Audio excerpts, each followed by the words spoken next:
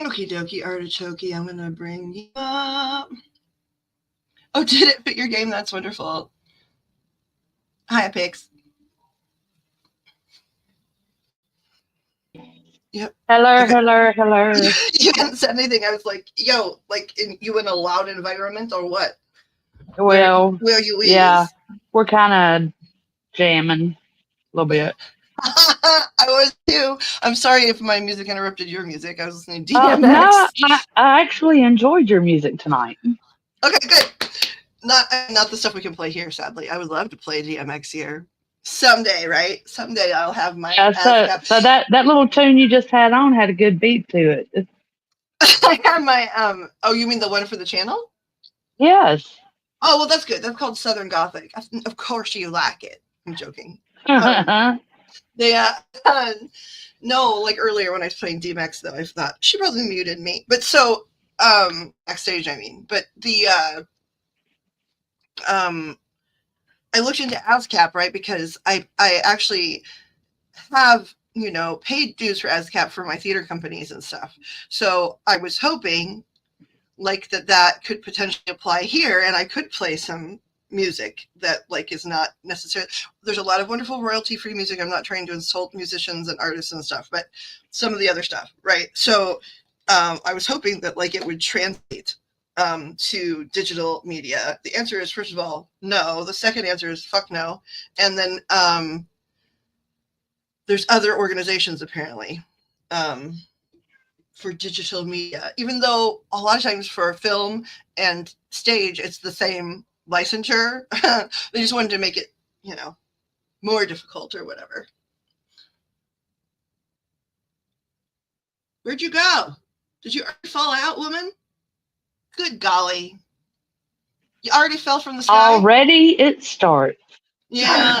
Yeah. I mean, that's why we're going to start with you tonight, too. If other people aren't like around. We're not gonna. I'm not gonna necessarily like talk about the list I made earlier, but we already talked about like doing your folder properly, right? Because you've been around helping Correct. along, like that. We need to redo like your archangel cards and your chakra work and your colors and things like that. So, we will do that. I know that Jam and Toast are going to be here later. That's their plan. She's so Oh, cute. goody. Cute. I'm excited to meet her.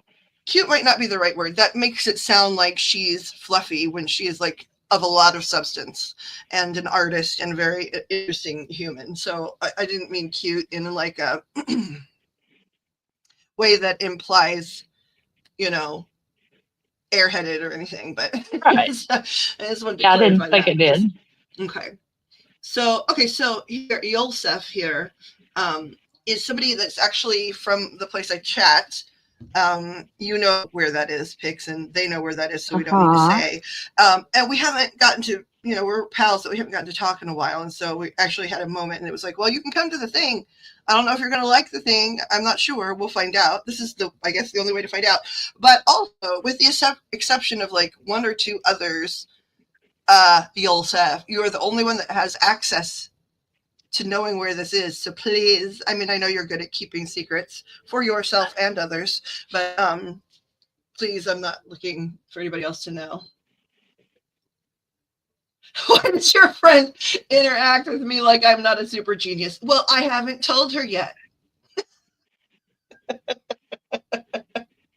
Pixie. Why does your friend interact with me like I'm not a super genius? Super genius. Um, That's what I just read.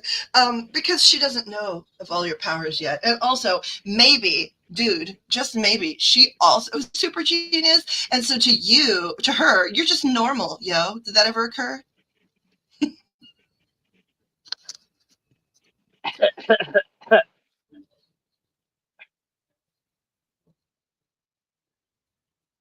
I remember what you're like, but I also know that sometimes you get like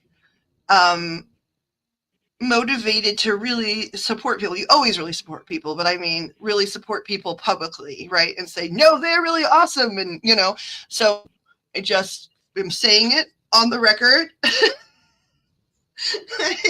so, so that it's said, right? So that it is said. Yolsef picks lives in the same area as Amanda. Just so you know, like in the States, time zone behind us, that kind of stuff. Okay, so we're going to be doing you last night when you were sleeping again. Like, how dare you charge your cells and take care of your body? Like, what a jerk. We I was working while I was just like kicking it by myself. I was working on pick a card. Actually, I was like just organizing the pick a card while I sat here. But then a young lady from the UK came in, and I stopped that. So there are 3 cards. Well, 3 piles of cards. So I'm going to try and not use any of those. I'm reminding myself more than anything. I'm going to try not to use any of those decks because there are, cards missing from each one of those. They're mostly oracles though. So, wait, you said this is top secret. I understood that, family. I'm okay. I may not be very smart, but I know what love is. You're smart. Don't let her fool you. That's just a sleight of hand trick. I think she must be looking at a different screen, though, because when she goes silent, usually that means she's on a different screen in her device. Oh, no, she's muted now. Wait, what's going on? Why you is muted? Why you is mutated? Girl. Just the jam session? Well, I mean, you can't hear me when I'm chatting anyway, so. I can hear you right now. Yeah, because I'm not on the chat screen. Speaking of chat, check your chat. My other chat, away from here chat? Is that what you mean? Yeah. Okay, hold on. Oh, I thought you did. Okay, I'll just tell you. Okay. Oh my gosh. How many times do we have to go through this? I don't know. What are we going through? I guess 50 million.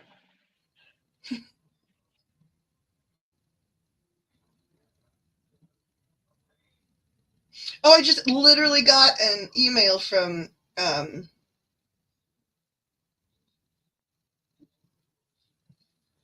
Toast. So fun. They might already be here, but I just saw the email, so I'm gonna answer. And I answered you too. And I know at one point you did know that because we did. And I answered you back. Okay, hold on. Well, let's see. We're already on, but we'll be for a while.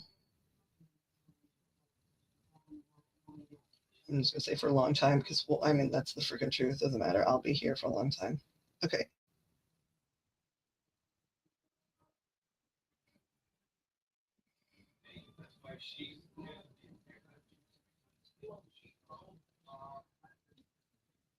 Oh, come on, phone. It's being très difficile. Oh, come on. There we go. All right, so that part's done. Okay. I know you and I are in the same time zone. They're in a different one. Hold on now. I'm looking it up.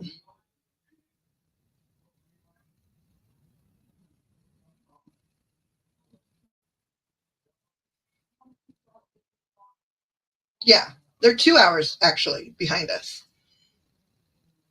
But I know that we are Who is you talking about? the people where Yosef lives and where Amanda lives, that I've now texted you the location, and they are 2 hours behind us. I thought you was talking about me. No, I was doing an introduction of Yosef to you to let you know they are stateside, Gotcha. because I know these things, but we also don't. Gotcha. We're not going to like dox them, right? So they're stateside. I gotcha. They're where Amanda is, and they're from the hot zones. state. Yep. Gotcha. Well, one of them, although my state last year held the record for the entire month of July, it was warmer than those places, and then deserty places and all kinds of stuff for the entirety of July. And it was, and then we have a lot of like humidity as well. So, but the legit temperature, it was like 117 some days before the heat index. And I'm hoping it'll be milder this summer, I guess is what my point is. Let's see.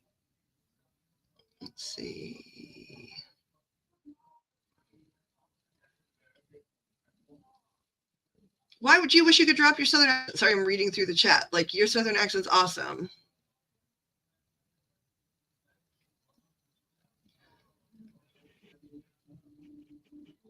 Because it's like so country, and just sometimes you just wish you didn't have an Well, first of all, accent that bad. country is relative too, right? Like, because it's subjective. Oh, Southern Because country, shall I say? I didn't know like that I had we never think unless we. I mean, and I studied accents for work, right? But I didn't know that I had an accent that people would recognize, right? Based on where I'm from, I've never heard anybody say, well, let's learn this particular Midwestern accent, right? Like if you get farther north of me, there's some stuff, right? And then farther south, I'm like right at the line, and I've never heard like a dialect coach say, let's do this. But my first time in Los Angeles, someone was like, you sound like Dorothy Gale. And I was like, what? They were like, from the Wizard of Oz. And I was like, well, I don't live there, but I live not terribly far from there. And I think that, like, that's weird. To me, it didn't seem like Judy Garland was doing an accent. She was just doing Judy Garland. And then I found out she was born near where I am.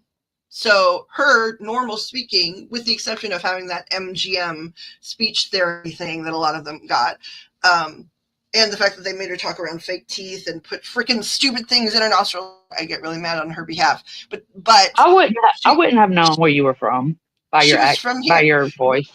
Yeah, this person pegged it like right. I mean, it was like my third day in LA, and I was accidentally going on a TV show because that stuff always happens to me, right? Like I was there to just explore and attend some of live tapings of things, you know what I mean? Like, because it's free, number one, especially like game shows, when it's free to attend a lot of those. And so there are people on the streets that are like, you want to come attend? And it's air conditioning. And when I got there, it was really super weird. Somebody had dropped out and I looked right. And so they were like, pardon me, ma'am, do you think you could do this? We could really reduce what that person's going to say. It was a game show called To Tell the Truth, right? Which had been, I guess, really popular in the 60s or something. And then it came back many, many years later, where it was three people would stand there and be like, I'm the real pornographic school teacher. No, I'm the real. And the judges had to guess who was telling the truth by asking them questions and stuff. And so they were like, you look like the type that we need. We need sort of somebody that looks not very LA and sort of Midwestern.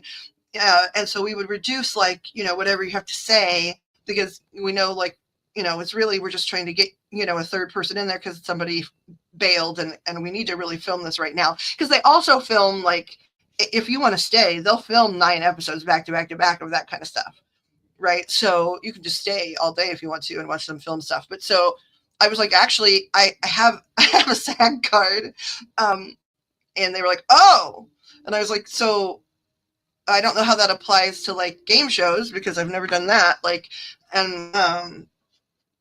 Anyway, so, but he was like, you sound like Dorothy from the Wizard of Oz. I was like, well, close enough, man. I don't know what we are now. Now I want to know what I am. Hold on a second.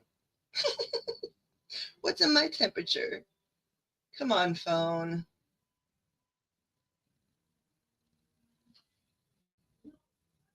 Let's see.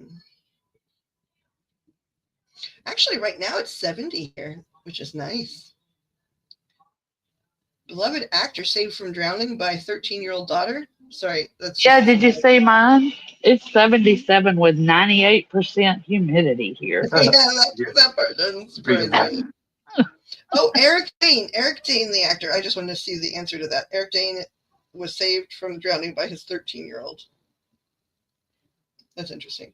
Okay, that's amazing too. Congrats to her. What a good thing to do, and what a talented, brave daughter he has. For the second time. Wait, for the second time what, woman? I know you did it again, Nielsen. And I was trying to type humidity and it kept going to humidity. Humidity. Humidity. Hi, Humidity. How you doing? Wait, so did you type that properly twice? I wasn't sure because we're Properly? streaming. No. Because we're I type it streaming once, but it shows up twice. Okay, right. Yeah. Okay. That's what I was getting ready to ask, right? Because we're streaming to 3 places and you're subscribed to 2 of them, right? And signed in to the same platform. So you're seeing it twice, right? Because it's going to 2 places that you're signed into, and then you're not signed into the other locations. But when I don't know if you can see it on your end, but when I say something, it multiplies sometimes 3, sometimes 4 times in the chat.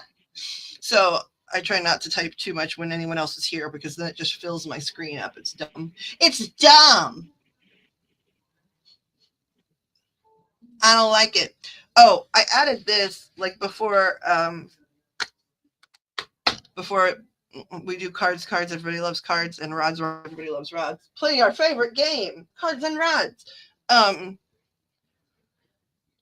brought this because I really thought, I understand but I've been here alone a few times. And so I was trying to figure out what am I going to do? So I made a list, like I said, I'm just doing like my layouts for pick a cards and things like that. Like while I'm sitting here, like letting the music play some nights or whatever, since I'm just trying to be here for a long time. Every night in new places too, where we don't have pals yet, but I wanted to entertain myself. So I brought one of my favorite people. Let me bring this down a little bit.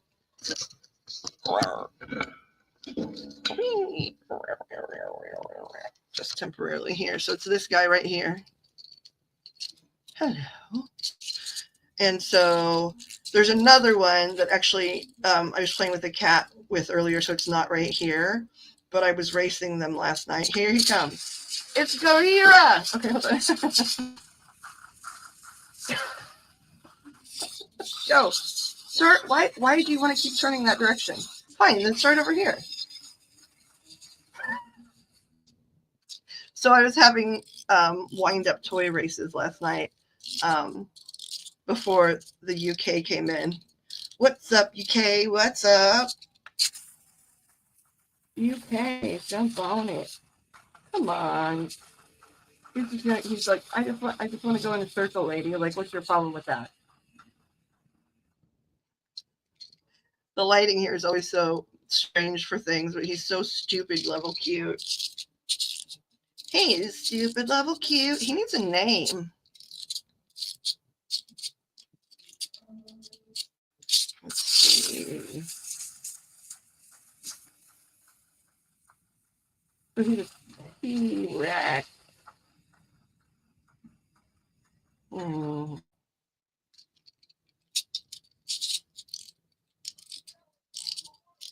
Ice T-Rex. Pixela has gone silent. I'm still here. She and Mr. Dust are jamming. Actually, they're probably watching television, but still, I like the idea of like them going to hardcore gangster rap, which we actually all do. We're a group of old people that don't know we're old yet. We're doing the Teddy right now. I don't know. Teddy, do Teddy. Okay, hold on. Come on. Yesterday he was racing, so I don't know if like he sprained his ankle yesterday, and that's why he's going in circles. Why are you going in circles, Ice T-Rex? What's wrong with you? Inner ear problem? Do you have inner ear problems like I do, T? Okay, let's see what Yulsef has said. I started listening to this guy, rapper, who I was told was really, really good, but all my teenage years and adult has been terrible. Can you help me connect those 2 statements? I started listening to this guy, rapper, who I was told was really, really good. For my time, he was amazing, so it's really weird. Oh, I see. Okay. they were terrible. It's not that your adulthood and teenage years were terrible. It's that they like sort of lost their edge or charm or something. Now I want to know who it is. I want to know who it is. So I know we're going to start with Angels para Pixie. Of course, anybody that wants a reading,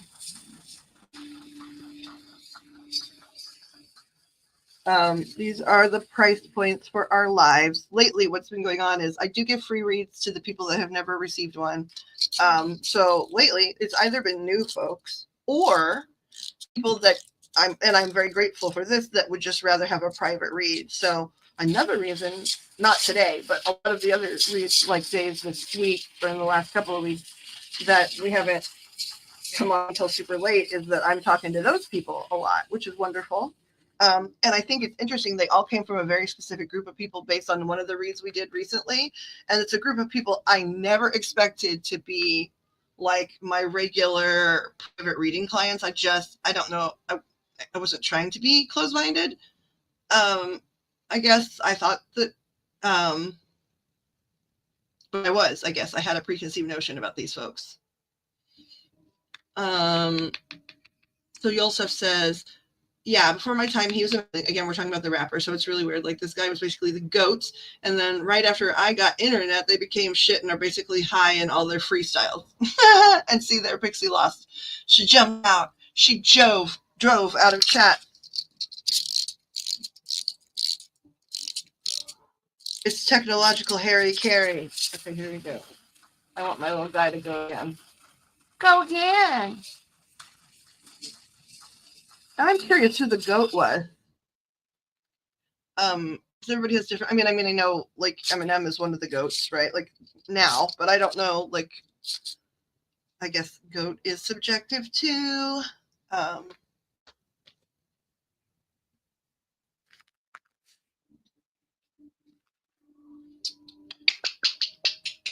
Okay, so regardless, we're going to get ready here.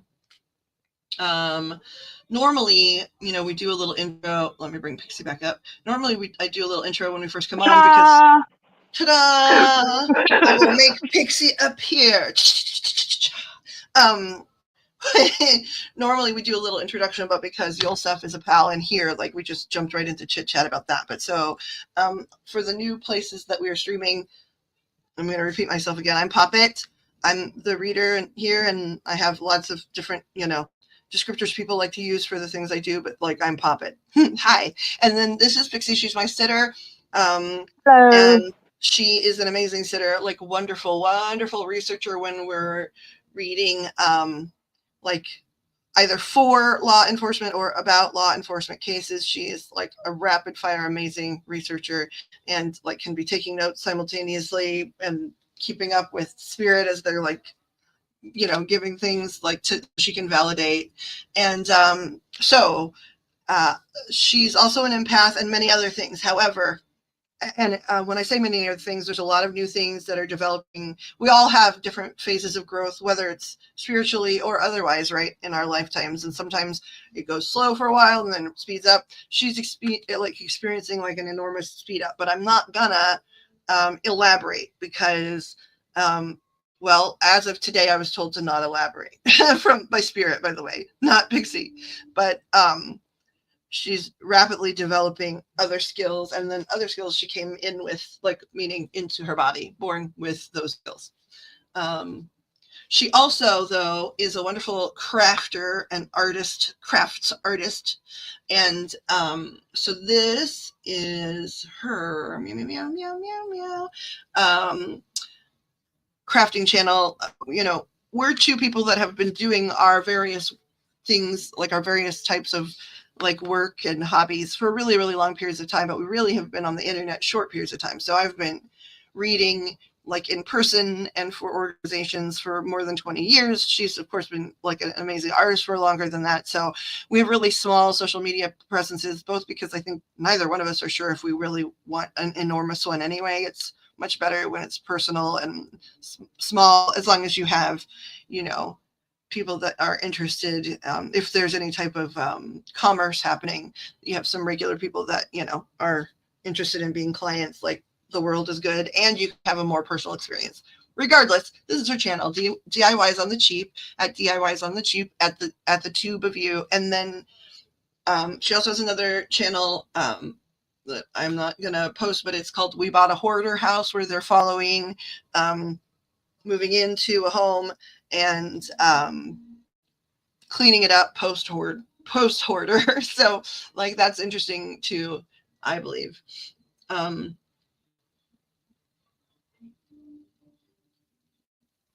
Here we go. Let me go back to chat here.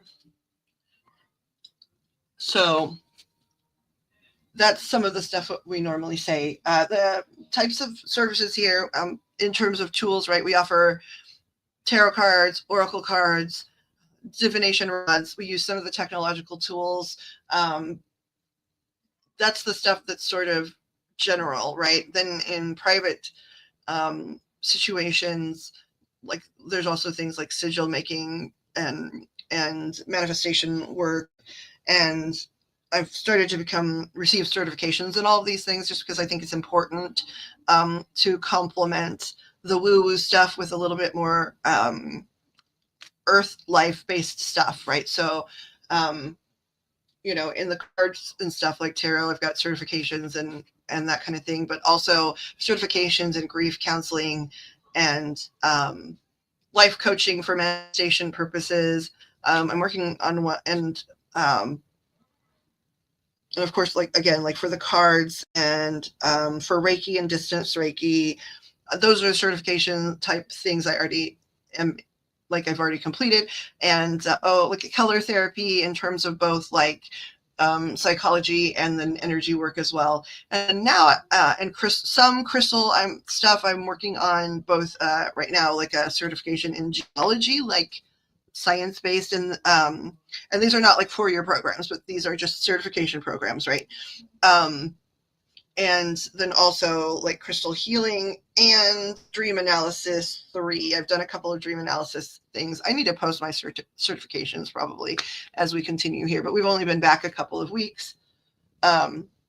So, but we both do a lot of our stuff away from here is what I'm trying to say, right? So Pix has had a lot of professional jobs and has been an artisan for a really long time.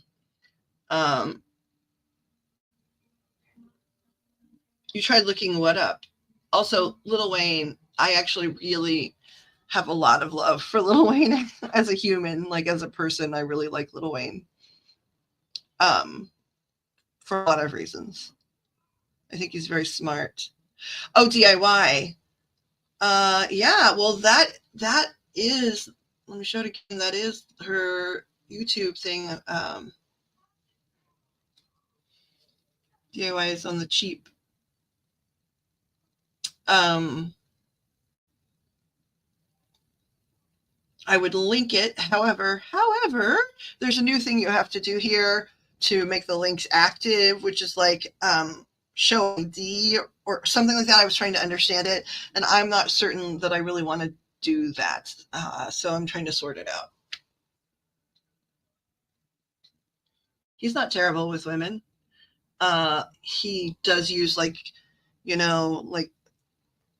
I guess cultural and subcultural vernacular that can seem rough, and like nobody's perfect. I understand, I know what you're referencing, but I do think still he's so intelligent, and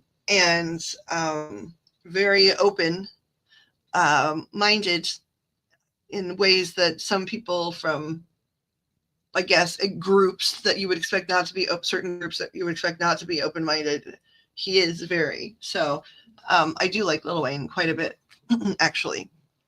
But I like rap as well. So, but I mean, when I see, like always, when I've seen him interviewed and speaking openly on certain topics and stuff, I've always admired a lot of what he has to say.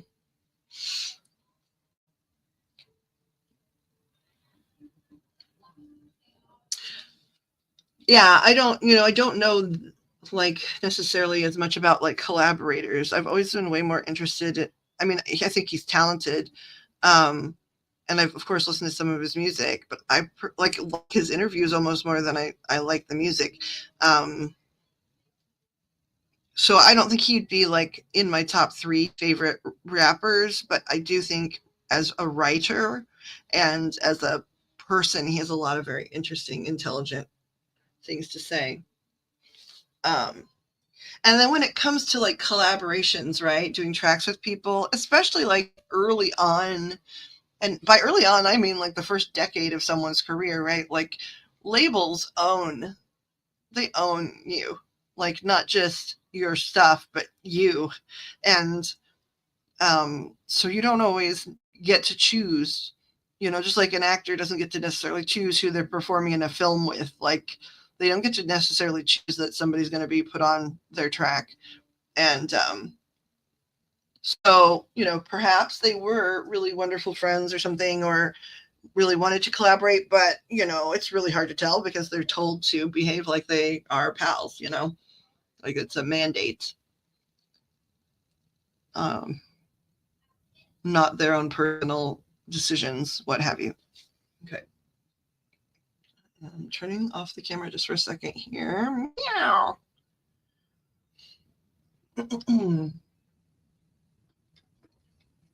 To do this thing, and then I will need to get rings on and work on, right, we'll be working on Pixie's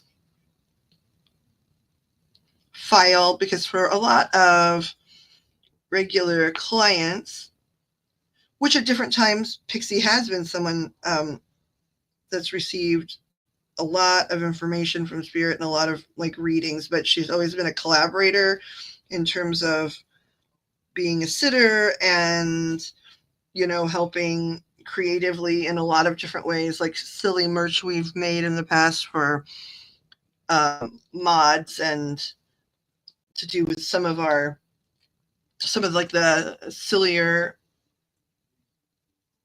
what would I call it, like projects, individual projects like that we've put up in different places. And so she's a client, but she's a collaborator. She's a collaborator. Clorab.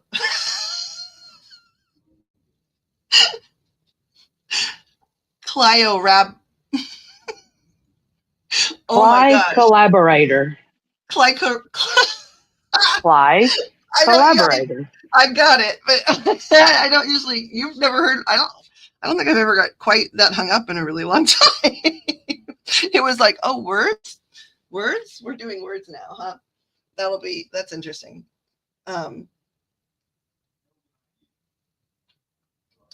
Anyway, she's received a lot of readings, and since Yulsef is the one in here, like, she can tell you a lot of weird things that have gone down, but she's a collaborator as well, so it's weird to call you a client is the point. However, when I started online doing this kind of stuff, she was almost like immediately a collaborator. So her file of things that I would do for a lot of just like clients to have on file weren't done. Like we did a lot of readings, and we did do, I think, in my opinion, a lot of like mediumship that helped with like grief and things like that. And she's gotten a lot of information from Spirit, but like the basics, like stuff that's really useful to know, we skipped over because we were busy working together. So that's sort of what I'm tripping over trying to get to, is that readings will be available here tonight if anybody would like a short one. If you're new, they are free, because I think somebody should understand like what they're purchasing in the future. And then we also offer private reads. But until that point, we're going to work a little bit on Pixie's file that was never completely populated. Who's a velociraptor? She's a velociraptor. Well, that makes sense. We could be velociraptors together because the velociraptors that hunted, the females hunted, and they hunted in at least pairs and often trios. And there was always like one that was the distractor. They would be distracting, and then the other one would be hunting or stealing or whatever. And so that suits us actually that we're velociraptors. In my silly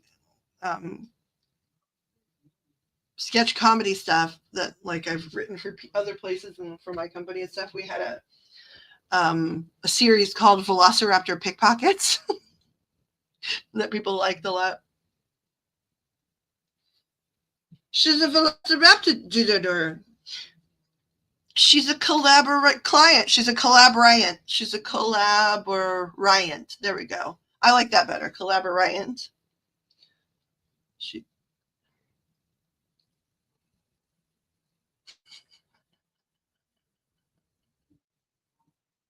Hey Toast, how you is?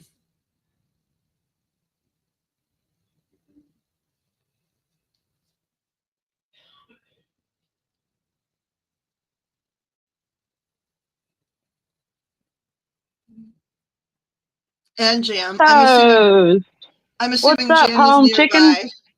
nearby. Here, also, please, Toast, do meet Yolsef. Yolsef is a pal going way back for me on a different chat platform. And so please do meet. Where's Jam? Nearby, I'm certain. We're rambling. Like, like I have to ramble incoherently for the first like hour. Like, isn't that a mandate?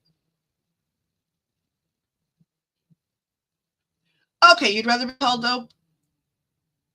Oh, plot. Oh, the big O. Jam is right next to Toast. I was going to make a dirty joke about her being spread all over, and I just did, but not in joke format, so I guess it's slightly less dirty. I told Pix that I was excited to have met Jam last night and hear about like her art and those kind of things.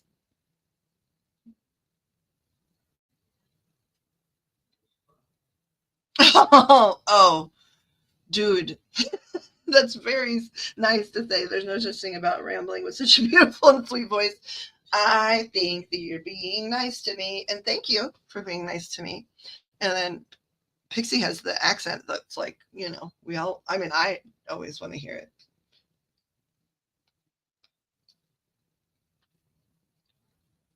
Toast and Jam, how was your day?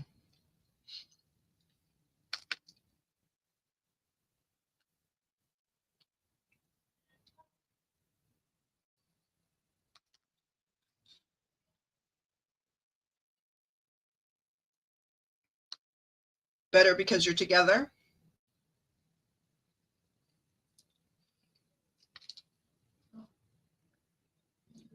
I'm pretty sure you can flirt with Pixie. Mr. Just is pretty secure. Stress flush the radiator on the car. Ooh, that's hard. Mr. Dust is pretty much dead. What? You mean asleep, right? No, I mean like. Be nice. I like Mr. Dust. Yeah, I know you do. Yeah, probably let me hush.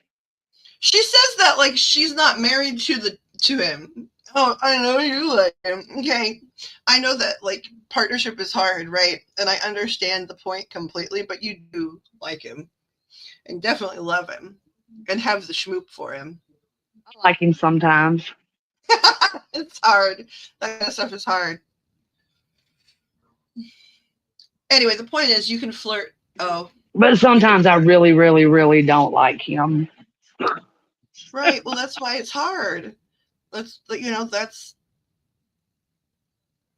that's why people that make it like through marriage alive for really long periods of time are either delusional or deserve a standing ovation or sometimes both.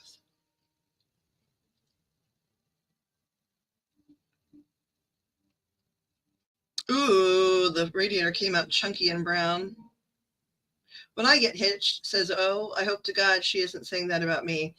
Well, you both probably will say it sometimes. You'll note she didn't say she doesn't love him. She said she doesn't always like him, right? And Correct.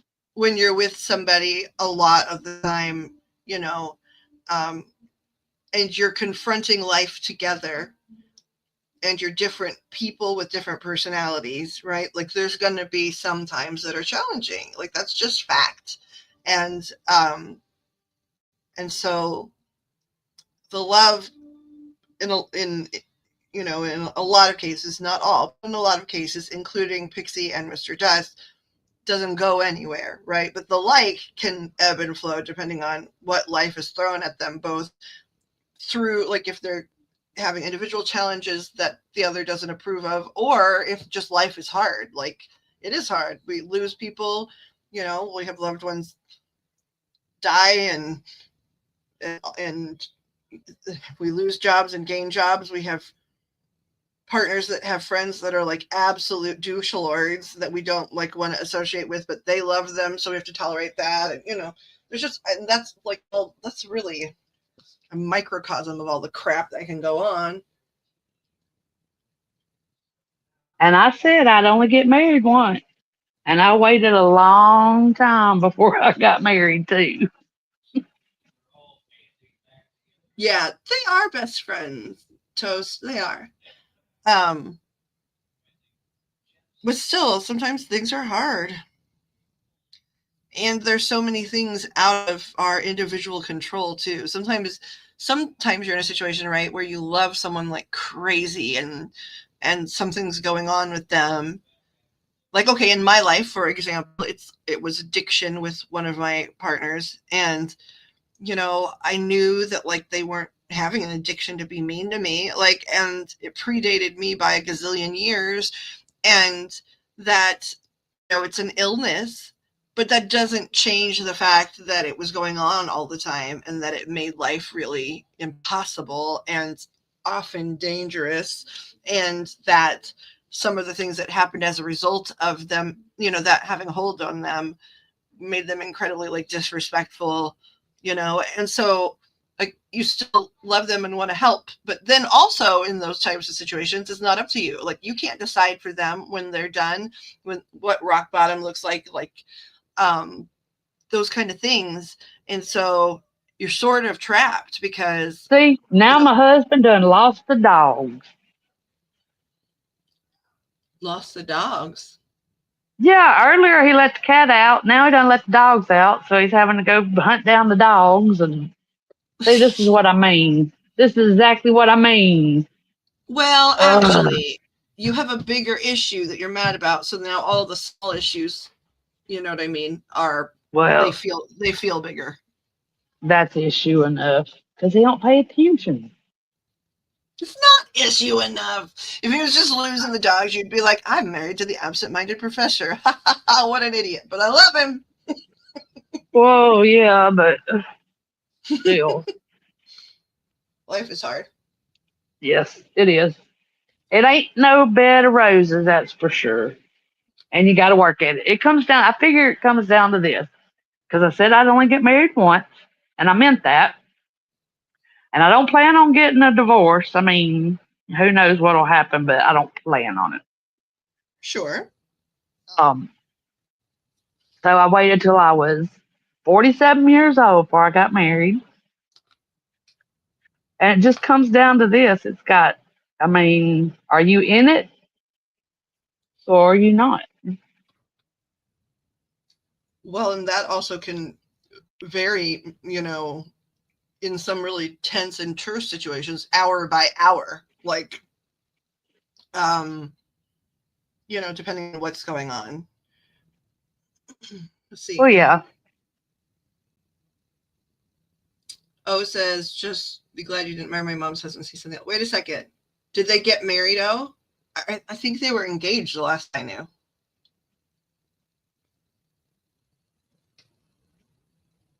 Or did I misunderstand? Who are you talking about? Yulsef said, just be glad you didn't marry my mom's husband. He's something else. Yeah. They were married and not telling me or others. Oh, oof.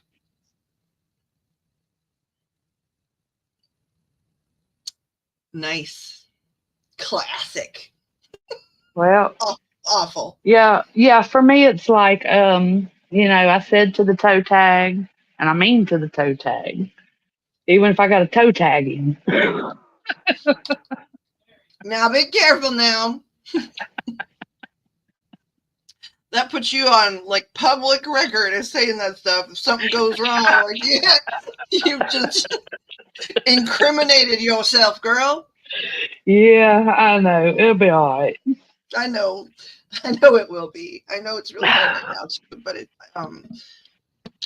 and then like in your case, I mean, my opinion, but I'm going to say it again. Number one, you both have really intense individual things going on right now, energetically, right? Like, again, because I speak in energy more than anything else.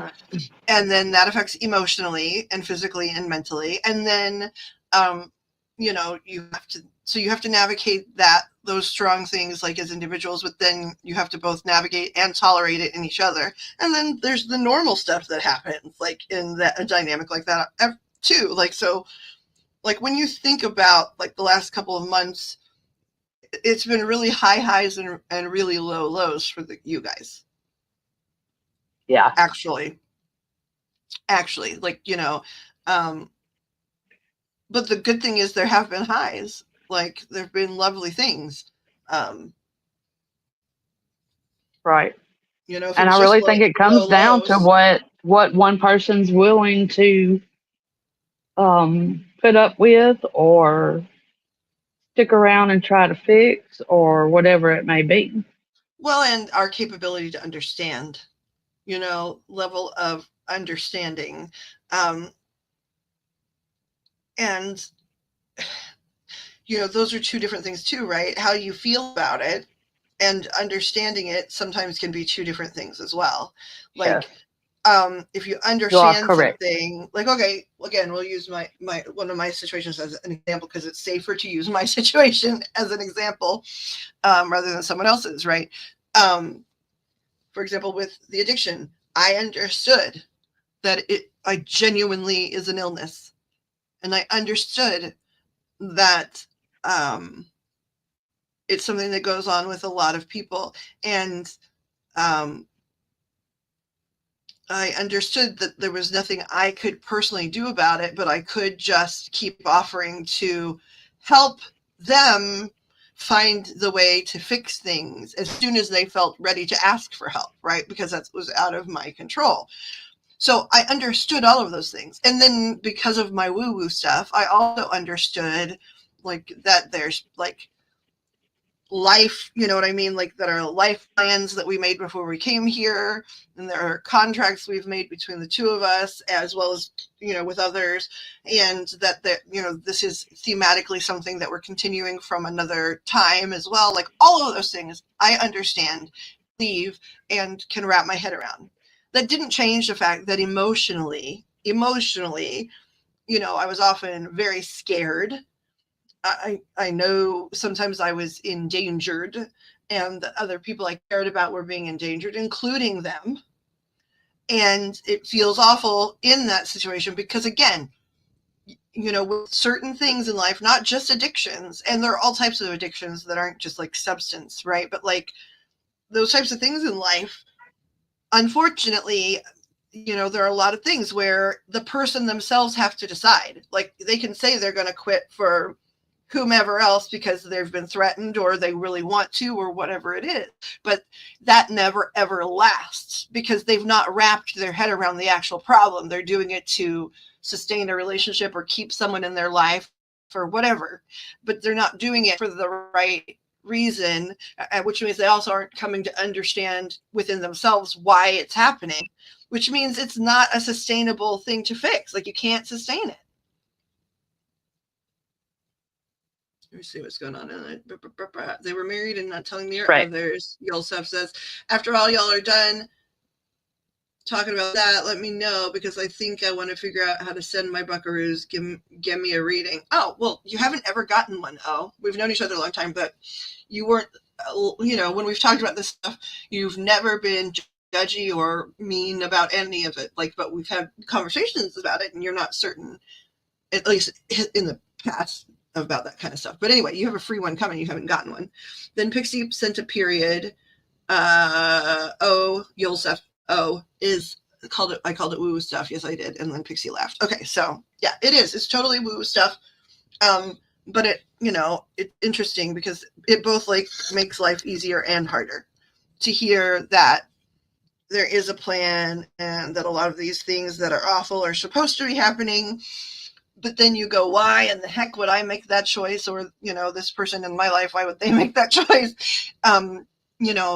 And so I trust them, and I've seen evidence of it. And usually when they explain, oh yeah, no, even in the next few weeks, you're going to find answers to some of this stuff.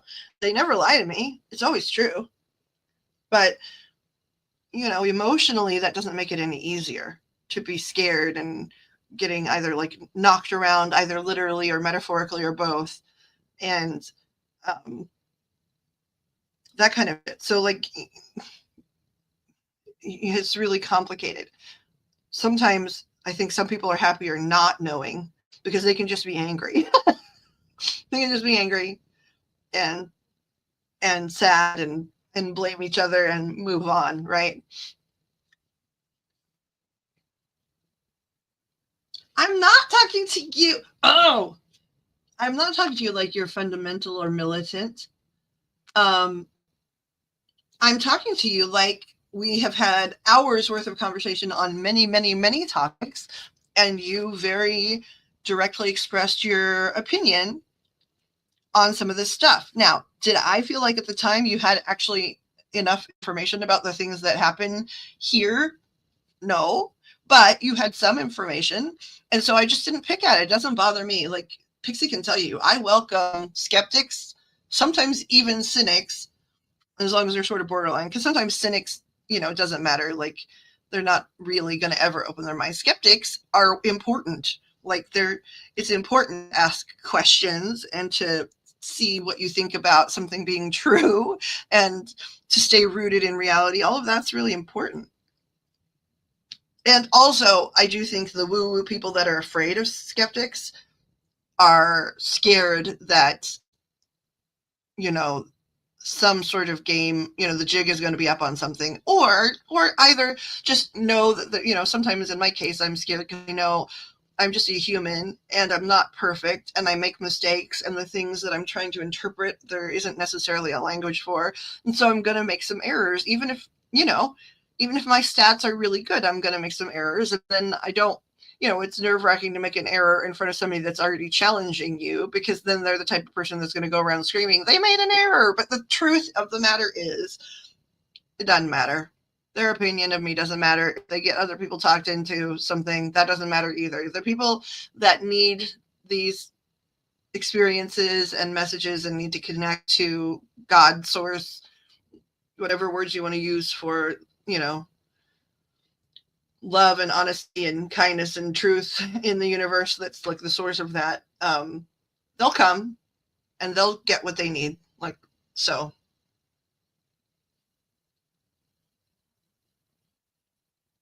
Pixie said, hold on.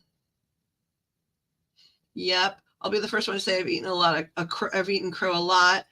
O says, my dying wish is to get people to use the word cynical correctly, but I'd let it slide because you're like a grill. Very. Okay. That's right, P. Feed him fish and fuck him fish. Feed him and fuck. Okay. Fuck him and feed him fish heads. See, I'm backwards tonight. This is not the common thing that goes on with me. I had a guide that was like, that's good. You're not focusing, dum-dum. You're more fixated on the fact that you have a snack. They're not lying. But yeah, Pixie couldn't tell you. She's saying she's eaten crow a lot. And I guess so. I don't feel like I was like, I'm right, you're stupid. But she's a real fair person too, right? So she can probably tell you better than I, but there like have been times where something has come through and she's like, that's impossible. And then a few days later she's like, I gotta tell you something.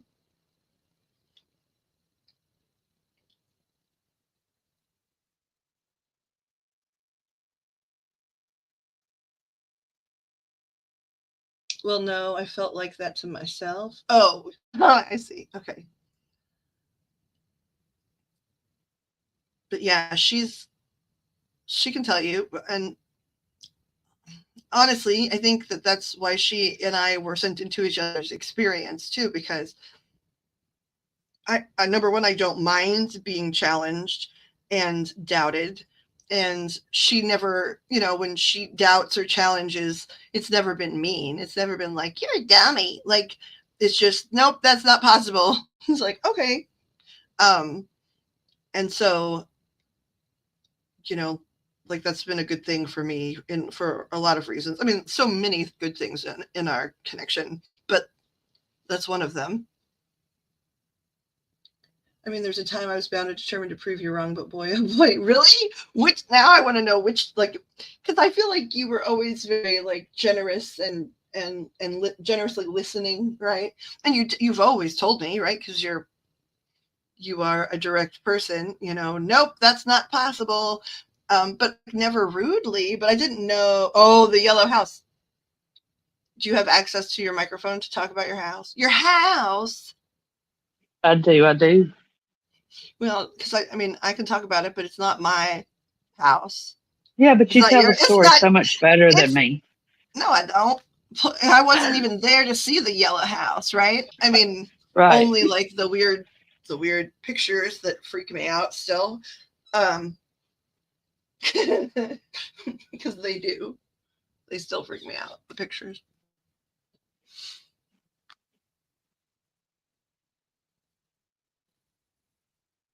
Your profile is super woo woo, so the skepticism is very not what I expected. Are you talking about pics?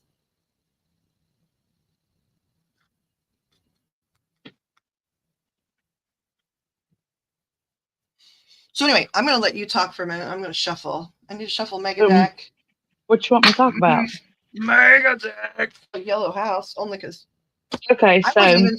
I didn't know that I'll, that was the one where you wanted to prove me wrong either. Like I'm learning new yes, things. I'm learning new this things. is this is also the one where I was kind of getting upset. So Oh no, I wasn't trying to in this upset you. little bitty pissant town that we moved to, I found this house. And I don't know why, but I like this house. I wanted this house. This house was very cheap, but I thought I could get it way a lot cheaper. So I just had a feeling this was just supposed to be my house. Well, I got to talking to Plucky about it one day. She was like, "No, that's not your house." I was like, "Yeah, this is gonna be my house. You watch." She was like, "No, it's not gonna be your house." She Because was it's like, creepy too. she It's said, creepy. "You're gonna get a house from like a friend of Jimmy's or something." And I just died out laughing. I was like, "My husband ain't got no friends, and he sure ain't got no friends that own houses." Well, lo and behold, less than 2 weeks later, my husband comes home at lunch one day and he says, "Baby, guess what?" I said, "What?" He said, "I got you a house." I said, "No, you didn't." He said, "Yes, I did." He says, "It's a big old 2-story house. We're getting it super duper cheap. And he wants me to have this house so bad that he's going to owner finance." Yeah, because see, the guides had said, well, actually, not the guides. Pixie's mother had come and said, here in just a few weeks, one of Mr. Dust's friends is going to offer a house. It's not one you're going to go look for. They're going to offer you a house. And so I said that, and she said what she said about Mr. Dust not having friends.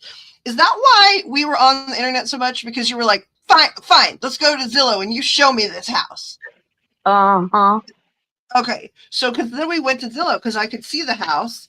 I was describing the house, and couldn't find it, right? Like it wasn't listed in her town or in a nearby small town or any of 2 others, I guess, maybe other small towns.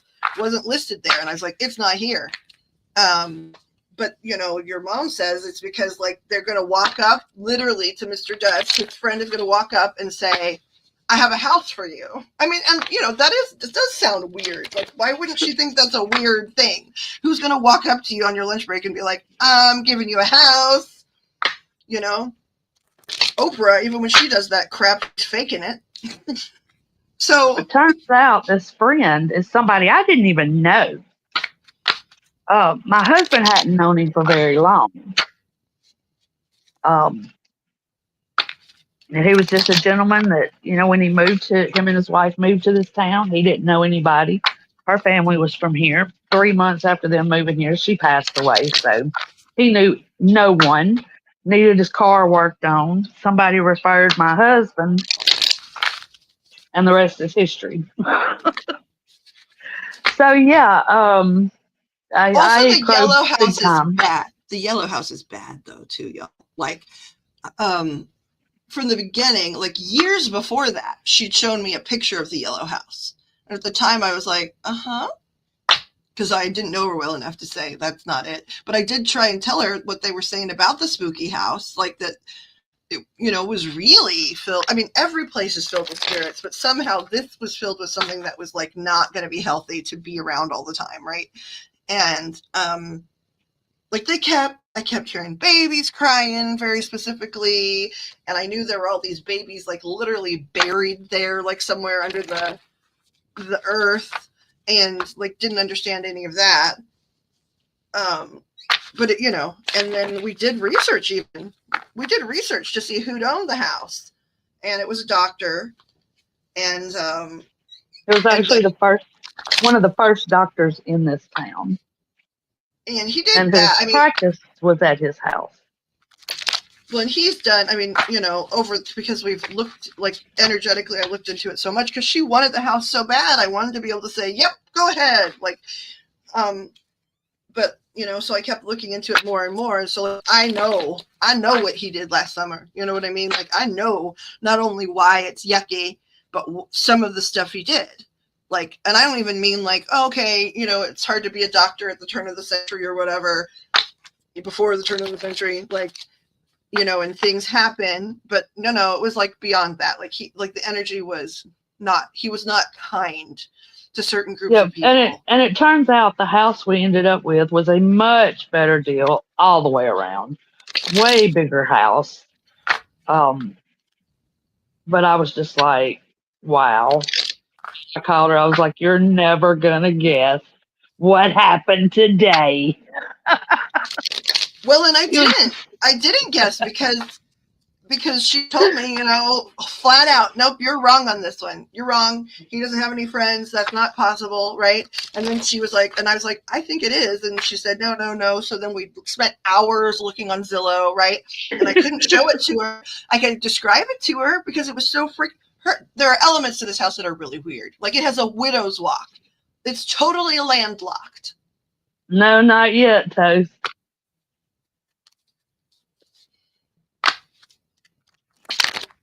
No, that's going to be in a while, though. I'll have to go back and rewind and see, but like that's going to be I think they said like four more weeks. Something like that. Before stuff happens. And thank goodness, I was really relieved to hear that like any like busts or activity are going to be in those parking lots. That's still too close for my comfort because my friend lives there. But at least it's not in front of your house, first of all. Yeah, but I can't get no video with it way down the road. Girl, why do you want trouble? You want trouble sometimes so badly. She always wants trouble. And it's like, no, you don't. Like, I promise. I really don't want trouble. I agree with you. Oh, at that time, doctors were a lost cause because on delivering babies and midwives could have 99%, or so success. I agree with you there, but that's not what was going on. I think I have a public reading on that somewhere here, but that's not what was going on with this particular doctor. He did bad things. And then Pixie, when she just fell out of the sky, but when she comes back, and here she is, There was something Ta-da! else where like I kept talking about like hearing babies cry, and there was other stuff, like other energy about just people that had like died on the operating table and stuff, but again, that's normal for that time frame. This was different energy. This was like creepy. He did really, and I know what he did, like really bad things.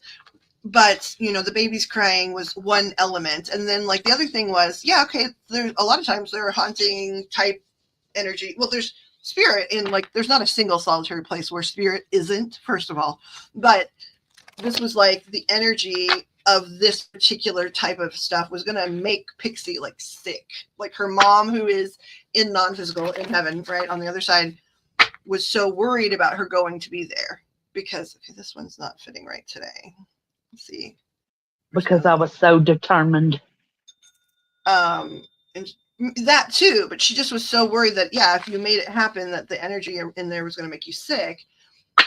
And then, like I said, like she, to the point where she showed me the house, I could describe it, like the widow's walk, the windows in the front, like all kinds of things, the certain shapes and elements.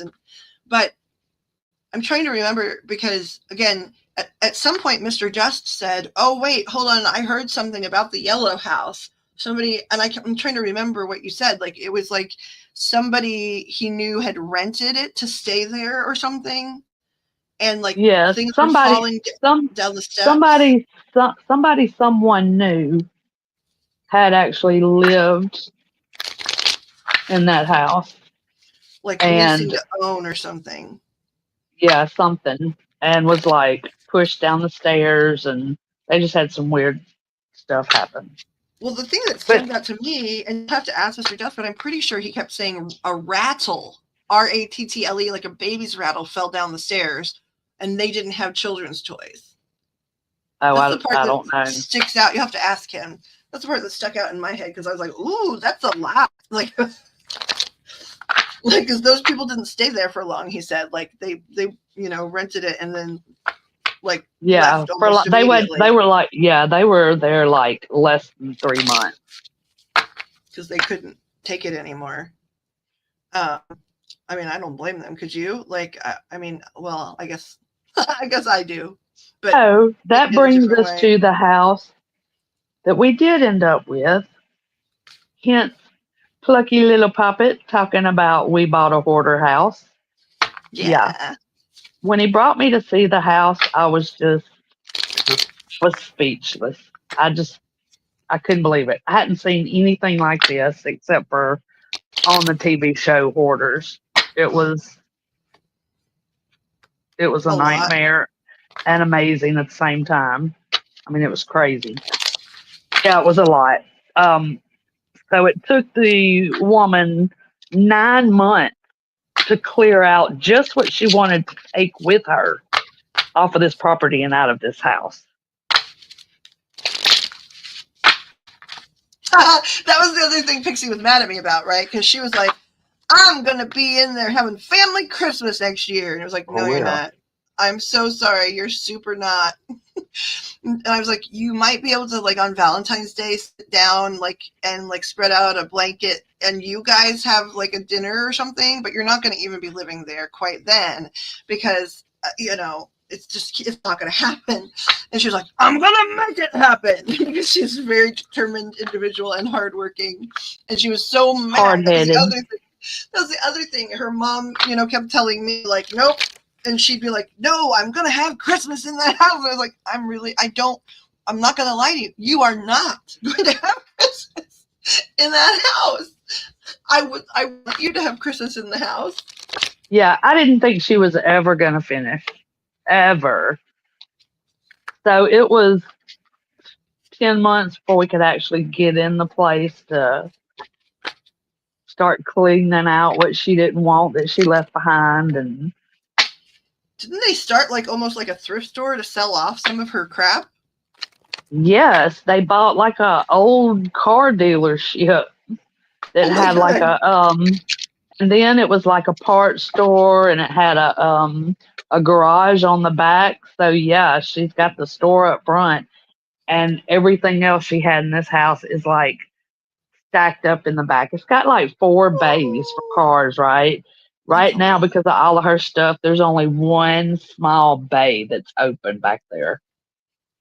The rest of it's Heavy. just pallets and pallets of her stuff.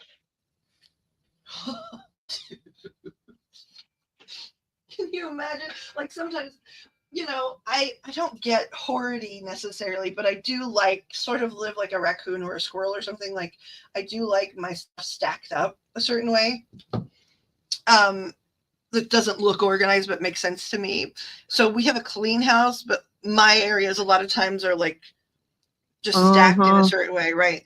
And and so, but I can't imagine filling a building like that. Like I can't imagine actually filling an entire storage space. And that's just what she took. I mean, they got rid of how many dumpsters? He dumped that roll off 5 times. They dumped a roll off 5 times, but still left stuff here for us to clean out. Woman, did you just send me money? Just Maybe. popped up. She just sent me money. It's only funny because as soon as I get certain things paid down, I keep telling her like I'm going to be giving her a percentage because she's a sitter. So it's like, all right, you want to contribute to your own eventual payment fund? That's fine. Goober. I mean, thank you. Well, Goober. you do a lot for me. You too, but You keep vice versa. you keep me sane. Oh no, neither one of us are sane, girl. Okay, Well, what is who a sitter? says? Me. That was just me. Other spirits might have some opinions as well, but no, that was just me. Nobody else says. We crazy, woman. Certain kind of crazy, maybe. Funny crazy. Crazy haha. Crazy haha. So O says, I'm keeping stuff to my chest so I can be extra surprised if you sense it. Okay. What is a sitter? Okay, so I mean, I guess, like all things, like all titles, different people might have slightly different ways to describe it. But a sitter is someone that energetically you can triangulate with, number one. Okay, so especially like, for example, if I'm reading something like a case, whether it has been like because we are actually working with organizations or because we are just reading on a case to practice and to learn and to try and help energetically. When you're sitting there reading on the case, a lot of the time you're sitting there by yourself. So you don't have anybody that you're explaining things to, and they can't give you feedback about, yes, no, that's accurate, or no, it's not, so that you can sort of feel your way through the symbolism that's being given. So a sitter in that particular situation, and what makes Pixie a particular badass, right, is they're sitting there doing research, on the things that are coming through to say, yeah, no, that's right about, and in this case, it's not like, I'm not saying like she's researching necessarily like newspaper clippings about the crime or whatever. It's more like I'm getting information about a certain area, right? It'll be like, okay, this is like a body of water and it's up by this city, but it's like to the west or the east, whatever it is. Like, first of all, does this body of water actually exist, or is this a metaphor, right? So she's actively researching. I'm looking at a lighthouse. Can you verify it? Because it's white and it's got red, and then there's these sailboats with the red bottoms. Like, does that exist, or is the symbolism? And so it's somebody to exchange energy with, but also she does a lot of like active research to be able to tell me, like, help me sort of follow the path, because there's a lot of things that it's a lot of interpretation, because you're interpreting visuals, clues, and sounds, and it's you're putting a lot of sort of pieces together, and as I advance, sometimes spirit just tells me, like I get like huge paragraphs of information, like in a second, and I'm having to review it. But still, it's smart to have somebody that can do some sort of energetic exchange with you where they say, nope, you're way off, or nope, that actually does exist. What about it? Right. And, like, for example, there was in one particular situation sort of recently, I was seeing all these tunnels underground in Michigan specifically. Underground, like way, way beyond like where the water was. And like she was able to look into that and validate that there are tunnels that run all under there for various industries in the past or whatever. And like in that particular situation too, I learned about like the fact that big pipelines and tunnels run under docks, because I kept seeing like this big pipe that actually ran under a dock that goes out, and I don't live on water, so I didn't, there was no way to know like if that's true, right? So she's, sitting in for somebody. Like if when I'm reading her, she can say, no, that's not true. Or if I'm saying, hey, I'm selling this and somebody is singing this song and they look exactly like this. And, when you're reading for somebody, they can go, oh my God, that's my mother. Or they can say, I don't know who that is. And then I have to ask for more information or to clarify and try and figure out what the message is. So it's a way to triangulate the energy and the communication. And so also too, we use like angel boxes and things like that. So in those cases, having a second set of ears is really useful because some of them are really blurry. And in my case, I'm hearing a lot of things at the same time as the box talking. So sometimes there's a lot of like overlapping things. And so she's there to, like help retain that information. She's also sort of an anchor to reality, if that makes any sense. I'm not saying that spirit isn't reality. I don't want to insult spirit, right? It is a very big part of reality, right? Spirituality and the existence of things way beyond, our normal like walking human experience. Like, but there are times too where like things start to get a lot more like channeling rather than just information exchange. And so it's really nice to have someone like anchored that can, be listening, because I also don't remember a lot of the stuff because they're not my thoughts. They're coming, they're coming from angels, guides, deceased loved ones, what have you, energy bodies. And so because they're not my thoughts, especially if it's been hours worth of time and there's been a lot of information exchanged, I don't remember it because it's not something that I sat down and thought about and like tried to decide how I wanted to say it, or, that I had contemplated before. So sometimes things like are just coming through me. I tell people that I'm just like either a radio, an actual just radio, right? And then spirit is, and our loved ones on the other side or whatever, are the song, right? They're the talk radio or the music that's coming through. And I'm literally just the radio or the speaker system that's broadcasting their message. Or, sometimes maybe I'm like an old fashioned telephone operator where I take the cord, right? And they call in and then I connect them to the person they want to speak with, right? But because they're not my thoughts, I don't always retain. And so a lot of times, like if somebody comes in and says, that was really crazy the other night, Pixie's going to know what they're talking about. And I'm not.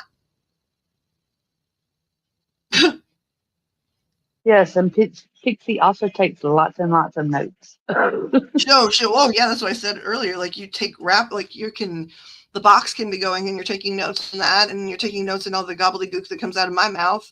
And, there are people in chat asking questions and all kinds of things that, especially once we're here and I'm here, like having conversations and I'm a good using tools and multitasker. stuff. I don't look at the freaking screen, right? Because I'm hearing things and seeing things and doing things, so I don't look up either. And so you have to retain a lot of the reality-based exchange. I don't know who Caitlin is. I think you've probably used a screen name for Caitlin before, darling.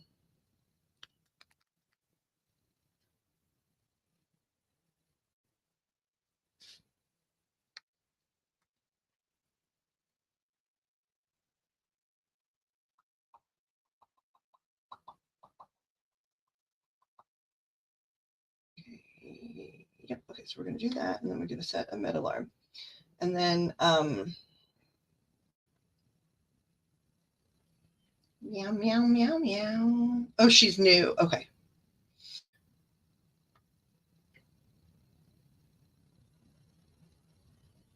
That is wonderful. 2, 3. Okay.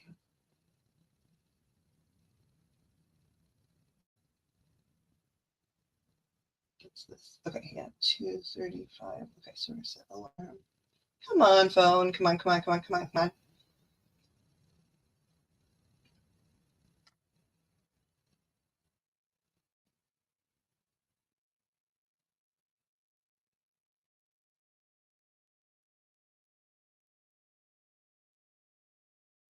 Do that. Okay, so then, so yeah, I'm taking this stuff and I set an alarm. But then, what I would like to know,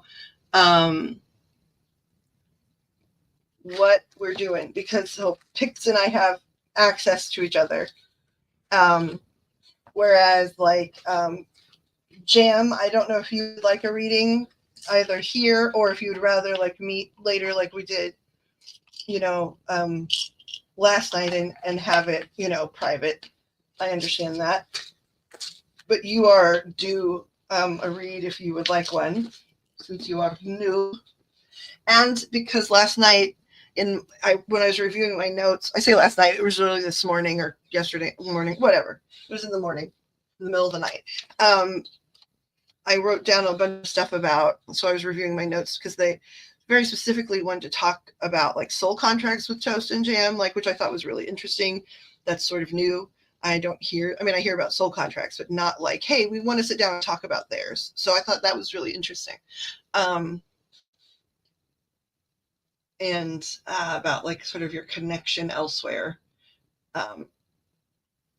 Lately, there's been a lot of new stuff, like in the sense of like, Spirit is just always telling the truth and it's just a conversation, but like, I've gotten a lot more unusual questions lately, like when we were reading The Prison, and there just have been things this week that it was like, I'm not sure if I know, I know I'm just going to listen and follow and see how it goes. Like, and it's been going well, but so that's new, like, especially that they want to talk about it right off the bat. A lot of times, like, they sort of let people tiptoe into the experience, and just hear sort of validating things either from loved ones on the other side or just things going on in their life, or small bits of advice, but like, and that's available as well, but they really are interestingly wanting to talk about your connection. See, you guys are in the sticks. I am not in the sticks, but we are both like, we've got coyote problems here too.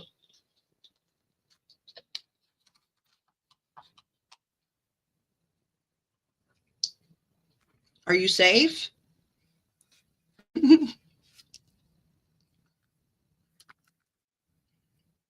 Are you safe from the coyotes? The main question was, what are we doing? I think O is open to a reading, and I know Jam is due one. So the main question was, would you like to have it privately, Jam? Or are you eager to have it now? Either way.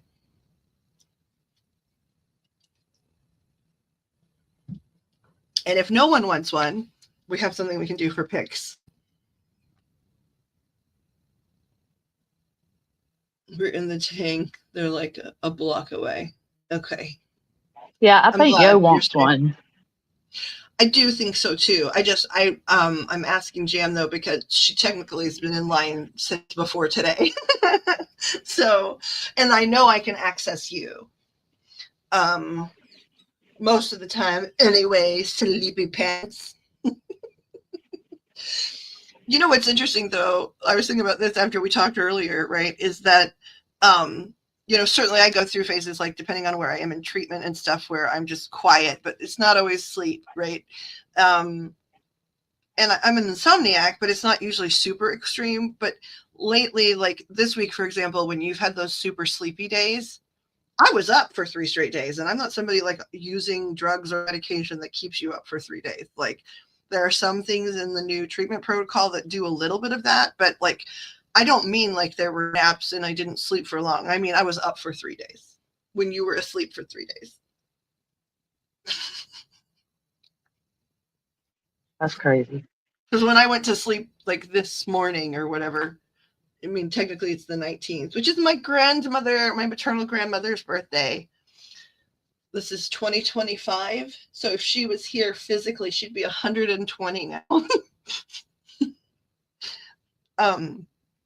But so it was the 18th. So on the 18th, when I went and laid down, I went to go lay down at 10:30 a.m. and then got a call from a client, and it was like urgent. I'm using air quotes around the word urgent, but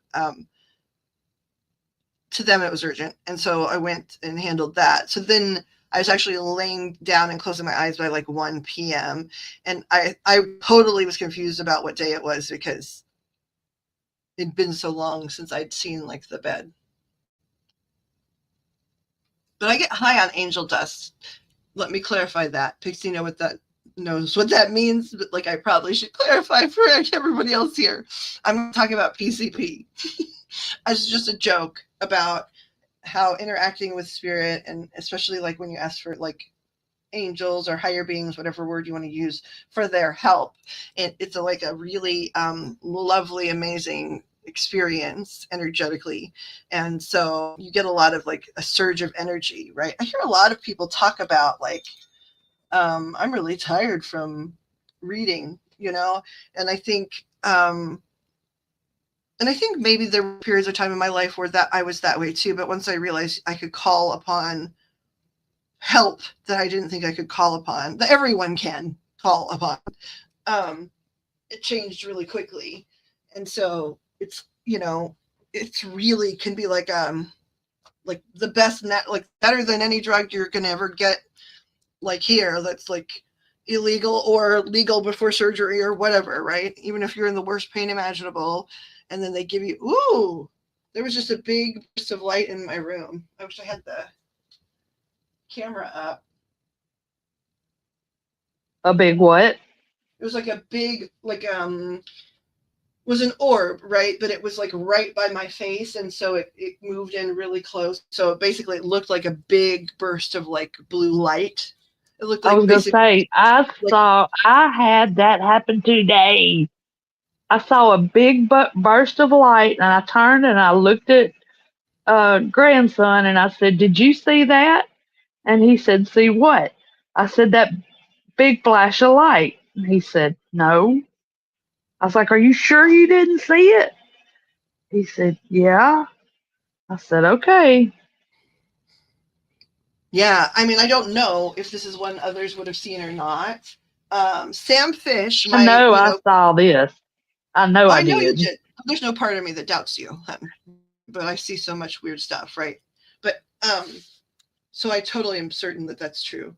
But I'm going to ask you no more questions in a second. But Sam Fish, who is my co-parent, it's been in the last year. It might have been like last year around this time. It's like full daylight in my room, and he came in and we were talking, and there was like an enormous like white orb, like a beach ball size, that was moving around, and I'd been seeing it earlier, right? But I watched him see it, right? and he doesn't see that many things, right? So he came in the room to talk to me, and I watched him like look at it and like go kind of pale. And then I think it was, somebody sort of teased him since he saw it, right? So then there was a lot of movement, and then it sort of like burst, sort of flashed and was gone, basically. And that's what this was, except for it was a really pretty blue, and it came right up, like, it came in from my left peripheral side. However, like it was right in front of my face. It wasn't like in my peripheral. So tell me about what you saw, because what I'm wondering is like, are you, I was just sitting here on the edge of the bed. The curtain was kind of slightly open, but not much. Oh, I was looking at my phone for something, and it was just like it was like you said though. It was kind of out of my peripheral, but more straight in front of me, and it was yeah, just a huge, huge flash of light, almost like if it had been dark, a bright, bright, flash of lightning. But it was daytime outside. And I know I so saw, and I was like, I immediately turned to grandson and was like, "Did you just see that?" What colors? Or It was white? white and yellow. Okay. I was just curious because I mean, you know, like I often see this kind of stuff. However, it's its approach, right? Like just like the other night when we were reading Kiki from the prison, right? And like the black smog came like flashing around, which is less typical from my experience. But this was, you know, came in from the left, it happened right in front of my face so that I wouldn't doubt it. What side was it for you? I'm trying to see if it was trying to get you to bring this up, basically. What side of my body Like, or whatever? right. Did it come from the left or the right? Yeah, the left. Okay, so this might be somebody that's like, because it came so close and so fast, and to that Yeah. I actually felt it. It felt like electric crackles on my lips just now. So like,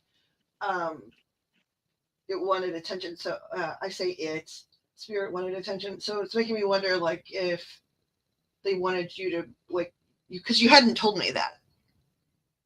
So I wonder if they wanted, Correct. if it's the same guys. Is that was that about wanting Pixie to talk about it?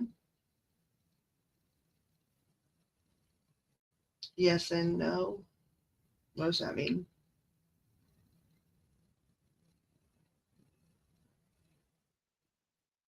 Was it the same spirit group? No. Different archangel groups, though? Yes. Okay. So am I needing to listen to something separate for whatever I'm on right now?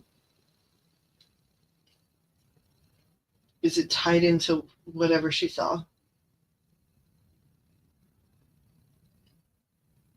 You want to talk about the fact that it's yellow? Okay. All right. Hold on. Trying to remember who that is, because so I just saw blues, and that's usually Archangel Michael's group. We know that just because my wings and all kinds of weird crap. But hold on a second.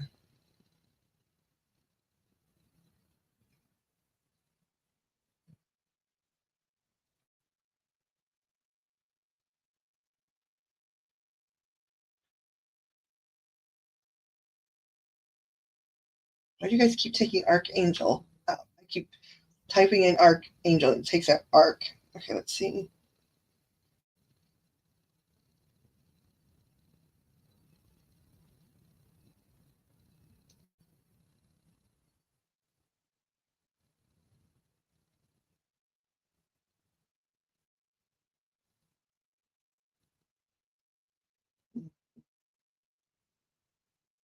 So this is interesting, Pix, because this is also on the topic we were talking about earlier about positive thinking being really important, right? And like manifestation stuff. Okay.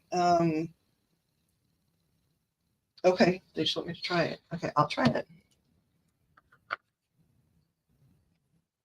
Hold on a second here. I just want to make sure that I haven't like dropped anything. That's going to be an option. Yeah, okay. All right, so little deck. And then we'll move on. Angels, archangels, guides, and ascended masters, God, Jesus, the saints, all amazing deities from religions and spiritualities across the world that are love and light and God's source. Please watch over and protect all of us.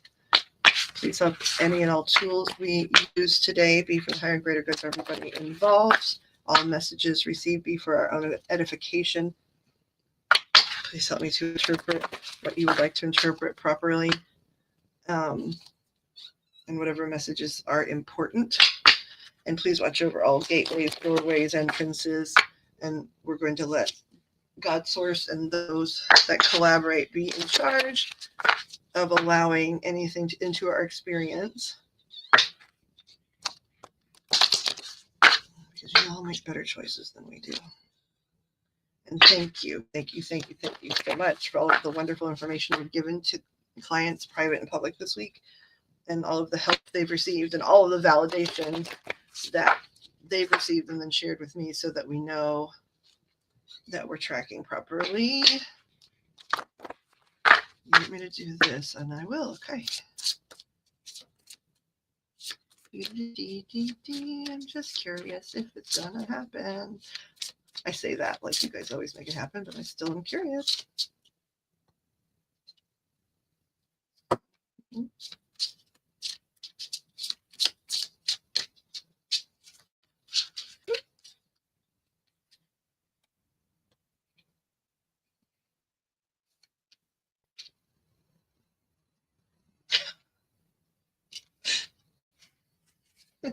Why I never doubt anything. You guys are freaky good sometimes. Okay, hold on one second. I do want to look up this guy too because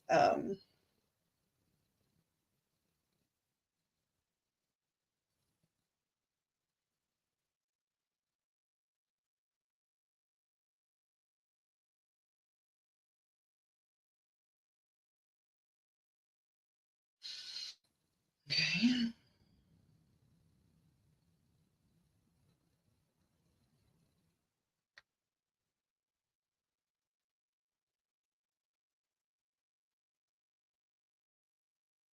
Oh my god. I didn't even know this. Okay, so hold on a second. I'm gonna finish pissing my pants and then I'm gonna explain what it is.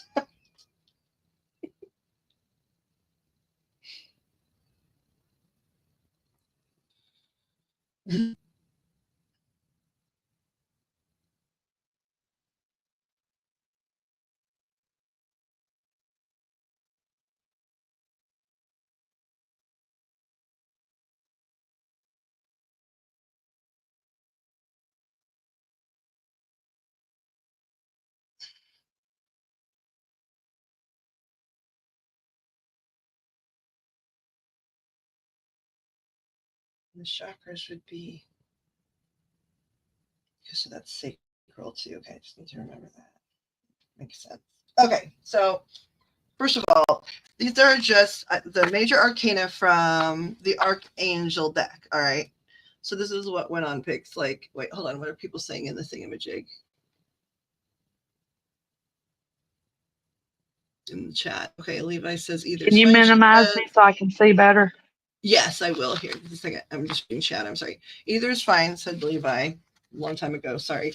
I once joked that I had overdosed on Jesus and needed to cool off. Says, oh, this is not good vodka. Okay. Tito's never fails. I agree, Toast. Tito's doesn't fail. I don't drink much, but I do. I have stolen it, but I am not drinking it. Okay. Be back in 5. Got to grab some stuff from the house. Wish us like, yeah, please. Oh my gosh. That was, okay, only a minute ago. Be careful. Run fast, said Pix. Okay. You know what? I'm going to run fast for 2 minutes and then I'm going to change the screen. So give me just 1 second. I'll be right back. Because actually, I really did almost pee my pants because it was like the way what just happened with the cards and stuff. I'll be right back.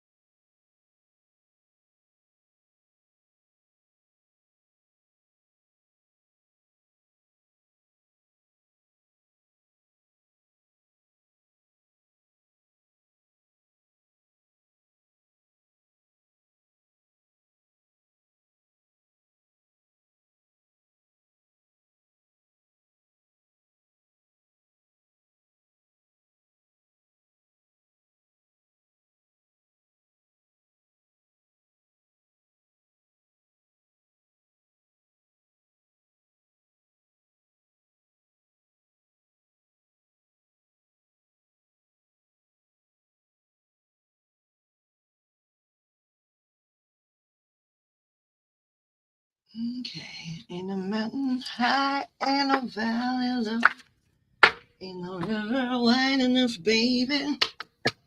When is this alarm gonna go off? Is it gonna interrupt? Yeah, it's gonna have to interrupt because it's like in 12 minutes and not the right now. Not the right now. If you need me, call me wherever you are, no matter how far. Screwdrivers used to be pixie dusts to go to adult beverage. Me too, girl.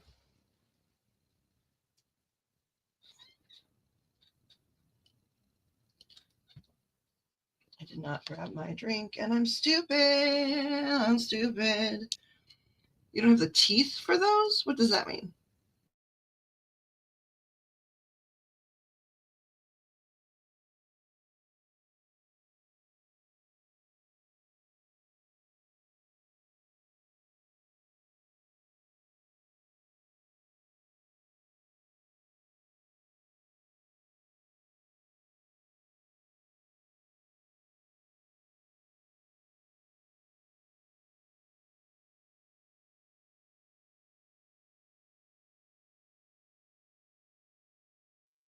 The tool.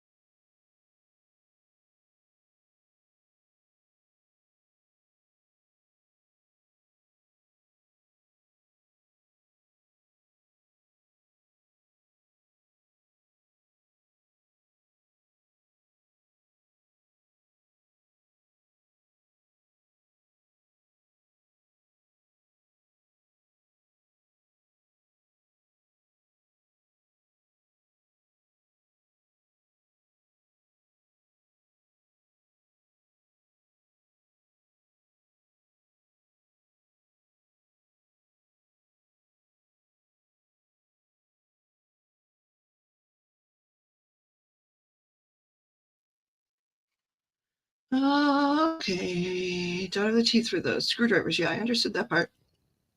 Welcome back, Toast and Jam. I don't know, but they definitely do, right? Just like some foxes, like, vixen foxes, people are, I watch, because of like being a weirdie, I get a lot of videos like on my feed about women's mysterious ghosts and spirits and women screaming in the woods, right? And it's like, that's a freaking fox, or a wild dog or cat or something. There's all these spooky videos about spooky, spirits in the woods, and like 9 times out of 10, they're a critter. It's not a skinwalker, step that.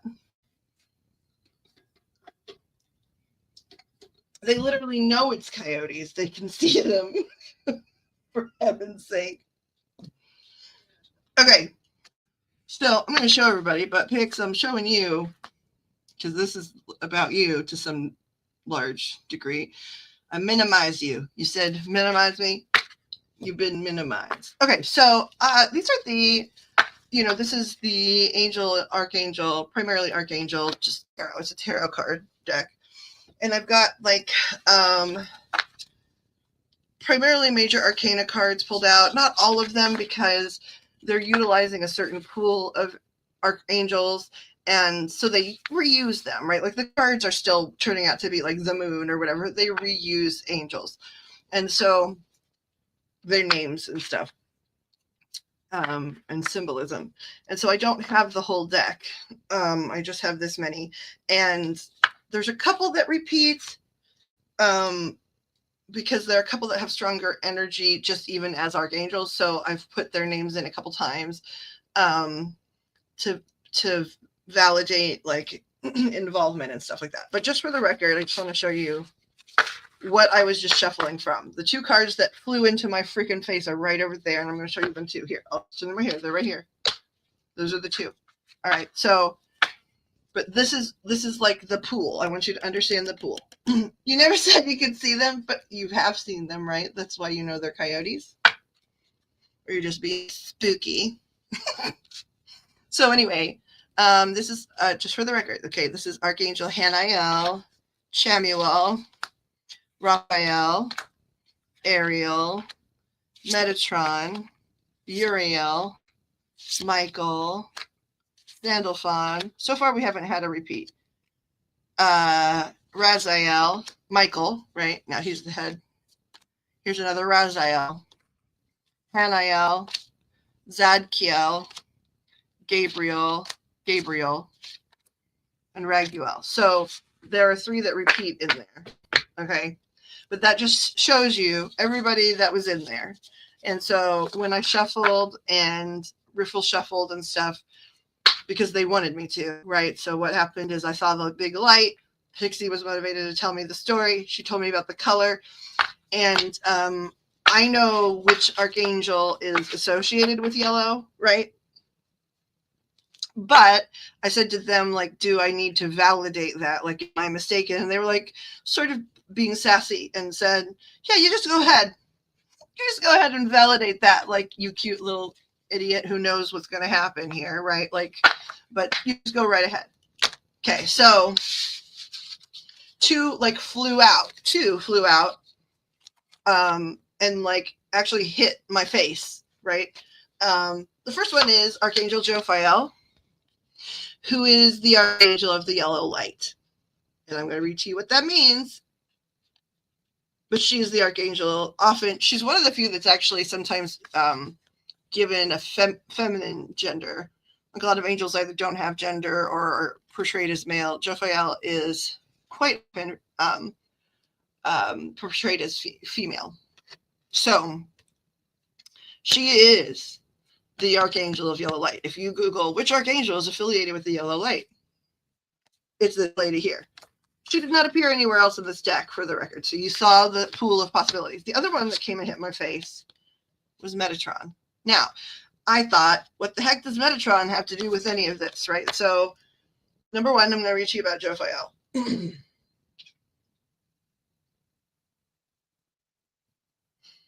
So, first of all, just for validation, the archangel most strongly associated with the color yellow is Archangel Jophiel, often referred to as the angel of beauty or the angel of beautiful thoughts. She is associated with the yellow ray and the yellow golden flame, representing wisdom, enlightenment, and the ability to think beautiful thoughts, which is like directly associated with, personal joy and manifestation and things like that. Yellow ray, Jophiel is the primary archangel associated with the yellow ray, which connects to wisdom and intellect, but also that's your sacral chakra. Okay, just for the record. No, solar plexus, I'm sorry, solar plexus chakra. She's believed to help individuals cultivate beautiful thoughts, overcome negative thinking, and develop more positive outlooks on hard situations in their life. Jophiel can guide individuals towards greater wisdom, understanding, and clarity in their thinking. Her energy is also linked to creativity, inspiration, and the experience of joy. Okay, so that's some of the stuff about Archangel Jophiel. So then I wanted to know, Archangel Jophiel, because she's the yellow light. And I mean, I sort of knew, but I was just double checking to my memory and things like that. And then she came out. And then I was like, what the heck does Archangel Jophiel have to do with Archangel Metatron? Because, is it just we got 2 different... because I think that Metatron has been in some of the compilations for Pixie before. I'm pretty certain of it, actually, because it's not the absolute norm. They're more sort of regular, schmegular type configurations I see. And so I'm pretty sure it's come up before. Okay. And so I just Googled, because I didn't know, what their relation was. I was like, is this just separate, or did Metatron, come out for a specific reason? And they were like, reason. And I was like, I'm going to do my research. So Jophiel is said to be the companion to Archangel Metatron. They are best friends. I guess it is a way to simplify, right? And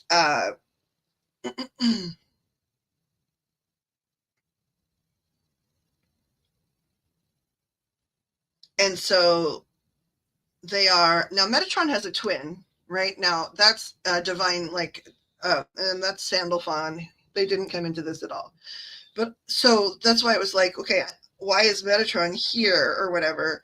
And it's because they are connected. So also.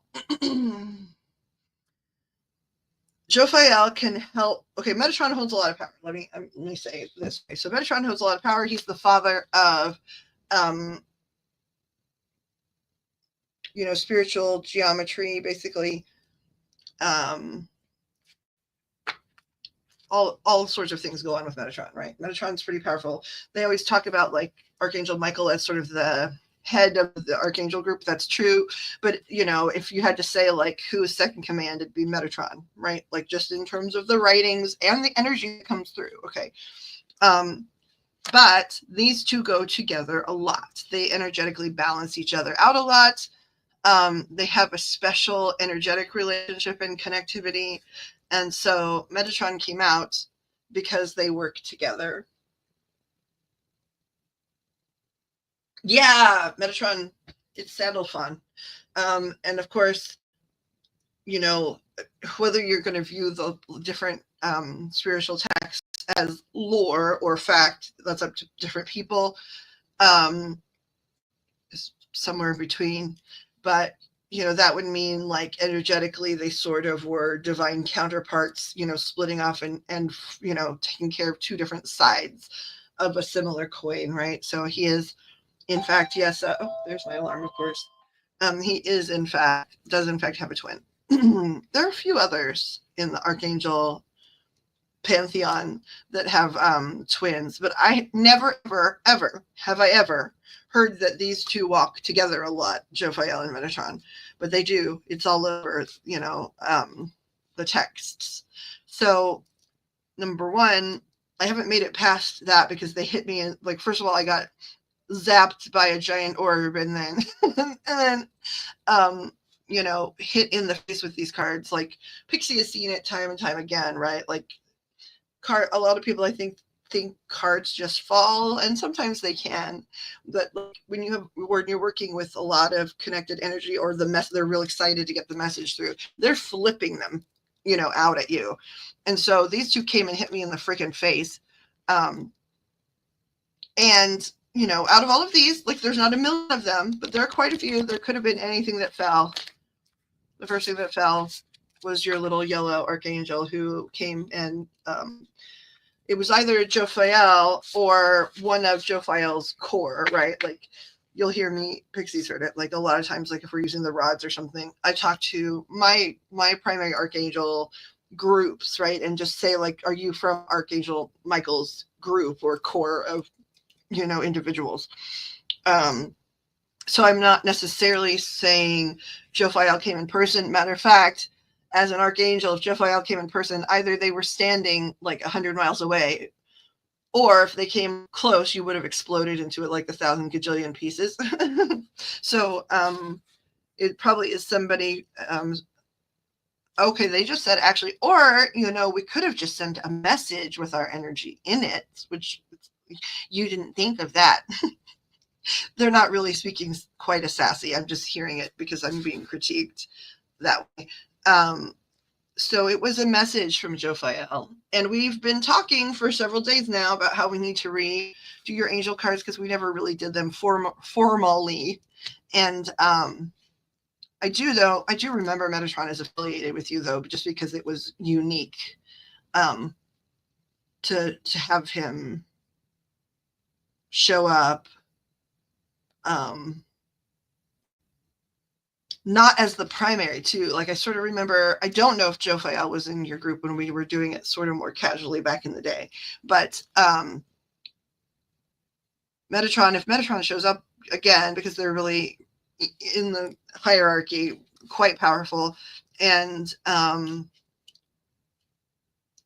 And so if they show up, a lot of times they show up as like the primary influence and then other secondary archangels and things. But they showed up as a support character for Pixie a long time ago anyway.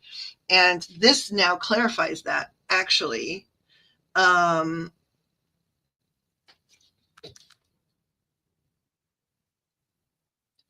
This clarifies, that information that we got years ago now, because it was like, why are you second fiddle? Not that there's such a thing, but like that, is the easiest way to talk about it.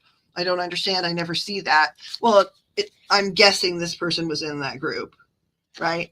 And so if they travel together and they're friends, and like based on like what I've read about at least this dynamic, because I didn't know very much about it. Like Jophiel is there to sort of temper certain intensities in Metatron, and Metatron is there to sort of protect and watch over Jophiel. They work together and they're close friends. So the other thing interesting about this Pix with Metatron is like pink is one of Metatron's primary colors, pink and sort of like a pretty green, which actually shows up for me in the orbs that are around me a lot, that pink and that green, which are so interesting. Like, both painters that do like spiritual painting and then, aura photography and stuff, it's always that pink and that green. And Metatron isn't really one of my primaries. Like, I've interacted with them a lot because I know people to whom they, with whom they guide, and they're interesting energy. But anyway, their colors are pink and green, even though they're not my pink and green. So I think this was, like I saw the burst. Is that factual? Yeah, I saw the burst because they're saying like they want to talk to you about, and we've been talking about that, about a lot of different things behind the scenes as have such rapid growth. So you need to be doing quite a bit of reading on Jophiel, Pixie, like, and you're such a, avid researcher, but so I don't have to necessarily like tell you this because you'll do it anyway, but they just want to make sure I say like, yes, read about Jophiel, but follow all interconnects, right? Like when they're talking about the yellow ray and the yellow light, read about the yellow ray and the yellow light, read about the solar plexus chakra, read about, any like interconnects, prayers, meditations, things that are going to connect you to this person, this archangel. And just for the record, in this particular deck, she's the star in terms of the major arcana, and it says happy times, make positive, optimistic, long-term plans on the right path.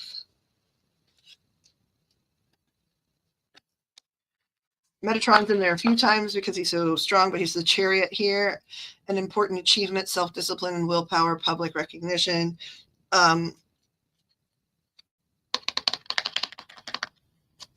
That's interesting because in my astrology, like people of my astrology tend to, the chariot is one of our cards. I'm not saying I'm Metatron, please. I don't want to get zapped with actual lightning, but there's a connectivity to this too.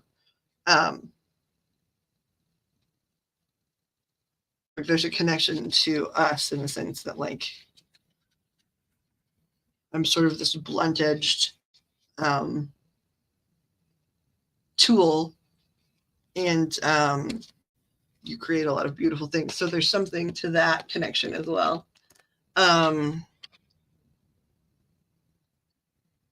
Also, if we're talking about numerology, just on these cards in particular, which, there could have been another Metatron chosen, and this one flew at my face. So it's 7, and then, it's 17, so it's 8. So numerologically, they're even going in order for you. So that's about sort of lining up for certain things too.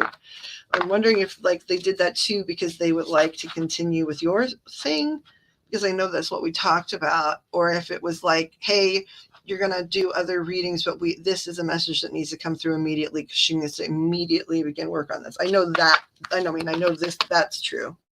Like you need to immediately start reading and focusing on those things. Because I know like there's, for all of them, but like for Jophiel, I know factually there are meditations you can do that come with like the hertz vibration of, musically, not just 432, which is angelic, but like other hertz vibrational like music and guided meditations that, are connected to Jophiel. Solar plexus work, reading. I know that there are a lot of like I said, guided meditations, but also like guided writing cues and mantras that you could repeat like on your mala, like or on some sort of prayer beads, and prayers, right? And so all of those things can be utilized to start like helping like clear the energy, since there's so much going on with your energy right now, and also sort of fine tune. So like it makes a lot of sense to me for a lot of reasons. But I would like them to tell me. I need to pause because my alarm went off for medication, but I am going to ask real quick if they're really worried that we need to continue with you and that's why it was loud, or if that's enough of a pathway according to them. I don't know what you think either at this point because you've just said okay, but and so I want to know what you think. However, I also know that even if you think one thing and I think one thing, if they think something else, it won't matter what we think. Okay, so I'm going to take my meds. I'd like to know what you think while I'm doing that. If you're here, if not, I'll ask them here in just like less than 4 minutes. I'm not arguing with the guides, so whatever they say.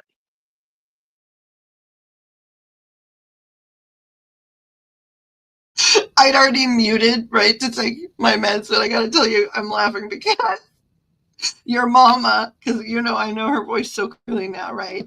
She laughed and she goes, "Look at you learning." OMG. Being a smart ass, right? Because you just said, I'm not going to argue with the guides, which, by the way, Pixie has spent a lot of time arm wrestling with the guides in the past. Metaphorically speaking, and maybe even mentally, I don't know. But your mom came straight through, girl, and she was like, look at you learning. So she's poking. She's poking you. Don't poke the bear, Marty. Yeah, she's poking the bear. She's still out. She's dancing too. She's, Oh, girl. yeah, If you can see her, she's turning up. Like I bet. try and get to me then, woman.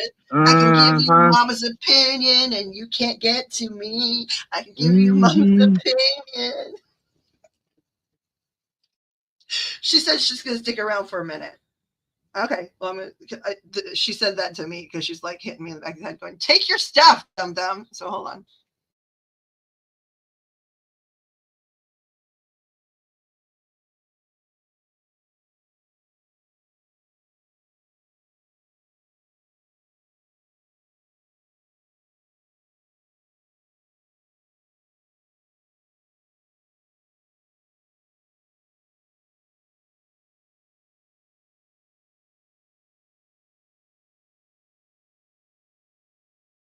Okay, also, I don't know why, but she's playing the music, the song Blurred Lines. You know that song, right? It came through, it was like a lot of years ago now.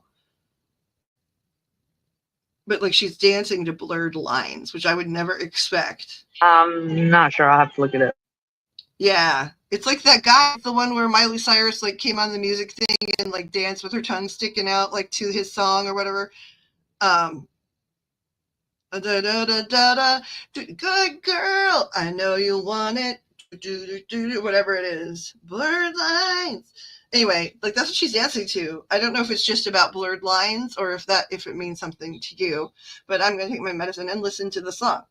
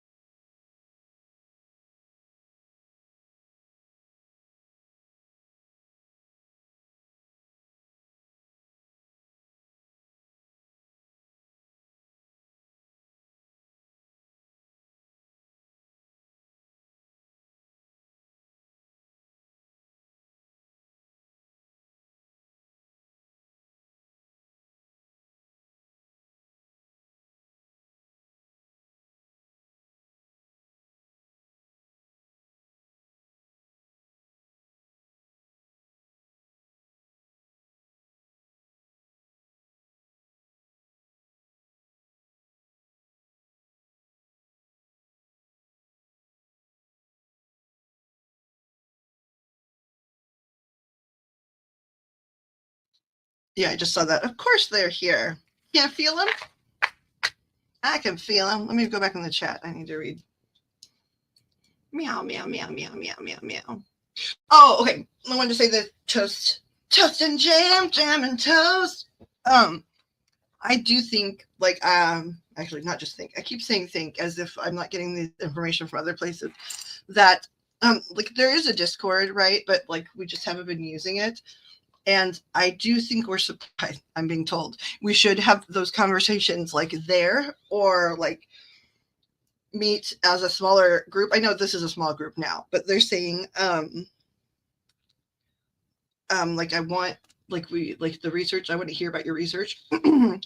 And that we should be storing that elsewhere, like to sort of have a community pot of information and to be able to learn from each other and stuff. Because it's, basically, I think it's going to get lost in all the gobbledygook here. There's so much like gaps and gobbledygook that goes on here, and it'd be better to keep like a record of, I don't know, teaching each other, having classes, study classes where we can exchange information.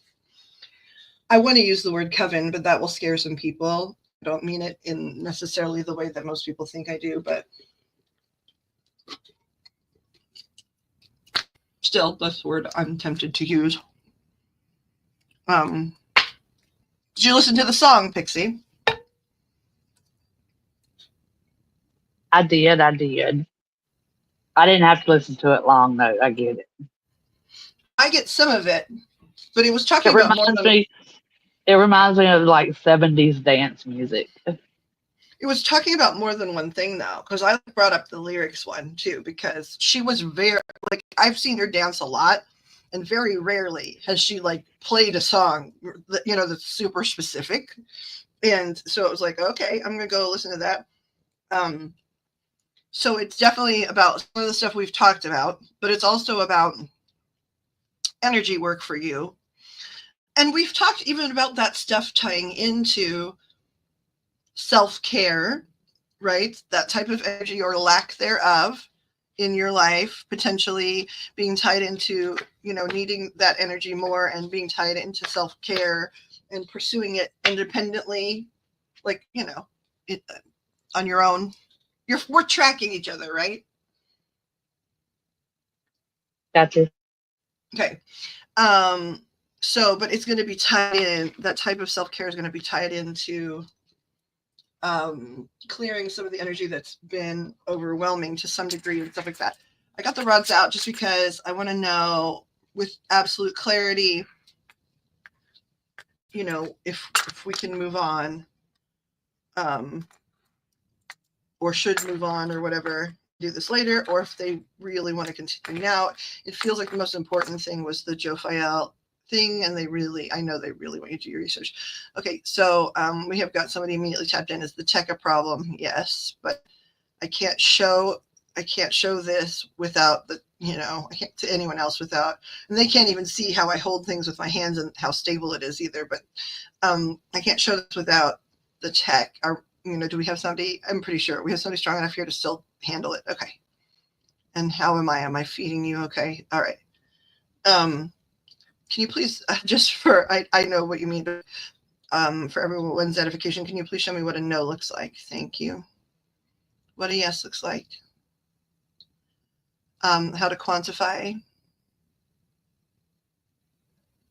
Thank you. And a directionals.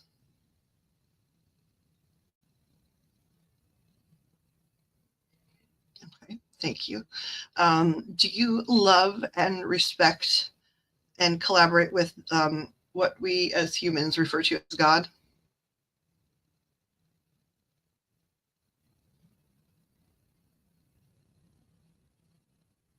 Are you allowed to lie to us over the course of this exchange? Are you allowed to withhold for our higher and greater good? Thank you. Okay. So that big blue flash, that was some message from my home base, right? Like in Archangel Michael's core. Okay. But it was directly related to Pixie seeing a big burst of yellow light. Is that accurate? Okay. Did they want to give me any message outside of that? No. Okay, so they just were wanting to prompt the conversation out of Pixie. Okay.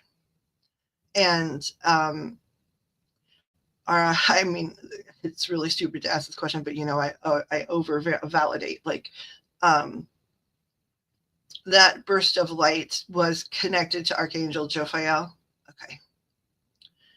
Was it directly in that particular circumstance connected to the Archangel Metatron? No.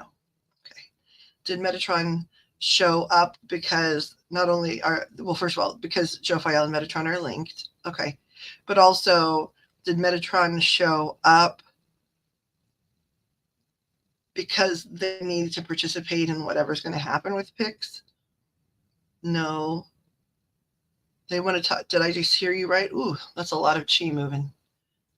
I don't know who's really close. I mean, I know it's whomever you are.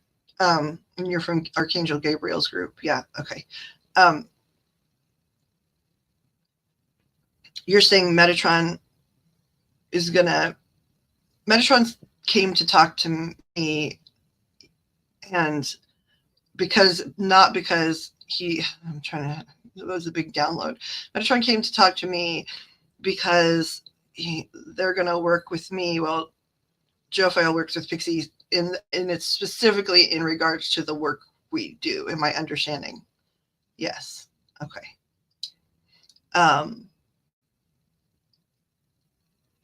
So because Metatron supports Jophiel, Metatron is going to give me energetic impulses to help Pixie connect to Jophiel and to help continue like growth and work and self-protection. Okay. All right. So now that we have that information cleared, how many times, because Pixie's tuning in really fast, would you agree? Yeah. Like she's always been had connectivity, but like there's a lot of fine-tuning going on right now. Okay. How many times before today, when Pixie saw that big burst, which she did, okay, yeah. I mean, I don't think she's lying to me, but it's good for everyone to see.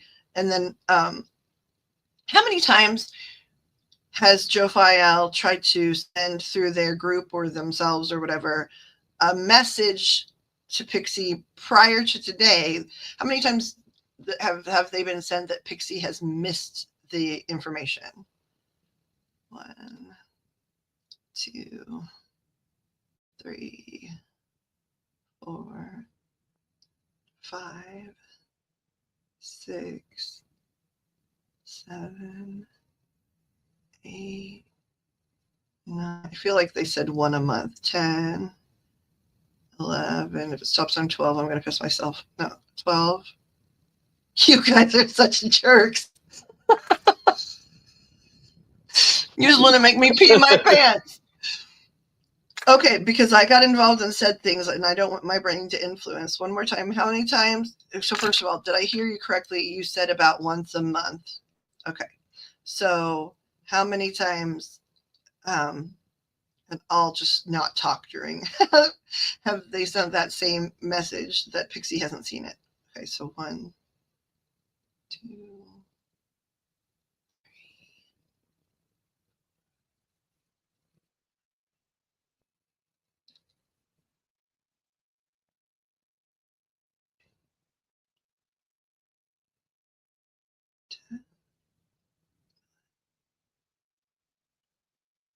12. So that means when you said about once a month, like you're talking about every month for the last year? Okay. Were there attempts before then? No, because she wasn't ready. Did I hear that right? Yes. And okay, she wasn't ready for the test to begin, you said? Okay. And the test is that when she's able to start seeing it is when we can start working. Is that basically what you're saying? Okay. So it's not really like she failed the test. You were sort of sending out pulses to see if she was ready to begin, basically. Okay. Okay. And so so if it's been 12 months, that means what? This is June 19th. So that means it happens. Well, was it? Okay. So was this number 12 or number 13? So was this number 12? No. This was number 13. Okay. So then that means it would have been, let's see, June, July, August, September, October, November, December, January, February, March, April, May. Wait, hold on. Before June. So we got to go backwards, actually. May, April.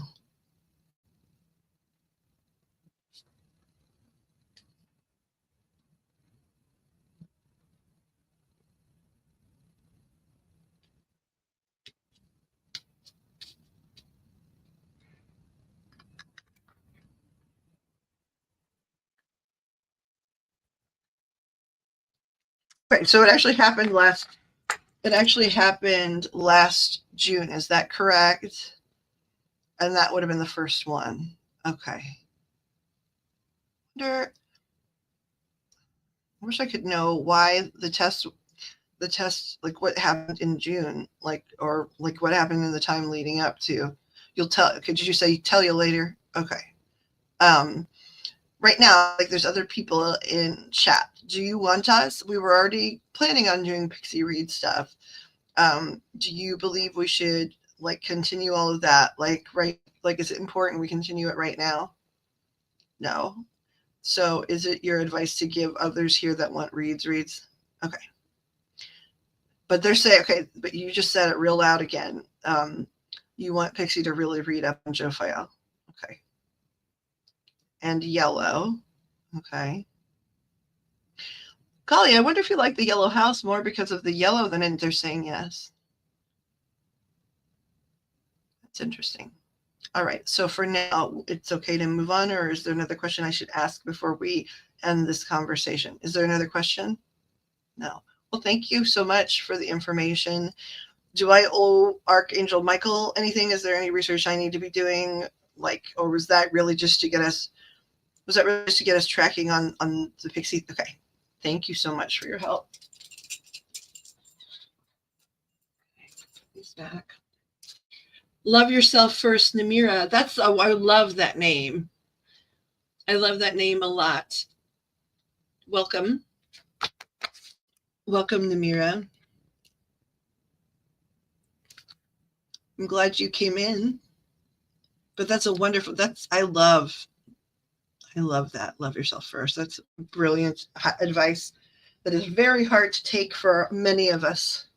Well, everyone, but then you have to practice and become good at it, like all things. But that's lovely. I'm glad you stopped in.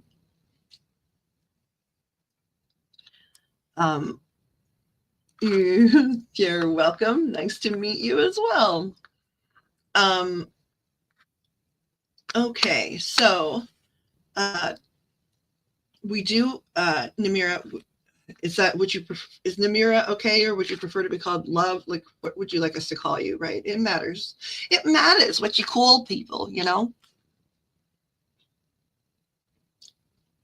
I'm ridiculous, so I'm going to wind up my little wind-up toy while I hear that.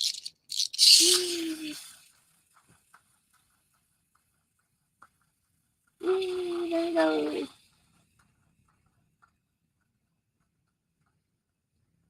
Ice T-Rex.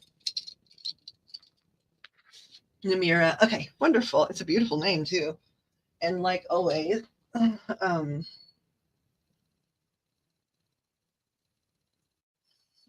stuck on, I get fixated on things that spirit shows me.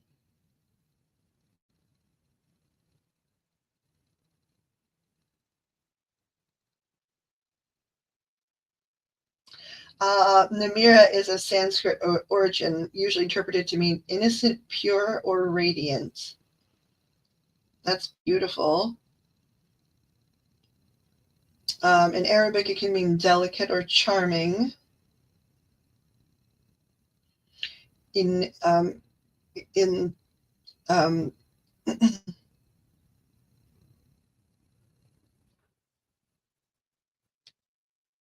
in Persian, could be just or fair. Well, okay, Arabic could also sing blessing too, so that's interesting. So actually, just means a delicate, charming blessing, really. That's beautiful. Pure, radiant, delicate, charming blessing. I would want to name my beautiful child that. It's lovely. Well, welcome back.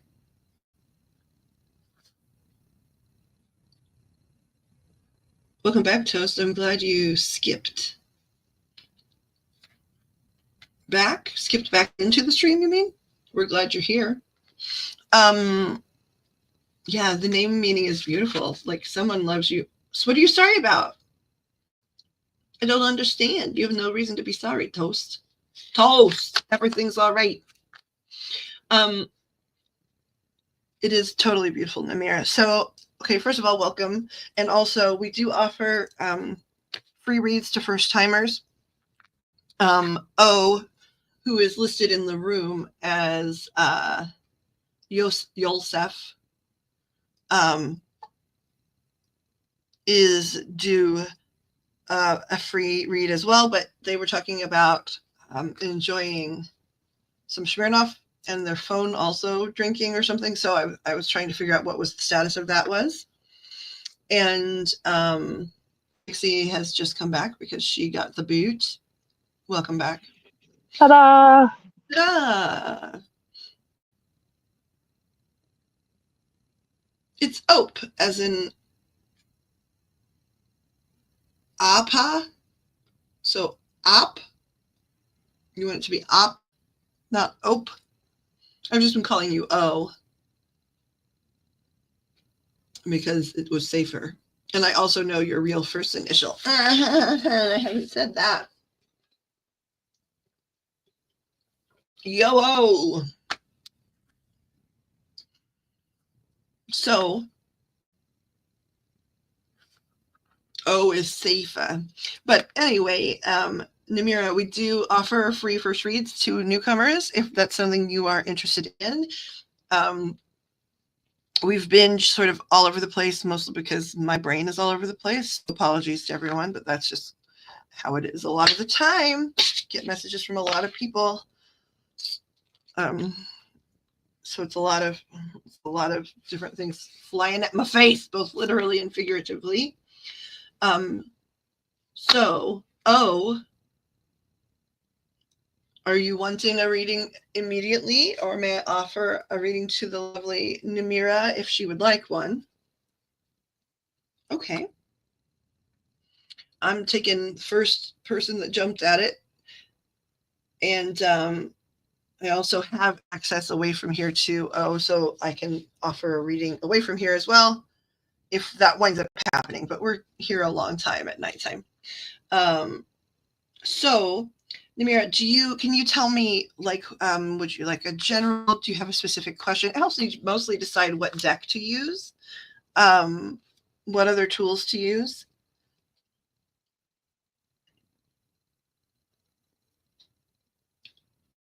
To know sort of what you seek. If it's a specific thing, if it's a general information, mostly subject matter. I mean, general, right, is fine as well. But if there's something that, like, it's like, oh, my job is really wearing on me, or I have romantic questions, it's useful to know. Also, I have many decks, and some of them seem to have strong opinions on reading on different topics, whereas others are like, yeah, I'll do whatever.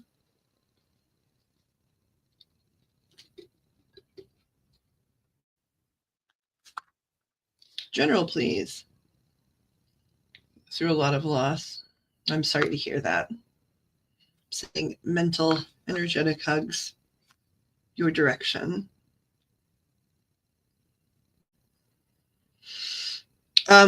I do, on this channel, offer mediumship. This is okay. So this is not relevant to right now, right? You're a newcomer, so for on the stream, these are the prices, right? Normally, and then privates are, $40 and beyond. But like, people get so much time, right? I just don't know when to quit. Like, so, because spirit never stops, and I like talking to them. So that's our standard stuff. When we're here, hold on, I wanted to take that down. And I do some mediumship, and honestly, I use mediumship in a lot of my tarot reads anyway. So we'll have to see what comes through. The more I can connect with someone, the more I can connect with their loved ones, and the more specific I can get. So we'll start off with a general, just about you. What do I want to start with? I want to start here with this deck here. This is the Playful Heart Tarot by Kitten Chops. I just love Kitten Chops as an artist. I'm going to start shuffling just while I chit chat about Kitten Chops. And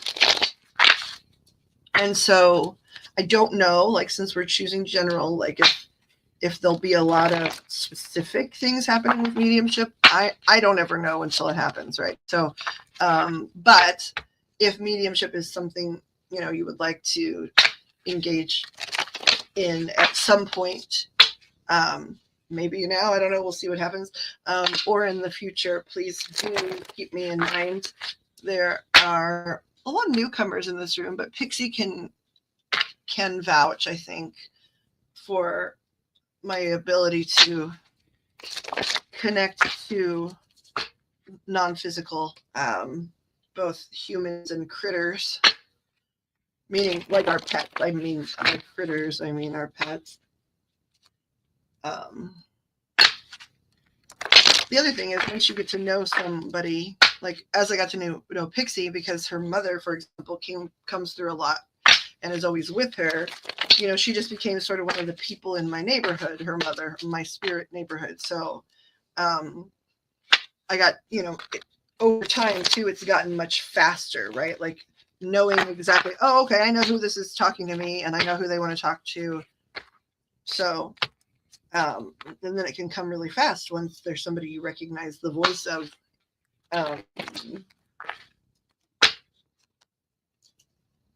So I don't ever need you to give me like major clues or anything like that when I'm reading, but just having an energetic exchange, like, like if I'm talking and saying things. Now, if I'm way off or way on, it's useful to tell me, because I'm interpreting a lot of like visual clues and cues, and sometimes I can be wrong. I'm just a human. So please do tell me. Or if I'm close but like it's not quite fine-tuned enough, like you could ask a question. The most important thing, though, is that you and I stay connected. So even if you're somebody that really wants to put this to the test and you don't really want to say much, even if you just reply with blah blah blah blah blah, right? Like it just means you and I are exchanging energetically, and that can help me stay connected to you.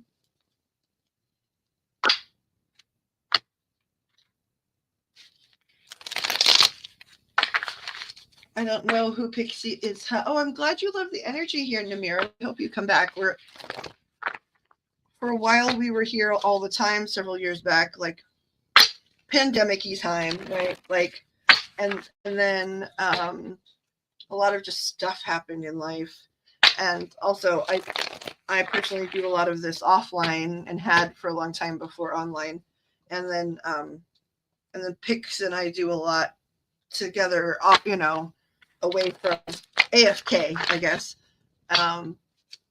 So we're just now, like in the last week and a half, coming back to the interwebs and just hanging out. Like you'll see like a lot of the streams look like they're 8 hours long, and sometimes there's like long periods of silence. I need to get better at going back and doing my editing like a good girl, but we're just trying to spend more time here and rebuild.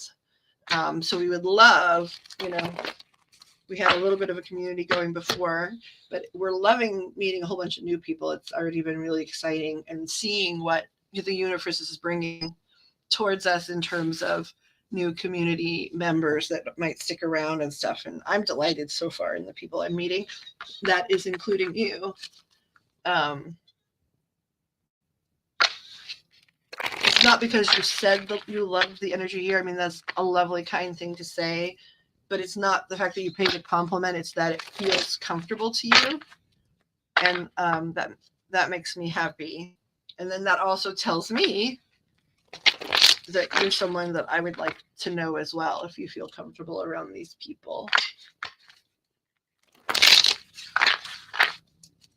You're somebody that I'd like to know. Okay, so angels, archangels, guides, and ascended masters. Jesus, saints, deities from all world religions and spiritualities that are of the light and love and truth and kindness. Please help us as we conduct any readings and use any tools. Please help all information be for the higher and greater good of everyone involved, as well as for their education. And please watch over and protect any doorways, entryways, windows, what have you. Energetically speaking, we're going to let those that are of pure love and honesty and truth and light decide who can come through and filter out who may not. You guys are much wiser than we are. And this is going to be, now that we need to shuffle and start putting the energy for Miss Namira in here, we're looking, oh, Pixie fell out. Hold on, let me put her back in. There you are. Ta-da! I'm sorry if I didn't notice right away. I apologize. You're fine. So, okay, so we are looking to get a general reading for Namira, who has the beautiful name at this time. Right now, we're just looking for general information. What can you show us or let us know in a general read for Namira? And we can specify more if we need to as we move forward. But Namira has asked for a general read on life right now.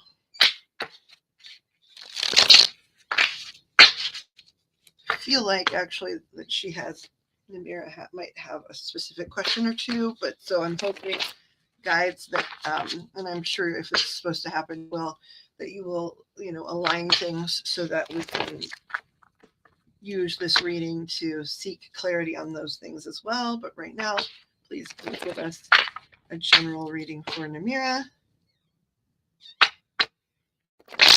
who's on an amazing quest to love herself. That's just one of the best things to hear ever. That's hard work though too, man. Oof. That's hard work. So yes, please can we tune into Namira, give her a nice solid general read as a jumping off point and see where we land, please. And thank you. And last one. Okay. And then 10. Okay. Okay. They're already reminding me to shuffle slow. Okay.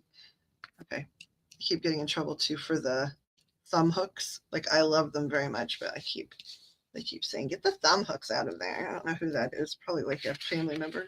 Okay. I'm listening. Your shuffle slow. Maybe 10 to start, right?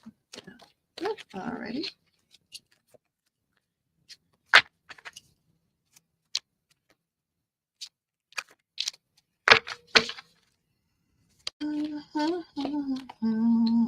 Now I've got that song in my head. I will read from Namira. Thank you.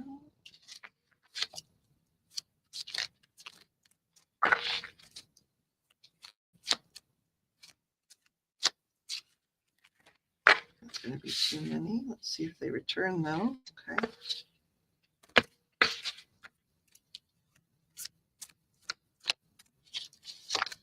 Yeah, it did. That's crazy. Love it when you guys do that. Double validation. Double dog dare you. That has nothing to do with anything. It's from Namira. Now for Namira. Wee! Okay, so this, yeah, okay, that's crazy. They come back and they're supposed to. Oh my. Yeah, I got a lot of strong things going on. Like so far, the primary 5 out of the primary 5, 4 are major arcana cards. Here, let me move my stones back a little bit. Sorry, Dragonfly, you gotta move. We're gonna move this one here though. Let's get this back a little bit. Not sure where I have the camera to. I need to look up. Okay, good. We're centered. Okay, can I please have clarifiers for each, please and thank you. I'm sure. Slow down. Okay, I'm slowing down.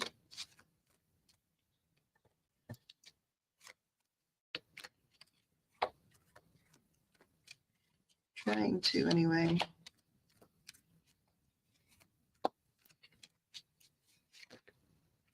It's too many. What? But that's not. Yeah, I heard you guys. You're funny. Okay.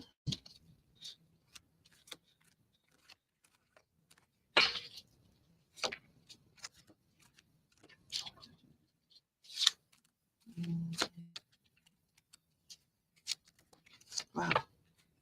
Did you give me the exact? You guys are crazy when you do that. Mm-hmm.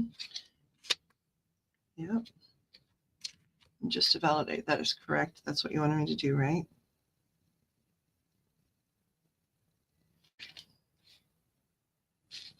Make sure these are aligned. We're probably going to use a lot of clarifiers here. The bottom of the deck is one of her sweet little things here. All right, so it takes me a minute. I go quiet. Maybe you guys can chat amongst yourselves to connect to this energy here, but okay. Supported by, okay, and then we have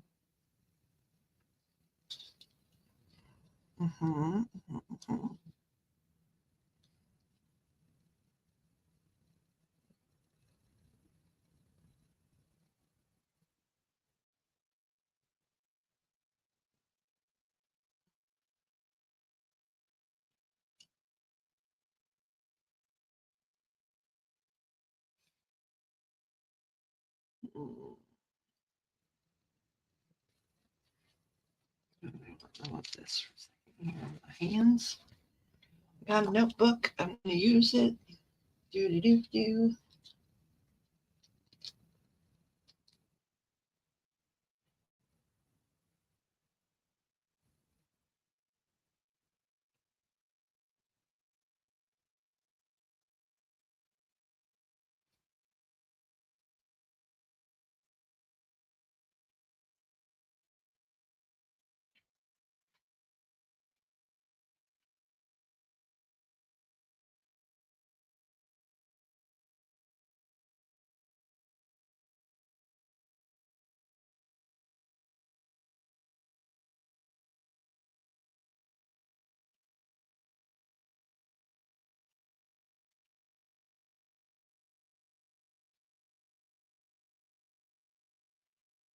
Mm.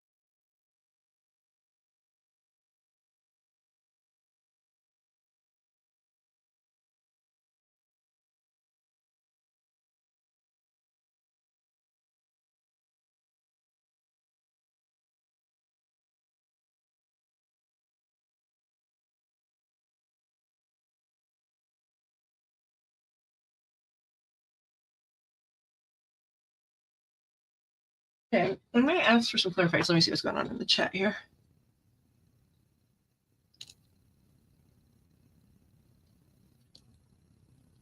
It's lovely. Okay, so I'm probably going to ask for some clarifiers as we go along, but this is, a lot's gone on. I mean, you know that. It's your life. But this is really sort of interesting.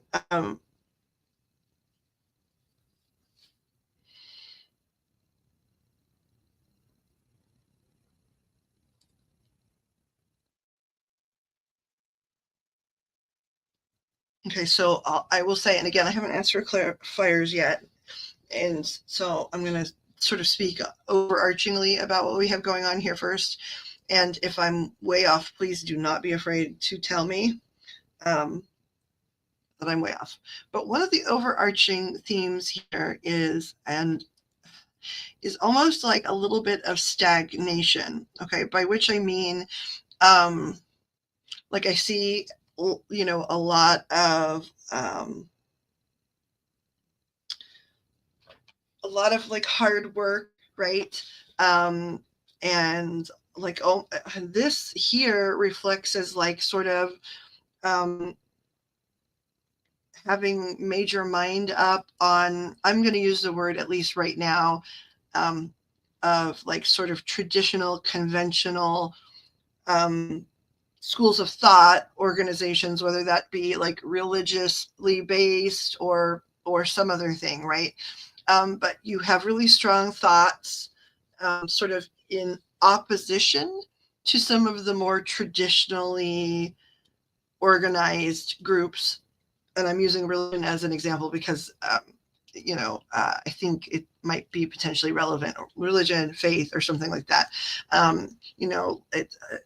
It's like you have reached, but again, it could be some other really fundamentalist type of organization or school of thinking. But the energy is that you've reached a point where, you've been patient too. Like, you've been thinking about things in your life and concepts and like, where you've come from and what you've been taught, and you've been really patient in developing your own opinions and not being exactly rash about, taking action, even if you start to have a feeling or a sense that some of the conventional things, that have been in your life are maybe not a fit for you or something that you agree with. Okay.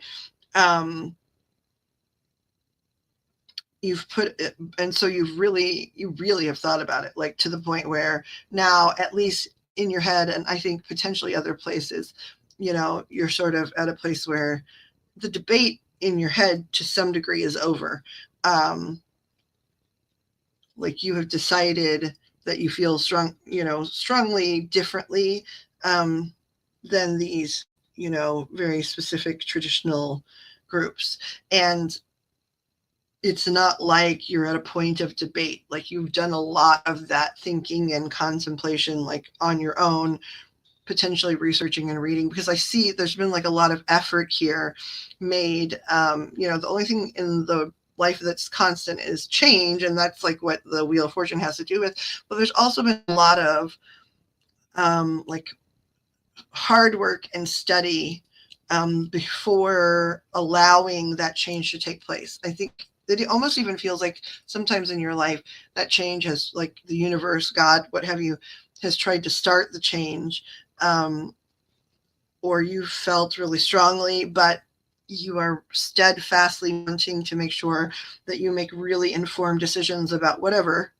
And so you've taken time and really put in the emotional, mental, spiritual, psychological work. I'm going to read the chat because I don't know like how close we are. So I'm looking for the first time here. Okay. Yes, I am patient, taking my time. Right. And so spot on. Okay, good. Thank you. I just wanted to make sure like we're moving at least in the correct direction. All right. And so then she does have some, I should say that too, in case you have had readings, which I feel like you have some considerable knowledge on some of these things, topic wise, like in these tools as well, to some degree. Kitten Chops, who is the artist of this deck, who's just an adorable human to begin with. This is the back of the card. That's just for fun or whatever. But she's added some additional cards into the majority of her decks, whether it's one like this was just her like traditional tarot deck. It's very different from traditional, but she also has a pip deck and then like a giant deck. She's added additional cards. So some of the things you might not recognize, like this is the Explore True Abundance card. So I'm just pointing out the ones that are not like conventionally in a deck. And the one that was at the bottom of the deck, like when we finished this initial layout, is her Things Are Easier Than You Think card. Her stuff is so stinking cute. Okay. Yeah, I wanted to look in my notes real quick here before I say words about one of these things.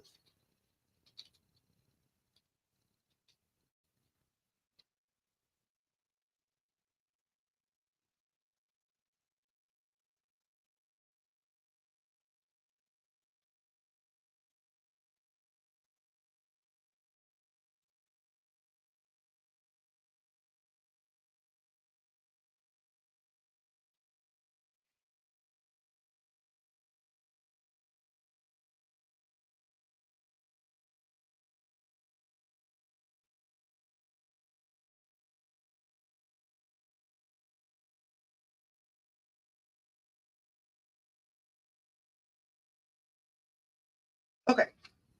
And again, I'll ask for clarifiers, but I wanted to clarify a few things for myself too. So there's a lot of energy in your, I guess, spiritual like vortex and body, again, towards this kind of change, but you've really tempered it. You really tempered it and worked very hard.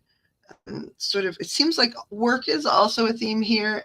Now, I do think is some of the type of work they're referring to is the work you're doing on yourself, right? Emotionally, spiritually, psychologically, and that you're very informed about all of that. But it is also, it looks like to me, talking about work, that you're, working very, very hard of late.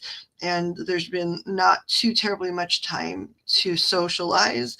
And again, I haven't done clarifiers, so I can't say this with like absolute confidence, but sort of what I'm feeling like and hearing from my guides and things too is that that's sort of been okay with you, like the not socializing, not because you don't need people, right? You need people, everyone does, but that a couple things have gone on where some of the people that are in your social world, and this has no bearing on whether you love them or not. I'm sure you love a lot of your people tremendously, but some of them you're not totally certain you guys align as you're changing. You're experiencing a rapid rate of growth and expanding your mind and your spiritual practices. And so some of the people that have been part of your social circle, as much as you love them, sometimes when first of all, you're working a lot and, it's harder to find time and you're not being too much of a flibberty gibbet in terms of like work hard, play hard. You really have kept your head down to some degree and just kept it pushing.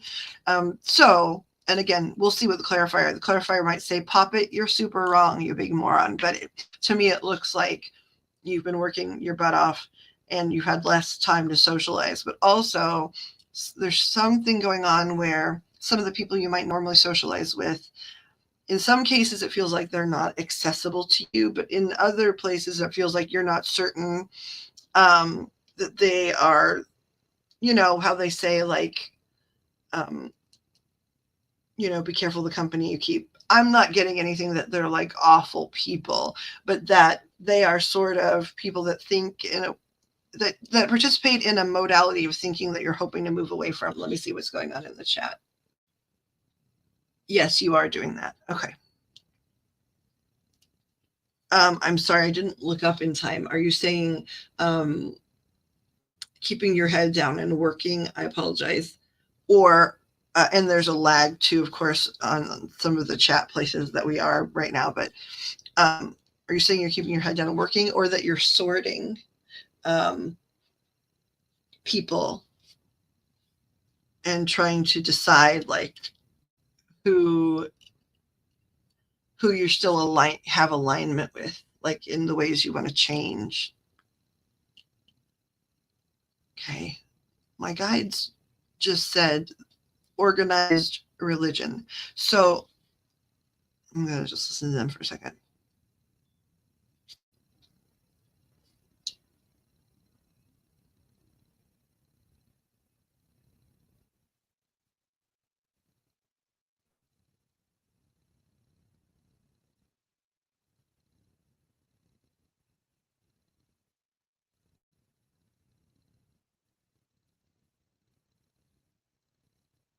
Okay. So I was asking my guides a couple of things because they did talk about organized religion, and so I just asked questions like, are you saying that because she's heavily embedded, or is that what she trying to move away from religion? And actually they said no.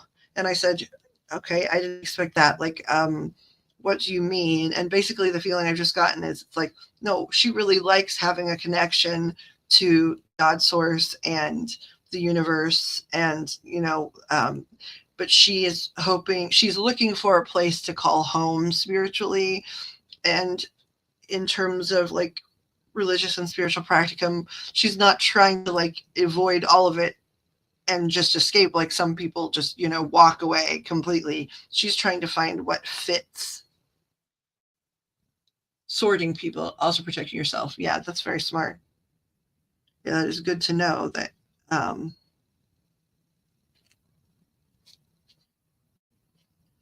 to be self-aware like that, for a lot of us, I can only speak for myself, for a lot of us, learning that lesson takes a while. And so it's really good that that's where you are. You're okay. So what I want to know on my clarifiers really quickly. Okay. Oh, before I move on to that, stagnation, right? Like, so stagnation, that was like I was talking about being the overarching energy. Some of that does come from like sort of trying to move out of old things that don't fit. But there is like something else, and I think it feels like you're sort of revamping a lot of things, like, your belief system, but also then that ties in somehow to either your work directly or how you approach your work. And it feels like there actually have been opportunities for change, but again, because you're very hardworking and because you do really like to inform yourself, there have been times that you've actually slowed down intentionally, right? Not like through some sort of stubborn, unconscious thing, right? There have been times relatively recently when like the change starts occurring and you've sort of pumped the brakes a little bit because you would prefer to move slowly and, make sure like all steps are informed steps and that you're taking everything's very intentional, right? And I don't know like if that's sort of tied into like meditative type things where you try to connect with making sure that everything that you're doing is out of the center of who you are and not as either something practiced from like your origins, like your family of origin or your religious group of origin or whatever it is. Some people like just want to jump away from it and don't think about where they're going. They just want out. But you have actually slowed progress a few different times with the intention of wanting to really be consciously participating in your life rather than strictly acting from your subconscious, either just self or making sure you're not like making choices out of like trauma, places of trauma, like, and it feels like you've been working on healing as well. Okay, so I could ask for clarifiers to become more specific, but I feel like we're at least I'm sort of connected and enough. Do you have like clarifying questions you would like to ask about these things? Or anything here, like we might do more, but like anything here that you would like to have clarified from spirit? That's generally where my information comes from.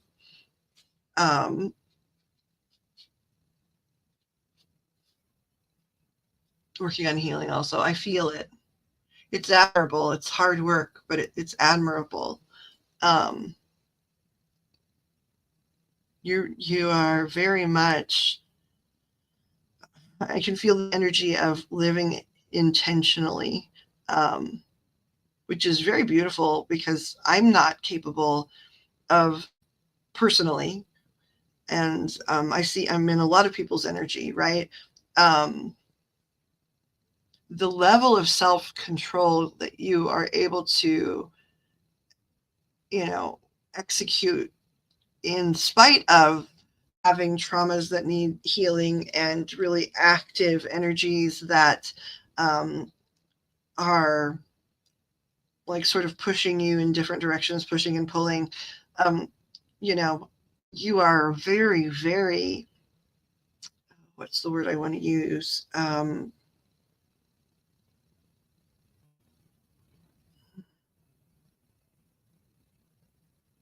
It's too strong of a word.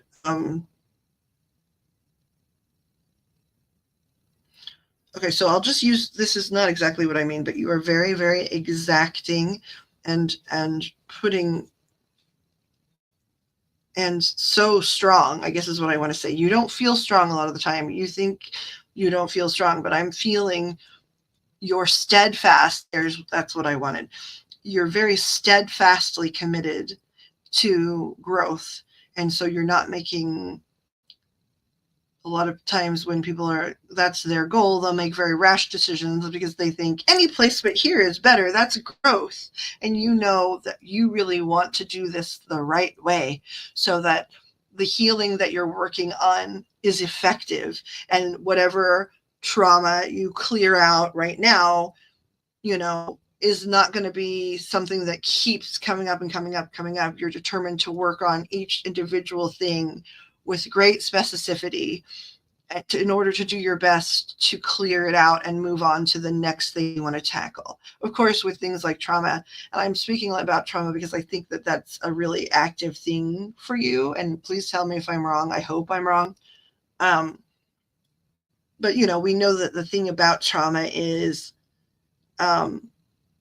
even once on a very good course of practicum for resolving that, we never know. We think, oh gosh, I've really done a good job at clearing some things out of this particular area. And you do, but there's always that little bit of stuff that sneaks up on you. But like still, the majority of it, you're really good at taking, and I say good, I can feel how much focus and mental energy that you are putting into this, like, and how much strength is behind your choices to be patient, because patience is so freaking hard, especially when it comes to like wanting certain things to be over. I really want to stop feeling bad about this. I really want to move on to another experience, right? And oh my gosh, your strength.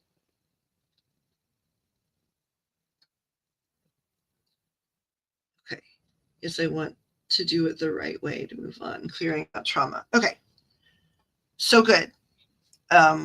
That's sort of what this is about. So now that we are there, do you have questions? So, like, for example, would you like to ask Spirit if they have any advice about things you can do to support yourself as you clear out the trauma, would you like to ask on something slightly more specific?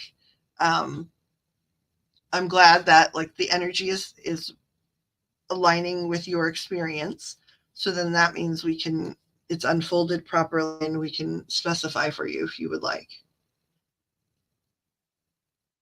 Ooh, I can feel that too in my chest, like the weight of weight, meaning WEIGHT, of,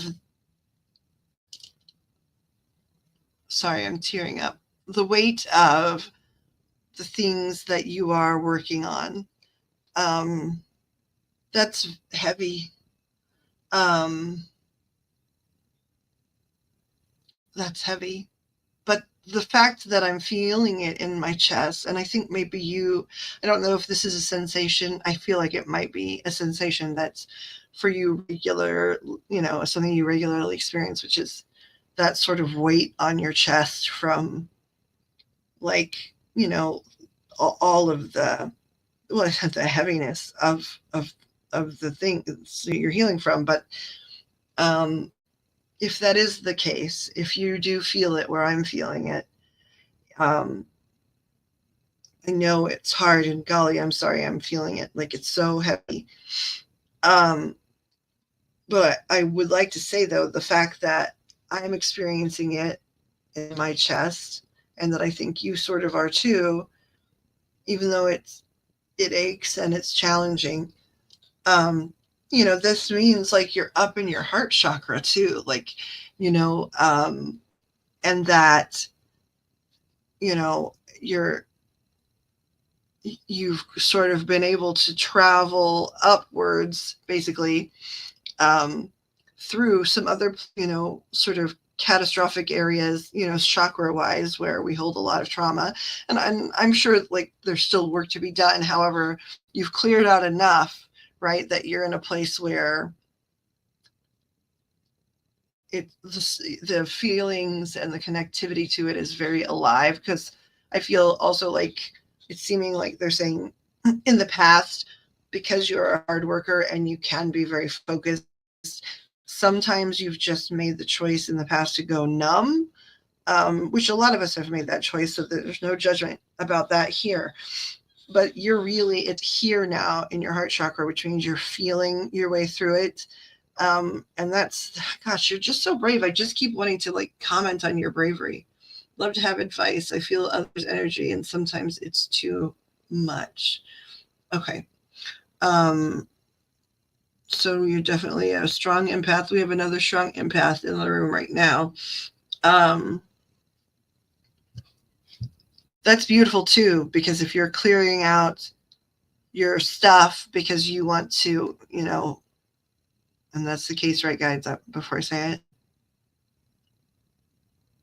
a lot of your motivation for clearing out the stuff is because there are others you would like to be helping, and you are the right one in many cases to help them. But it's so smart to get rid of a lot of the gobbledygook as much as you can. But I do understand, golly, feeling that level of sensitivity and feeling their energy, and it being a lot like, so I'm going to ask the guides first, of course, because of the life I've lived. Like, my own brain can think of a lot of things that could be done to help protect you, to not get rid of the situation, not get rid of the experience, right? But to protect you a little bit more, to allow you to be able to turn it off when you need to, and step away and clear so it doesn't build up, and those kind of things. So I'm grabbing, what deck do you guys want? Okay, I know that they want to do oracle stuff.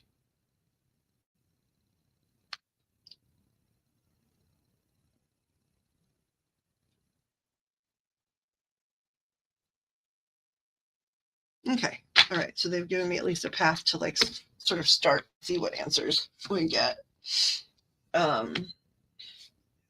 So here you guys, so you want, I mean, I get it. You want to talk about the energy parts. You also want to talk about like practical advice. Is that accurate?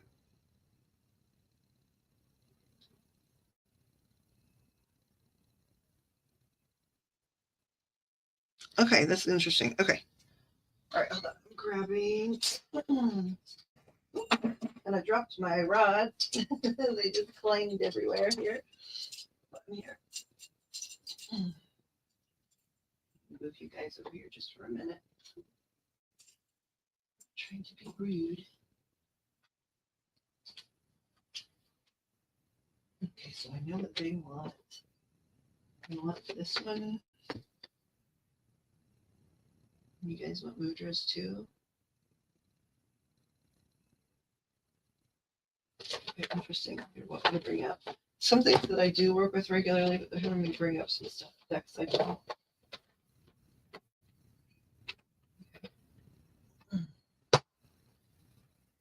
It's organized for later. Okay. Colors.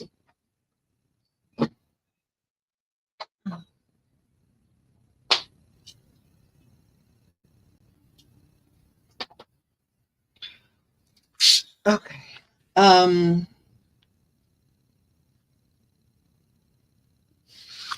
me see what you said. Okay.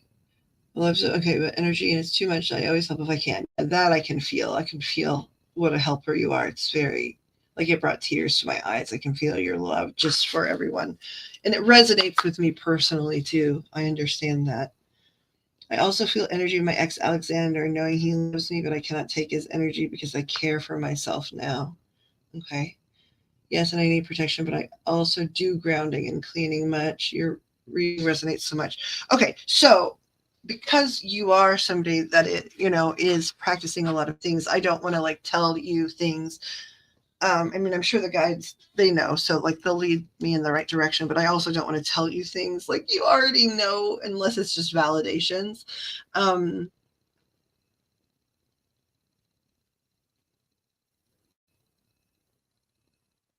feel the energy of my ex Alexander, knowing he loves me, but I cannot take his energy because I care for myself now. I need protection, but do grounding and cleaning.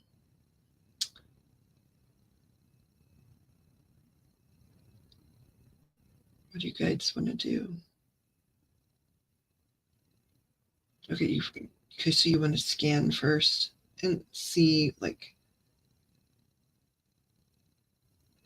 where. Okay.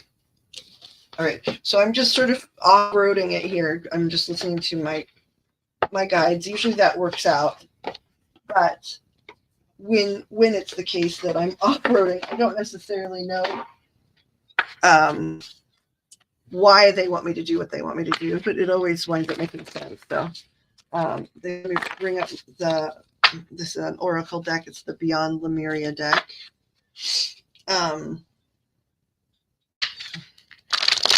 They are talking about this is interesting. This came up earlier for me today too. They're talking about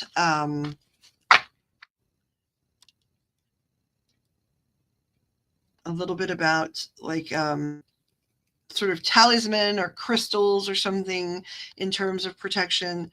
They're talking about like metaphysically, like energetically zipping up your energy, which that's the part that came up earlier today. I do see that you're talking about you do grounding and clearing, but it does feel like a little bit like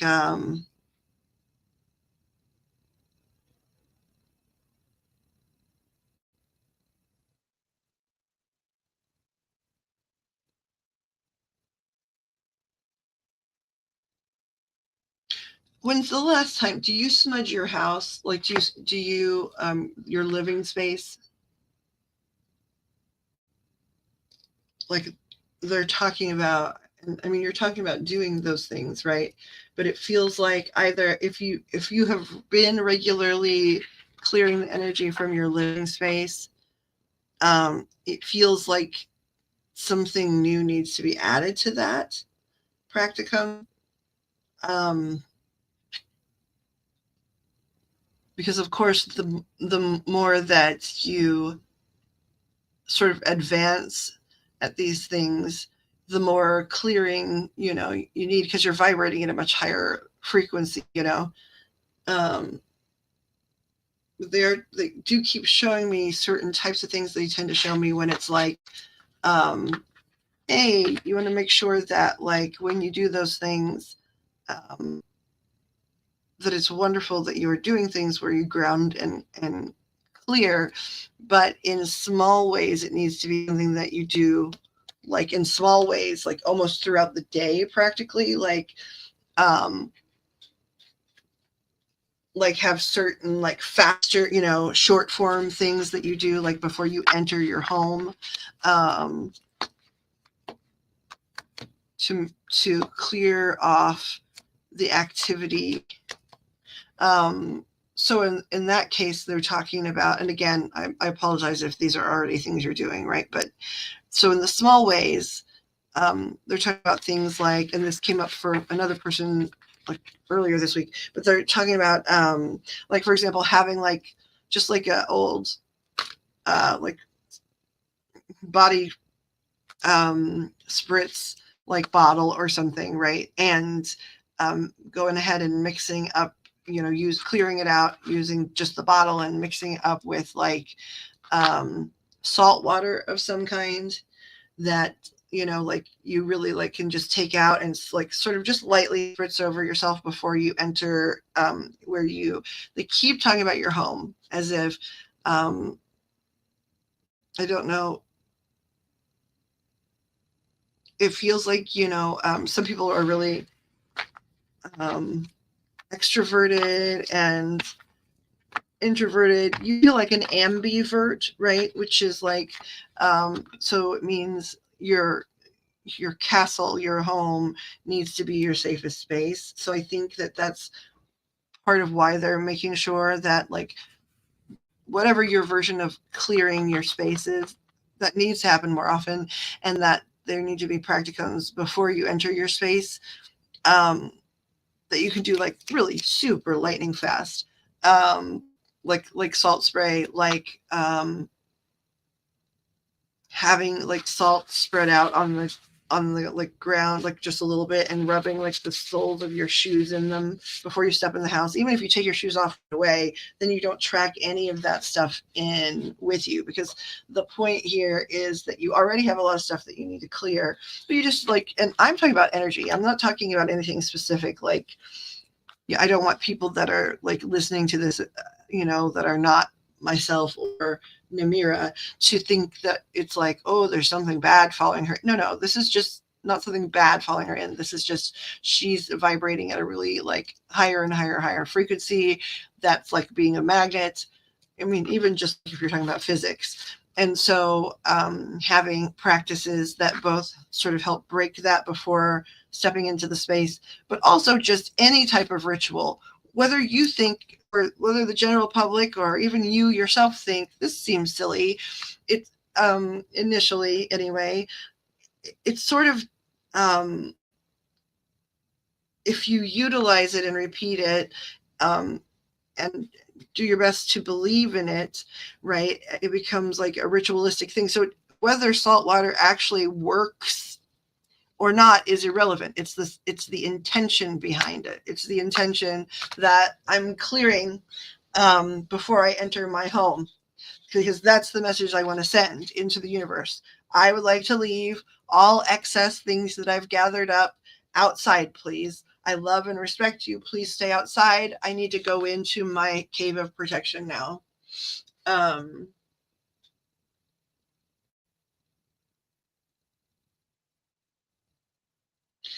Okay, so Palo Santo is my favorite too. I know that sage is the popular thing, right? But it's controversial in terms of like being taken from Native American properties and things like that, and, potentially from, sort of, culturally appropriating. There's Native American tribes that feel like sage is cultural appropriation. And also I think Palo Santo just for me works better, but so it did feel like, I'm sorry, oh, that it took so long, but we're here a lot and you're welcome to come anytime. And if you don't feel like coming again, just send me a thing and we'll do your read anywhere and anywhere you want. Tipsy Turtle. It was good to see you. I'm glad you got to meet some of my pals, Miss Pixie, Mr. Toast, Ms. Jam, and now our lovely friend Namira. You do that with Himalayan salt. Did you ask me something? No, ma'am. I just said I was glad he got to meet you because O is leaving. Yo, oh, have a good one, dude. Yeah, I hope he comes back. Okay, so yes, so it does not surprise me that you're doing the salt and the Palo Santo, but like doing it before you enter your home is really important. And again, they're talking about, and this might be something you already do. Is this something she already does? Not much of. Okay, they're talking about sound clearing, right? Like just like how you can cleanse your house, smudge your house with Palo Santo or sage or whatever, or you can, use like a stick of selenite or whatever. They're talking about sound clearing for you. I don't know if you're music. Is it because she's sort of musically connected in some way? Yeah. Something about everybody loves music, but you have, I guess, maybe a stronger connection to music. I don't know if it's like a hobby or something that's beyond a hobby. I said that slowly because I want validation from them.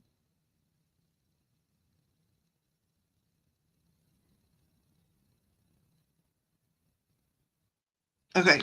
But since music is something that's important, you can clear your space to sound.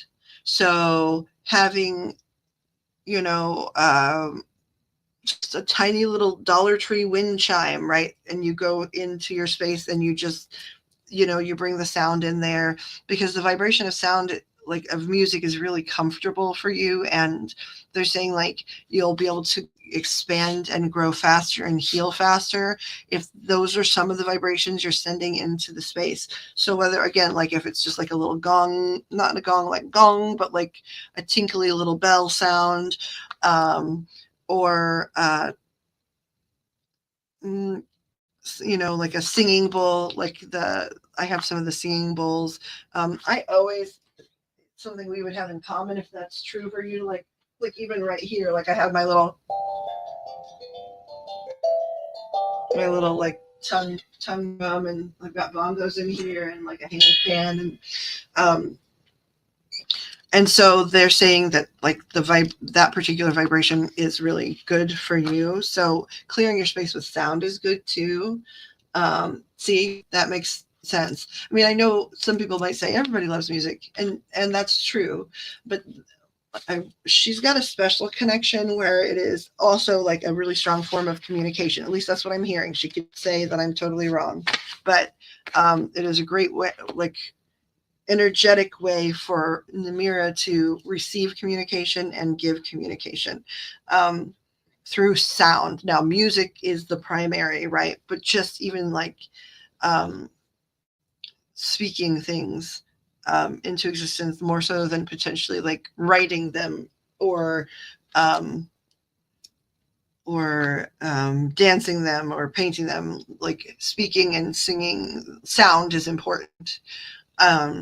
And so if you bring like that, like how you clear your house with the Palo Santo, if you do the same, actually, they're showing me something which I've not seen before, and I've never done it either. So now I'm curious, but they're showing like you going through and smudging where you live, right? Like how when you take the stuff and you smudge and you have the windows open, and then, you smudge and then leave the windows open so that things can leave, and then close the windows. So they're saying, you do that, but then after you do that, that's when you do the music. So I've never heard or seen this before, but that's part of what they're recommending, is that you go through and do your normal cleansing and stuff, and then close the windows because you want the vibration of the sound to stay. So do your singing bowl and your little tinkling sounds, or if you play the ukulele in different corners of your house. And they're also, and so you talked about music calming you down. Yeah, I just looked back at the chat. So yes, you did talk about music calming you down. They're also, so they're showing me too, like in every like primary corner of your living space, they're showing like if you're just in the house doing something else, like if you have certain songs that you listen to me, I don't know if it's new agey, but I know like I do hear like, you know, you listen to all types of music, but like you are listening to some of those more, it seems like anyway, some of those more intentional like things where it's like, listen to this music and it will help elevate your energy or whatever. So they're saying like if you're at home kicking it, it would not be a bad idea to take like your phone or whatever little speaker you have or whatever and put it in one corner of the room. If you have multiple speakers, just put them in every one of the 4 primary corners of your living space at once and play your music into the space rather than just for you. Play into the air. And if you're doing something totally separate, you know, you don't have to play it very loudly even, but, and if you can't do it all at once, then, you know, choose your most soothing song, and it'll change too as you grow and as your energy fluctuates, but whatever is the song that is the best for you, the most soothing for you at that time, right? After you've cleansed, if you don't want to like go around banging a funny little drum or whatever, you know, put your phone down in each corner and play, you know, that song into your living space. They're showing under the bed too, which again, this is all new. Some of this stuff is new. It's new every time, right? But they're saying like near the bed or at the foot of the bed or under the bed, if you play that too, it will help your sleep. I don't know if you're struggling with sleep, but they're talking about like having, they were earlier too, like at the very beginning of when we sort of cleared those cards away and started talking on this topic, they did show me like a bed and they said some, you know, and then I got distracted and like too chatty or whatever, but they showed me the bed from the beginning. Do you have trouble sleeping or is it dream stuff? Because they're really wanting like your sleep to improve, whether that is because it's not good sleep or you're having disturbing experiences in your dreams. I'm not sure. But and they were showing something else earlier. Can you show me again?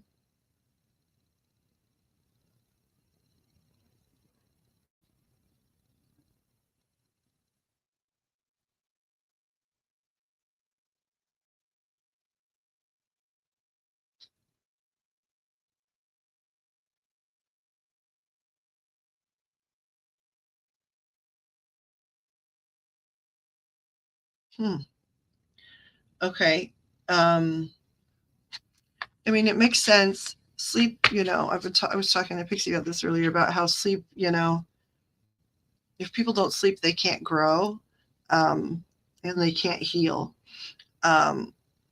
Literally, like grown-ups think, I think a lot of times we think, well, we're done growing, and it's like, no, because you are emotionally, mentally, spiritually growing at all times. You got to sleep.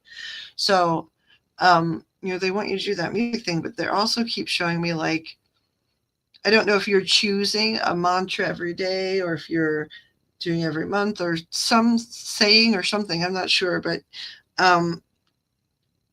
it's like they really want you to write down on a piece of paper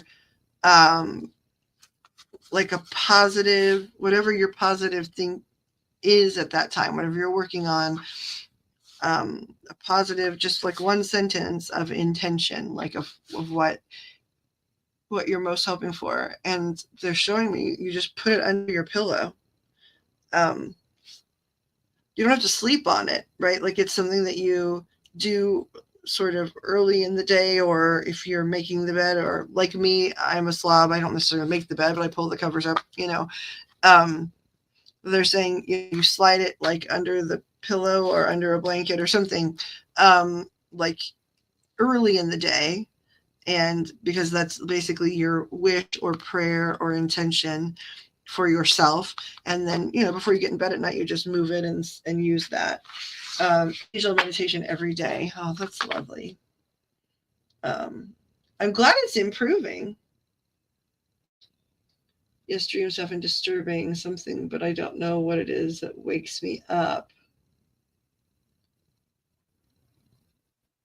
Angel meditation every day. What wakes her up? Is there any way you guys can show me?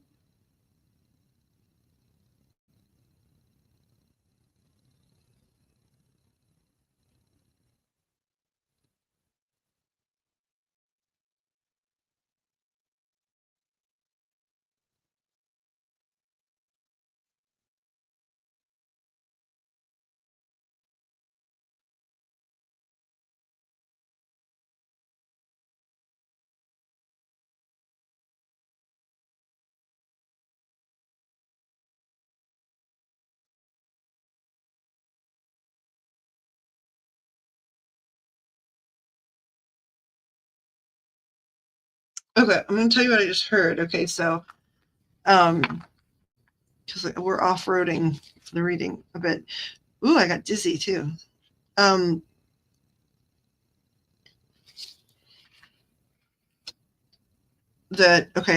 of the things that's going on is that, of course you have guides, guardians, angels, whatever word you want to use for the equivalent of that, right?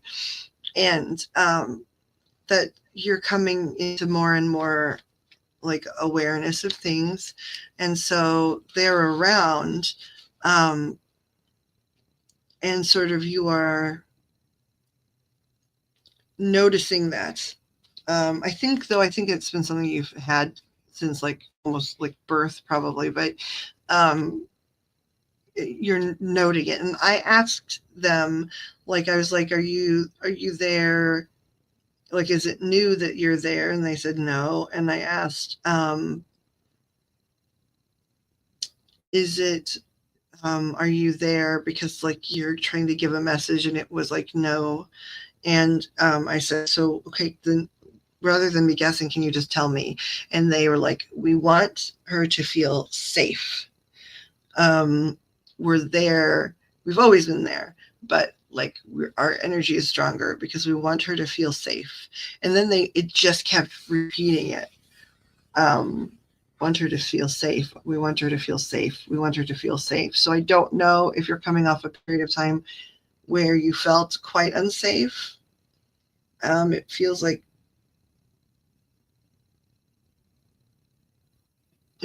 that's a very strong possibility. And so they're very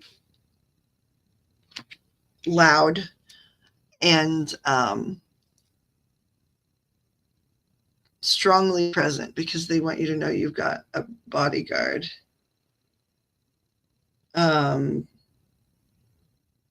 Yeah, I knew you would have it as a child. I recognize my own kind. Now, I do think everybody has gifts and skills, and depending on our childhood, like sometimes they get scared away or discouraged or whatever. But there are some, just like everything, some people are born to be brilliant mathematicians and physicists, and they were born that way. And like some of us were born with stronger abilities in that area. And I think you, glad it's not scary. But they do still want you to feel safe. And so like what I mean by that is, to me, it feels like there was a person, like not a spirit thing. Like it feels like, I'm just getting out the rods real quick.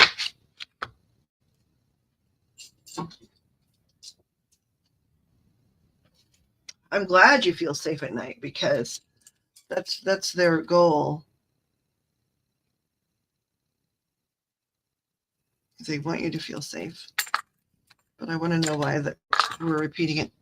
Okay, I'm so sorry that we're back. Can you show me what a no looks like? Thank you. What a yes looks like. How to quantify. Thank you. Directionals. Okay, thank you.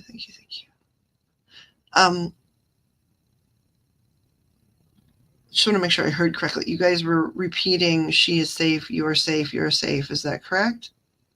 Yes. Okay. Now, and is that sort of, it feels like to me, based on what I'm hearing you guys say, that it, of course, you always have wanted to care and watch over. Yes. But you, but it feels like it's just like you're making the message or the energy of the message louder. Okay. Is that because there was like a person that created chaos that made things unsafe? Yeah. I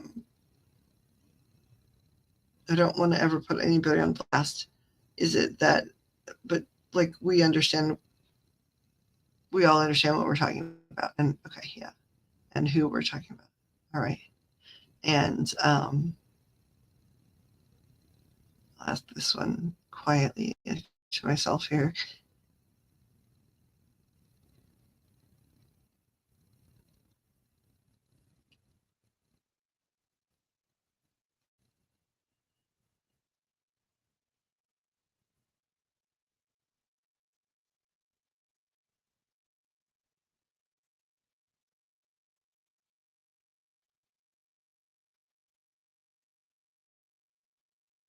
And healing from that. Okay.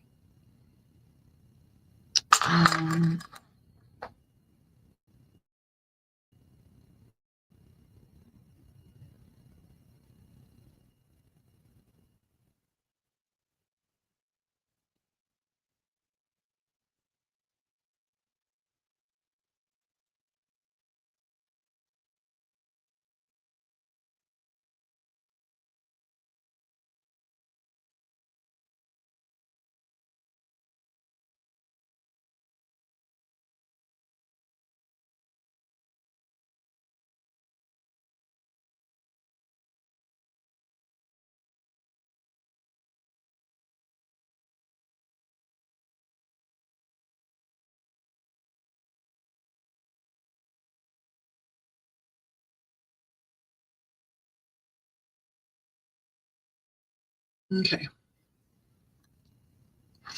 So, okay. So, guides, you're wanting to give advice now about how, hold on. I don't know. I didn't ask a question. Did you just answer someone else's? Okay. So, is your course of action recommended that we just follow the steps? Or is that just to show how to, you're showing me how to like have times of rest and not feel others' energy so intensely? Okay. And when I see the writing stuff down and stuff, that is like a contra. Okay. And then, did you guys choose this one because you're wanting to just talk about like energies that are like either too closed or too open, that kind of stuff? Okay. And then you want to give, you're talking about that, these other decks that you wanted to bring out that like offer like projects. Is that something you still want to do? Okay, no, but you still want to do like the love cards for her. Okay, all right.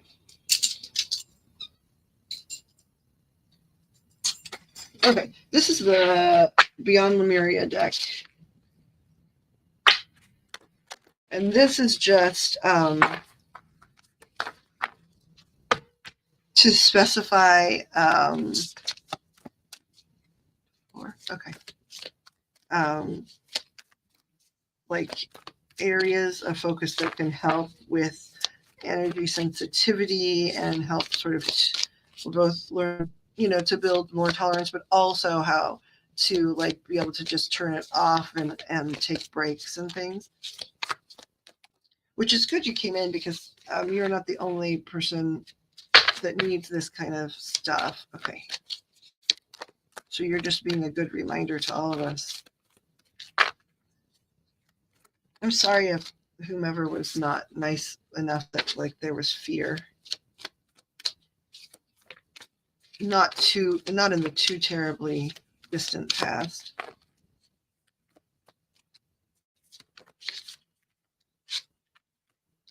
Yeah, heart chakra. That's fascinating to me because that's where that chest feeling is.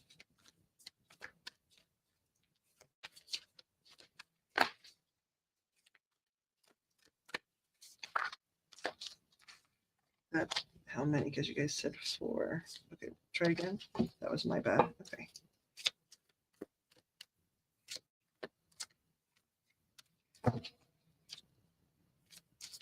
This is fascinating to me because they talked about music already. And so if we're just going off the very basic titles of the cards in terms of advice on how to help like with sensitivities, harmonic flight, right? Which is going to be about like music and stuff. Vulnerability, heart chakra, which came up in terms of like how heavy the energy feels.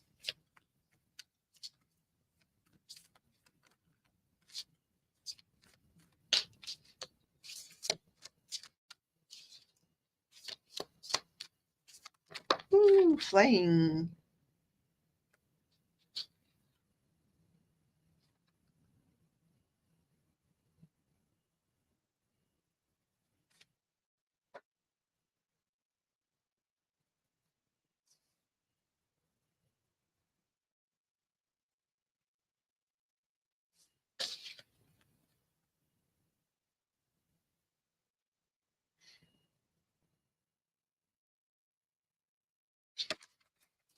Fell down on the ground.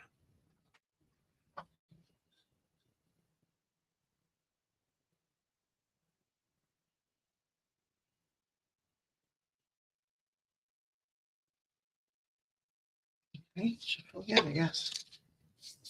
Well, okay, right away.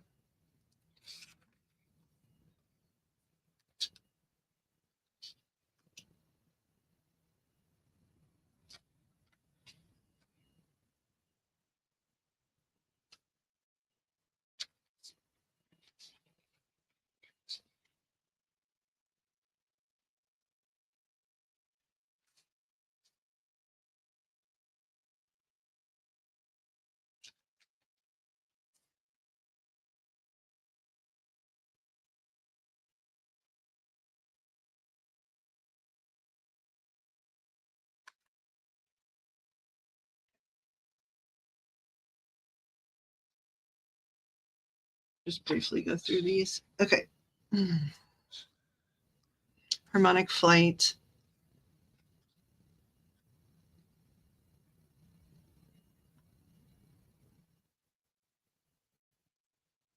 Wow, numerologically speaking, it's 2 2s and 2 5s, which is interesting because the 2s are direct connection to like angels, guides, universal, so like love source, God source, or whatever. And then 5s are about change. So I think it's interesting. So the first one is harmonic flight, and they just want to give you just a little bit of it here. Seeing the divine in the eyes of another, relationships with bonds, karmic connection, clearing illusory projections, life-changing connection, transmuting any dissonance, which was about like that music stuff was about, removing heart armor, being seen, and teamwork.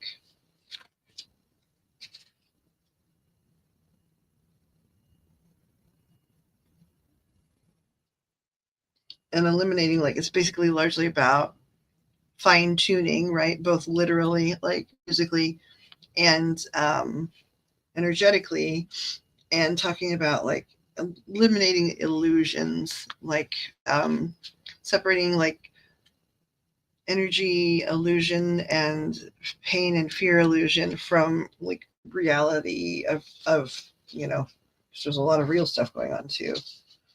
Next one is vulnerability. It talks about real strength, holding space, healing past wounds, which is exactly what you're already working on so hard. Accepting yourself as you are, sharing from the depths of your heart, raw truth, compassion for others, removing your armor. So that's the second time it's talking about being less guarded, which is interesting. It says also be vulnerable. It may also almost be time to step into the role of healer. They keep talking about light worker with you too. 2 is your year number and 5 is your life path. Wow, 2 2s, 2 5s. That's interesting. That's very interesting. And they do, like, there's a lot of different energy workers, right? But they've mentioned, just like as they've been chit-chatting to me, like light work a lot. Now, there's lots of different types of light workers, but my gosh, you are one and headed to be a bigger one. Heart chakra, right? Love for oneself and others, relationships, compassion, forgiveness, empathy, connection, receptivity. Okay. And then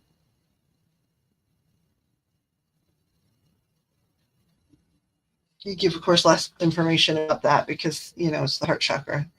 So, you already know about it.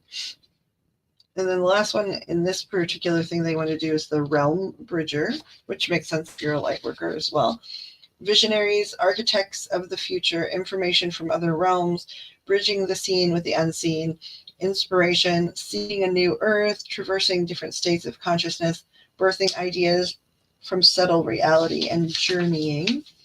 And it's talking about you being the pioneer of your life, which came up in your first lay of cards anyway. They're talking about doing intuitive drawing.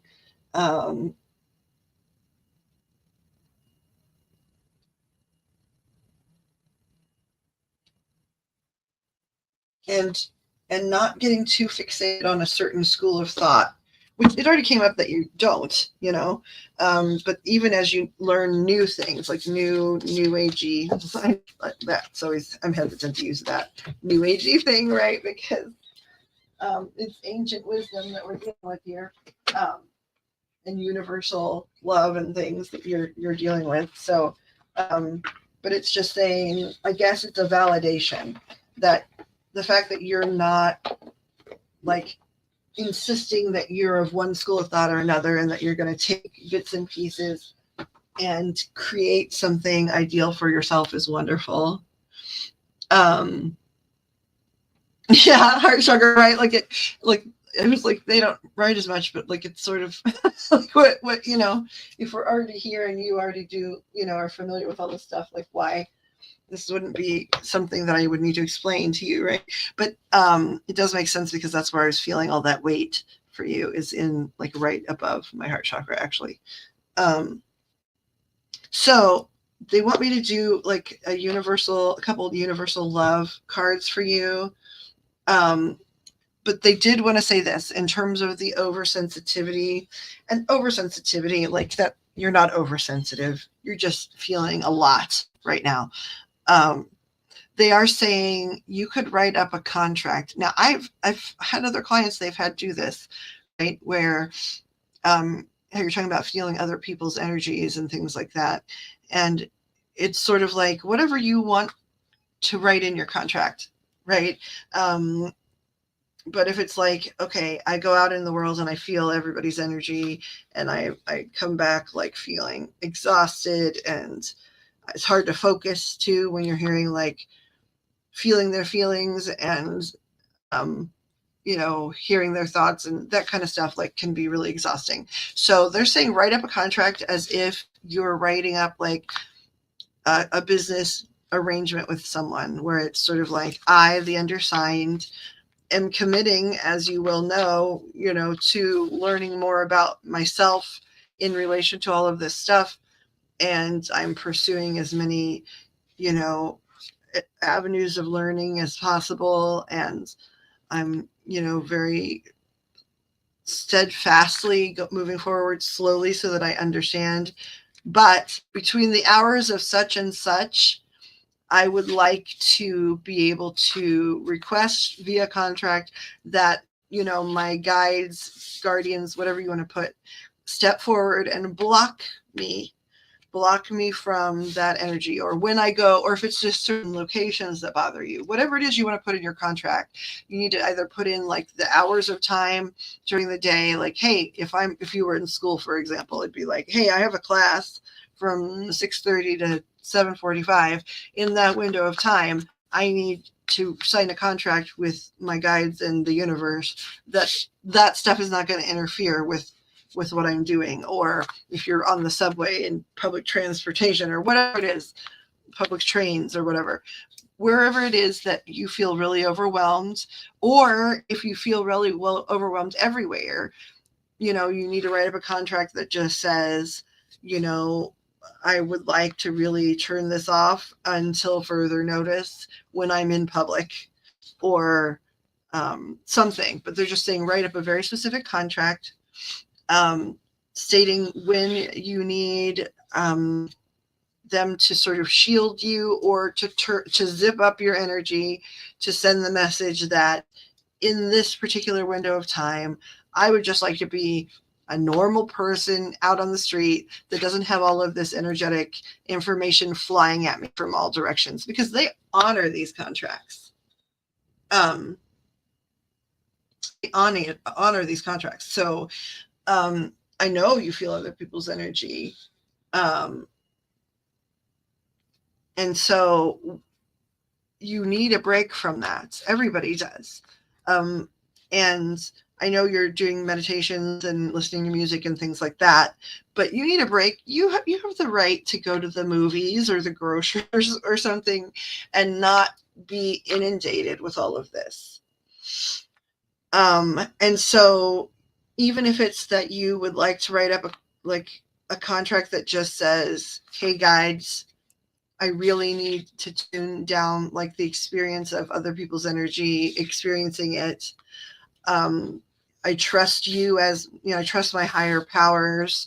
I'm going to ask that I'm only feeling those feelings from people when you guys, as like universal wisdom, really believe I need to be interacting with that person and understanding them. You know, whatever it is, to give yourself a break. You need to sit down and think about it, and think about, like, if it's just times, like if it's like you want 3 hours off a day from that, and wherever you are at that time frame, then, you know, but regardless, you need to decide about it, think about it, decide it, write it down like an actual contract, you know, and sign it, and, you know, put it in a drawer somewhere. It's worked really well for kids that have high levels of sensitivity too. This stuff in my family runs through in the family. And so it's something that they first advised when there were some kiddos that were like scared of the experiences they were having. And even in our family, even though we were saying you don't need to be scared, it's still scary.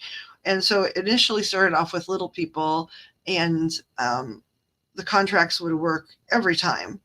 And so then throughout the years, there have been times where with clients, they've advised that write up a contract. And that's something you need to do. And then finally, they want to give you just universal love cards.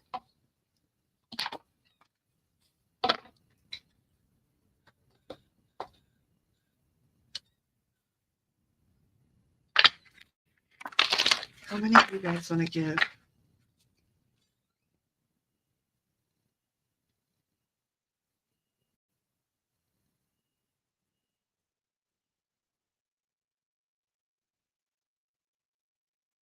Okay, we'll see. I'm pretty sure they gave a number, so we'll see if that's how many fall. Okay, what are your universal, like, love letters / messages for Namira, please? Hey, if there are 4 here. Oh my God. You heard me say it. If there are 4 here. They said 4. And I was like, we'll see what falls. I should just stop doubting them. Okay, so this was, were they all down? No, they were this way. So, okay, so this is the order. Yeah, creativity, spiritual growth, answered prayers, and enchantment. I don't see some of these a lot, but I don't think I've ever had anybody get enchantment, so I'm excited. Okay, so creativity. Creativity. An aura of creativity surrounds you. Life's universal force fills your soul and seeks expression through you. Will you be a channel for the divine? Will you allow the light to flow through? If the answer is yes, open your heart. If the answer is yes, let creation flow. Say yes, and self judgment and doubt will have nothing to hold to.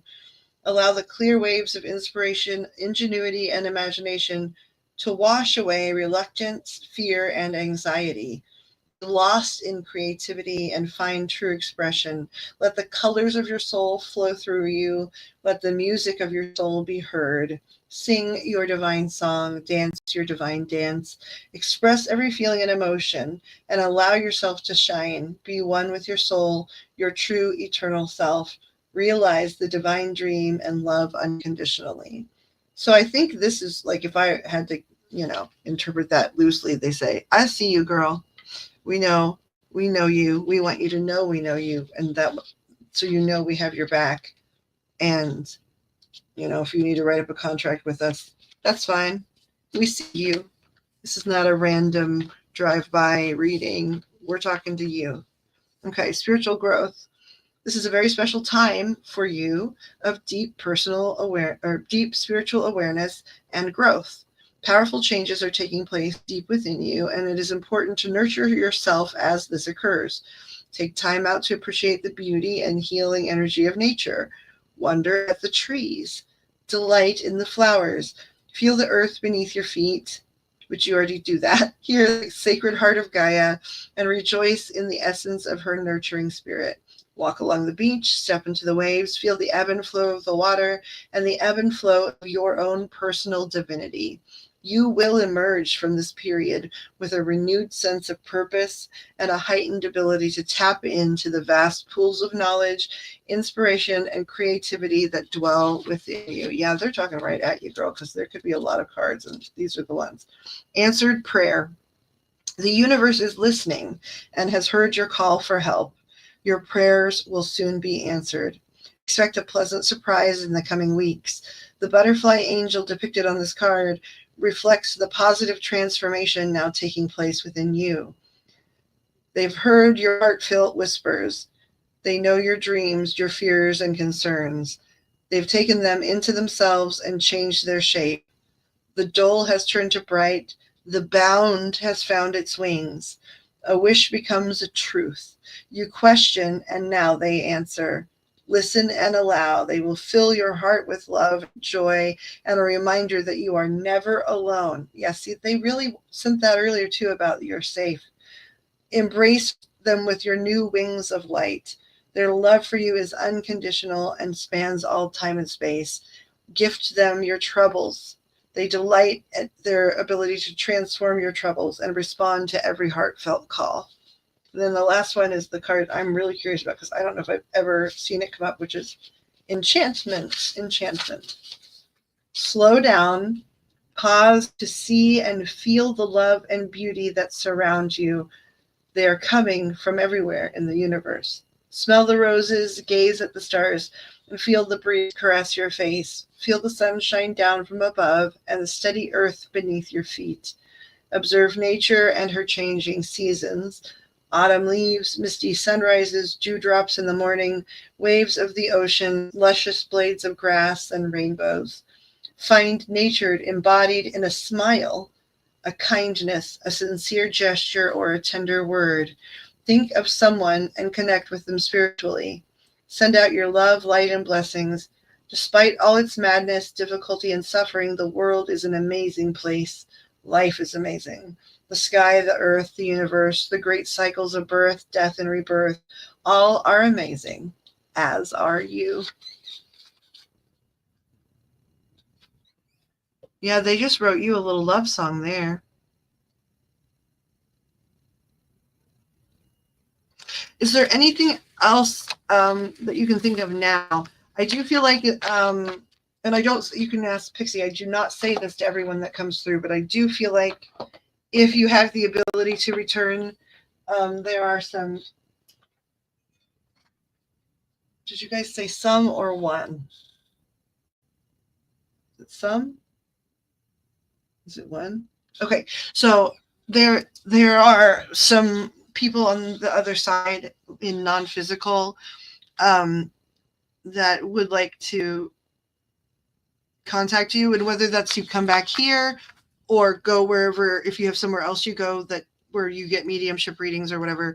But there is one primary person, and then a few others that would come through just to send a little bit of some messages. But there's one in particular. So please know that even if you don't come back here, go somewhere where you can speak to them. I mean, we would love to see you again and learn from you and be your friends, right? So I'm not trying to discourage you from coming back, but I don't want you to feel like I'm saying that because I'm trying to get you to come to the mediumship reading, right? You need to do it, whether you do it here or not. Oh, Pixie fell out. When did you fall out? I'm so sorry. I'm really sorry, Pix.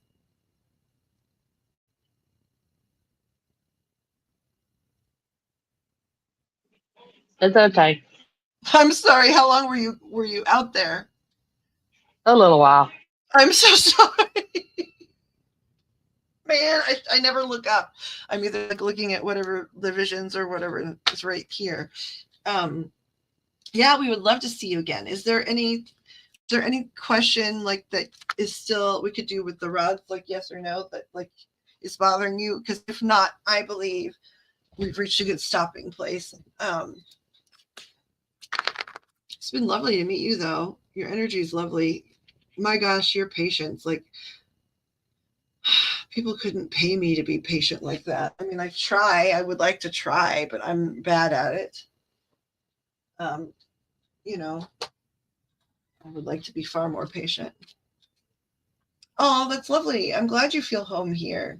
We would like this to be home for lots of lovely people.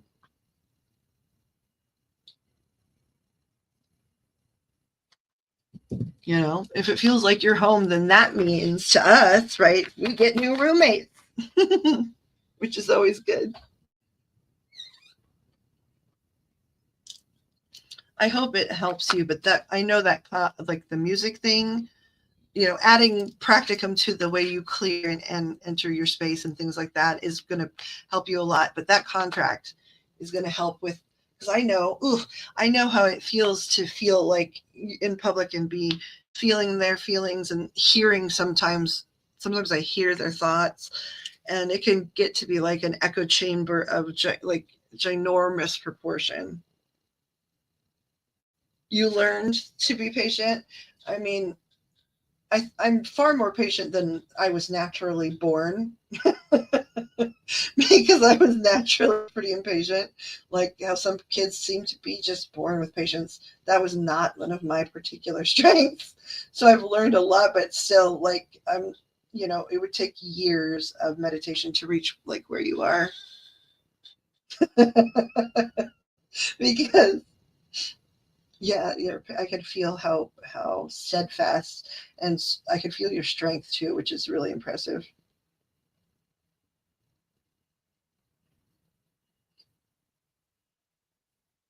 Also, even though you have different paths and things like that, you and Pixie actually are in a really similar place energetically too.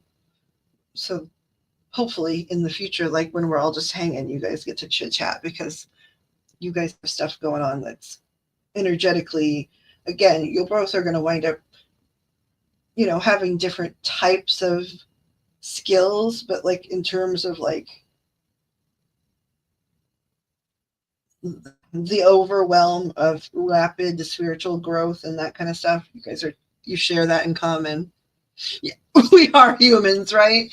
And especially when you talk to the divine and guides and stuff all the time, it's really easy to feel like you missed the mark, right? When they know like everything and they have like eternal energy, like eternal and universal energy for everything, and patience and knowledge, right? So it just feels like, I don't know. Often I'm around spirit and feel like I'm like one of those puppies that are so cute that their eyes are almost shiny like pennies because they don't know anything yet, right? So they just look like, I have no knowledge in here yet. I feel like that around spirit a lot.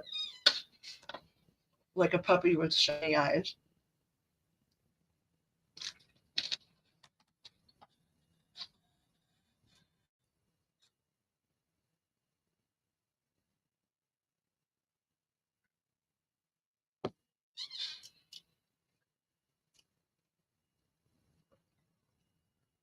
I think it would be wonderful for us to learn from each other. Now you are, I'm pretty sure, a few time zones ahead of us. Is that correct? We are in I should clarify, we are in Central Standard Time.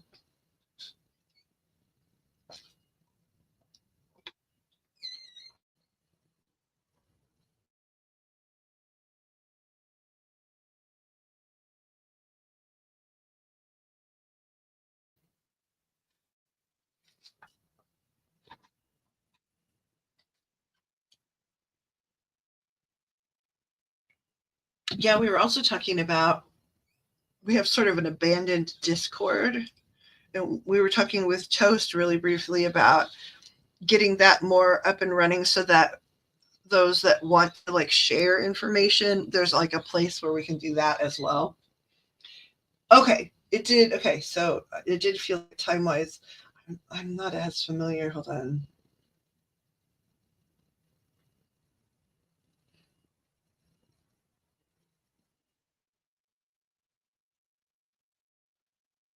Yeah. Okay. So we are.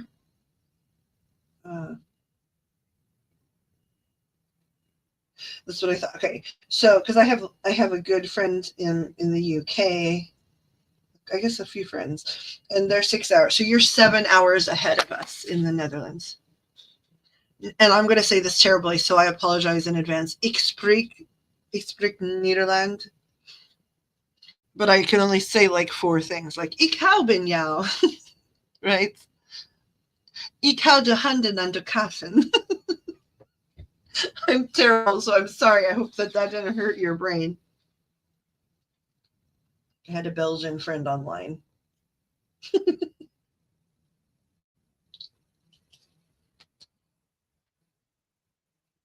Yes, and then we're in the center of US, so you're 6 hours from the East Coast, and then we're in the middle of the Midwest, right? The center of the what they call the Bible Belt. Um,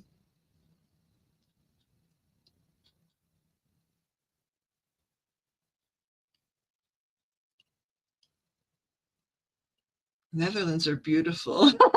I love you. Right?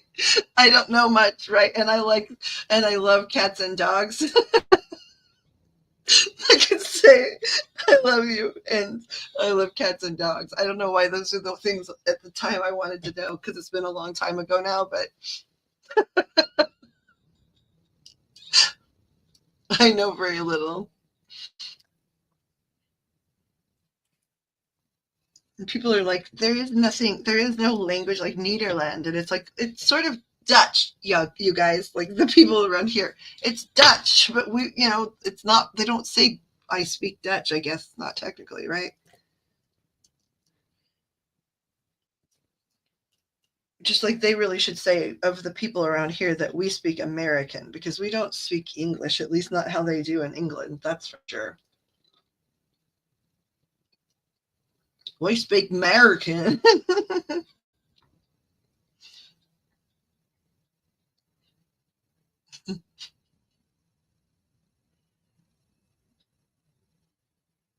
I was an actual adult at the time I wanted to learn how to say cats and dogs, which is maybe even more embarrassing than if I had been a child.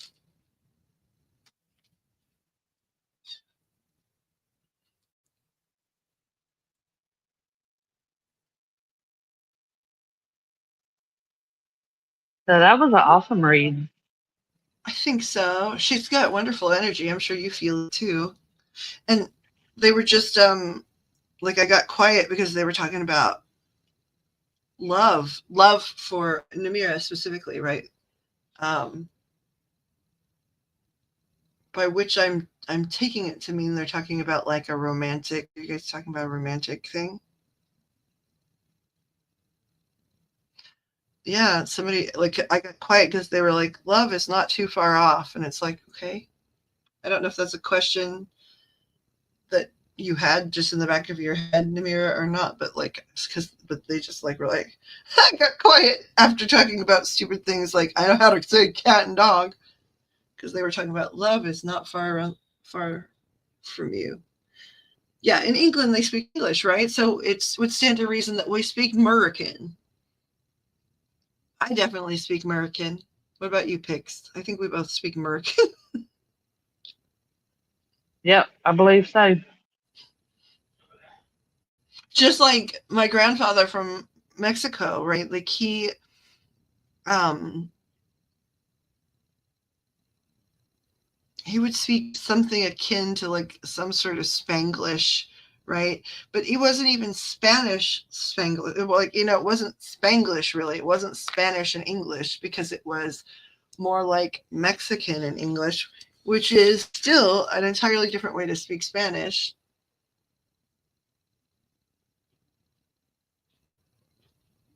But you asked guidance, General. You had a love question, you mean? Because they just now they just were like, yeah, love's not far off, um, and they're talking about romantic relationship. Is it someone that she already knows, or is it someone new?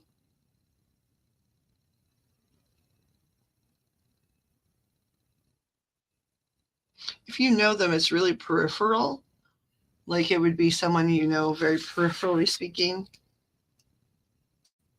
that you've like seen, probably more likely somebody that you've seen in whatever your routine is, but I don't know. Have they spoken?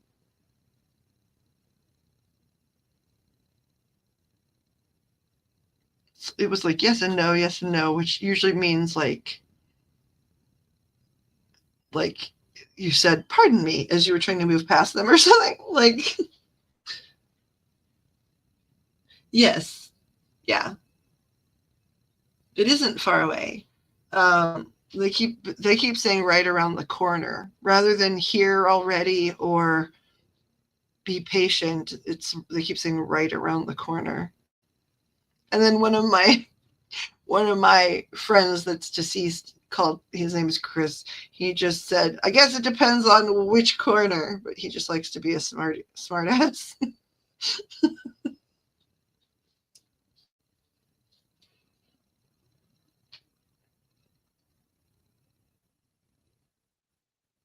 It is on the way though, so you're totally right when you say you're feeling it. I had a person that was on this channel a lot in the past. Um,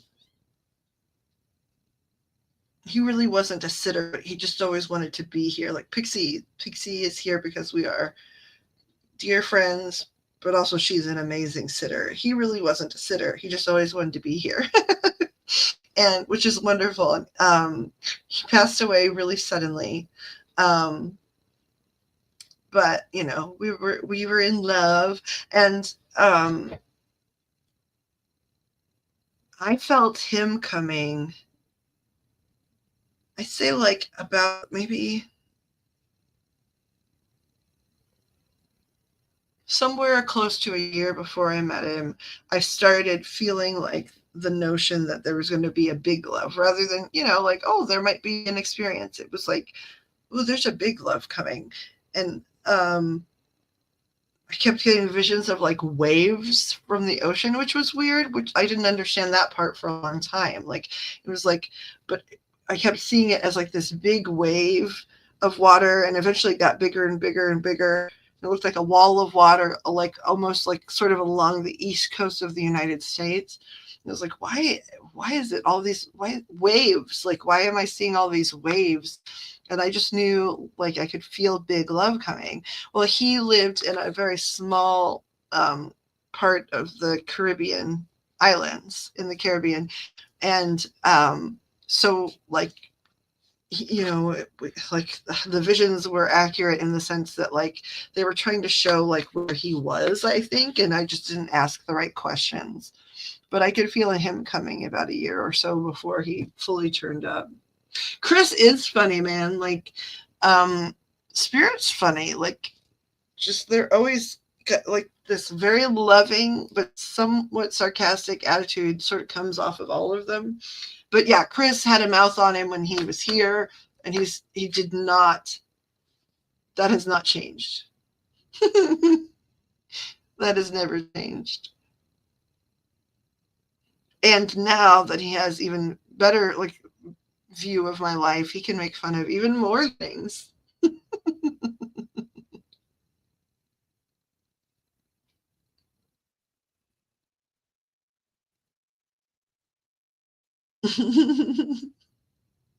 He is funny.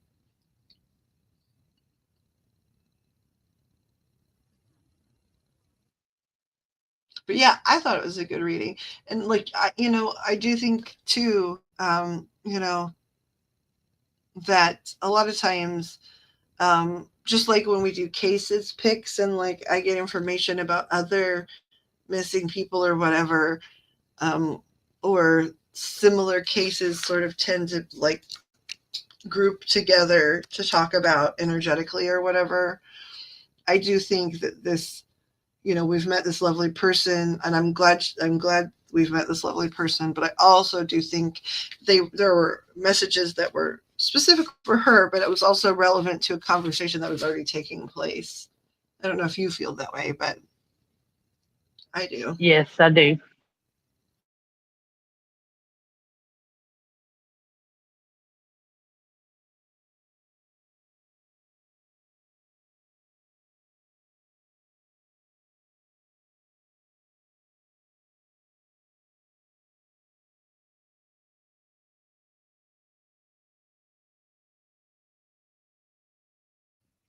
I apologize. I was very ridiculously wanting to eat a chip.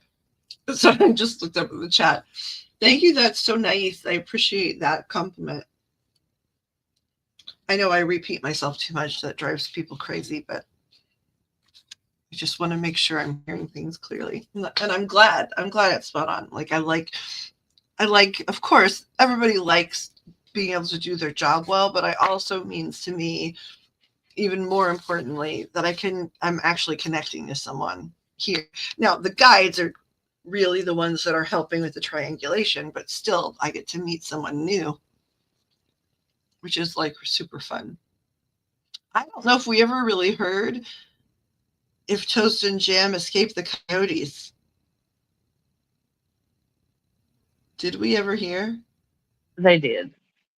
They did? They came back and I missed it? Correct. Okay. Well, I'm glad they're safe, because they were like, we're going to go outside and They may run still be from the... here. I don't know. Well, I think there's, like, maybe somebody's listening casually, potentially hanging out, doing other things, but I just never heard the follow-up of, like, we made it back from... we made it back from the coyotes. That scared me, especially with the one in our neighborhood right now. Like, I'm constantly worried it's going to eat one of my little dogs. Primarily because I know it wants to eat one of my little dogs. It keeps lining up the fence at late at night and growling when they're out there. And it's like, when the fox comes, like, it just wants to seem to, like, talk to them. The coyote's like, hello, snack. And it's like, one of the dogs knows and is smart to, like, run straight for the door, like, hi, coyote's here, And the other one's like, hi, coyote, you want to eat me as a snack? That's interesting. Tell me more. And it's like, oh, please come inside. That guy wants to turn you into dinner, man. And it's like he's so far on the fence, knock on wood, with the side on that has the tallest fence, like, because otherwise, we would have had a catastrophe already.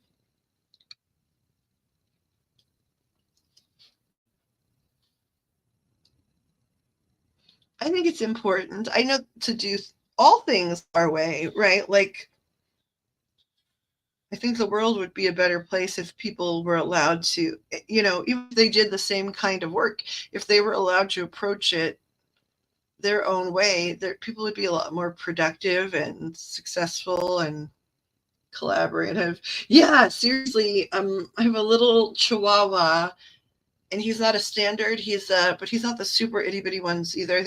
Called I guess just mini, right? Because they have something called like a teacup Chihuahua. Because I guess in theory it's supposed to fit in a teacup. I don't know, but he's just a mini, small one. I don't know what they call them. And then the other one is multi-poo, which means she's two little mop-shaped dogs in one, right? Like a little gray mop dog. And one of them knows, like, ooh, this big dog doesn't like me. The other one has this thing about big dogs, like, where he really, really wants the big dogs to think he's cool. This is a Chihuahua, and I don't think that would be a hard to guess thing. So sometimes he'll stand or run at very big dogs because he wants to be with like the big dogs, like quite literally. And I mean, thank goodness he's okay, but it's a bad decision on his part every time.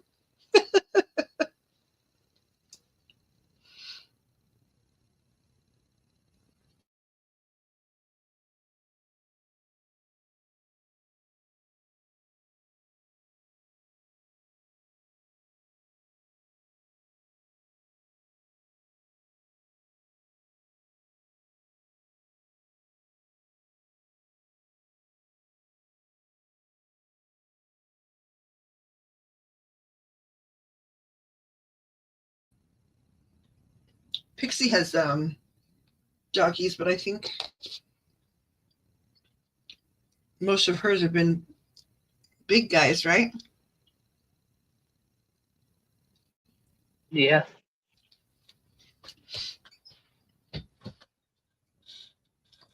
Do you have pets, Namira? I'm not sure. I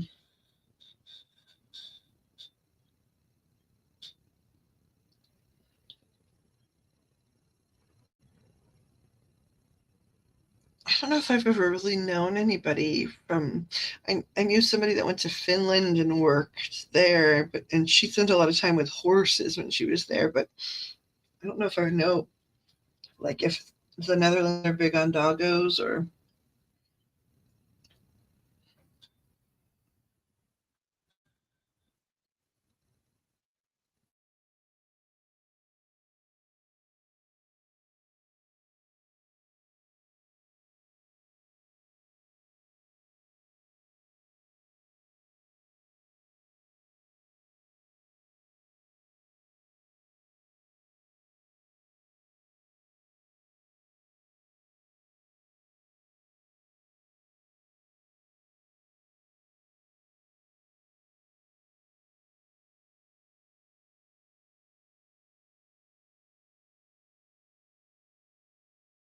To the doggos?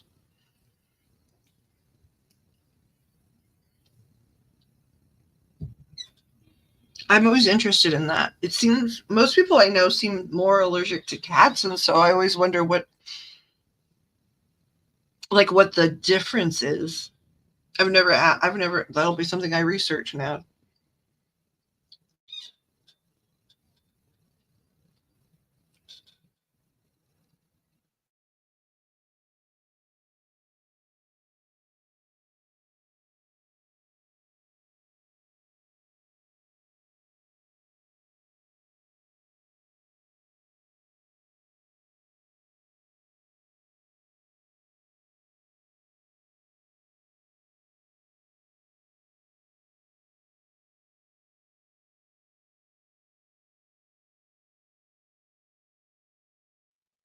Oh, that's nice. So you feel comfortable and happy with their new life experiences. That's wonderful.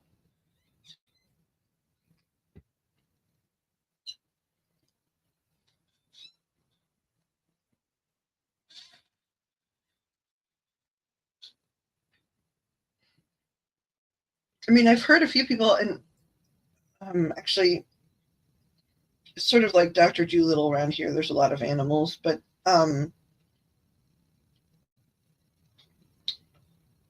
we had a dog that sort of somebody I knew through like a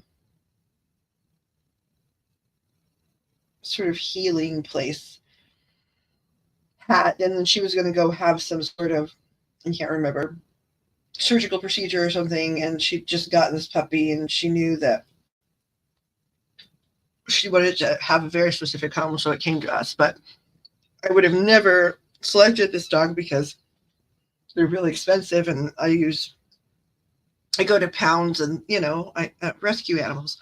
But they kept talking about how this type of dog is good for people with dog allergies, because it's a Chinese crested. But again, they're expensive, so I would have never purchased one. But also, they're the ones that are like mostly naked, that are all skin, and just like have hair on their head and the tip of their tail. And they also are really different in the sense that they're the only dogs, or at least one of very few types of dogs, that have sweat glands. So they don't pant. Like dogs pant because they don't have sweat glands, and that's how they're cooling themselves down. But these Chinese cresteds have sweat glands, so they don't ever pant. A long time ago, long time, they were bred in China, like thousands of years ago, to be on boats. But they, I guess, it's in some way crossed them genetically with rabbits or something, so they have some rabbit DNA, and the skin was complicated because they have sweat glands, and because they don't have much fur covering their skin. Like, that dog needed a whole skincare routine, like, which I didn't anticipate ever doing for a dog, and had to wear like sunscreen to be in the yard and things. My sister has a dog, but I don't stay away because you love animals. I'm sure it's hard, because animals are healing. They also absorb and like change, a lot of the energy in our immediate space, and and they manifest so well because they get out of their own way. There's a lot of wonderful things we can learn from them, but also, they're a gift from the universe too. When like one is sent into your life, you're helping each other, really. But yeah, a dog with a skin. I don't know if you've ever seen a Chinese crested, but look it up, because I mean, of course, we took her. She was a lovely, cute puppy at the time she came into the house. And scary level of smart. Had a vertical, like, from being standing completely still, she had a vertical jump of like something like 8 feet. And they're small dogs. They're not big. So it's a lot of interesting things I witnessed through her and experienced. But I just didn't know. Like, I didn't know that there even existed a dog where, not only did she need to have her like skin like cleansed and, moisturized and protected from the sun, but like she needed, and I mean, at first I was just like, okay, we're going to do the basic stuff, right? Because that's what we do for ourselves. Like, we're not going to do a beauty routine for a dog when we're not even doing like that for people here. Like, but it became like mandatory, because those sweet little things, like, they get like skin, they get like comedones, like blackheads and all kinds of stuff. And I didn't want to buy they have all these expensive like skincare products you can buy specifically for them, because it has to do with pH balance and stuff. I didn't want to do that. So we did all of these natural. So I was always making a stinking like natural out of foods and like plant based things, like skin masks and things for different parts of her. I just never, like, every time it came to that, it was like I never imagined I would be mixing up like homeopathic, like kitchen witch skincare to place on like specifically the outer thighs of a dog. Like, what's happening? Well, so if you have allergies to the cats and the dogs, are you a bird person? Or axolotl? There are ways to get other animals, I guess. That's what I'm trying to say.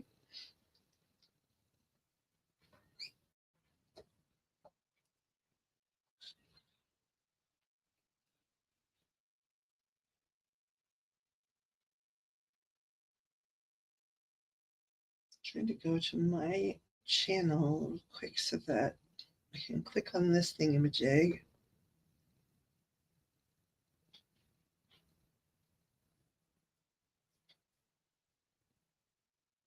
So I'm going to go to your channel and subscribe. Okay, so I can find you. Okay, there we go. I'm now subscribed to Love Yourself First, Namira. Oh, I like this owl. Oh, you're into law of attraction? Oh, girl. We have some things in common. Not that that really surprises me. 10 months ago, shared law of attraction secrets practice. Something strange is happening to my friend's wife, Taylor. I'm just reading this post. Taylor has suddenly started to speak Spanish. She's not taking lessons or even studying. She took Spanish in high school, that's it. But all of a sudden, she now speaks 2 languages. She can't explain it either. But ever since she started doing this 7-second brain trick every day to activate that genius wave, everything Taylor learned in high school is coming back to her. She said, it's like a genie waved a magic wand and gave me a super brain. But this miracle isn't all gravy. A couple of her girlfriends can't stand how smart she's becoming now. They tease her for having such a powerful brain, which hurts, but I tried to remind her that at least she's learning who her real friends are. Yeah. Anyway, if you want to see how to quickly activate your genius wave 2 and tap into a genius level of IQ where great ideas start coming to you and lucky things start happening, then all you need to do is check out this short presentation. That's from the channel Law of Attraction Secrets Practice. It's got a pretty picture of an owl. The universe has decided that the person who shares this video will get a miracle in the next hour. Activate your gland to get all your God-given genius powers immediately. To know more, read the above.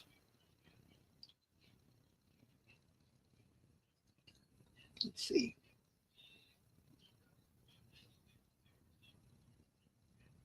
Like the hoot owls. If that is a picture of you, you are also beautiful. Very beautiful. On top of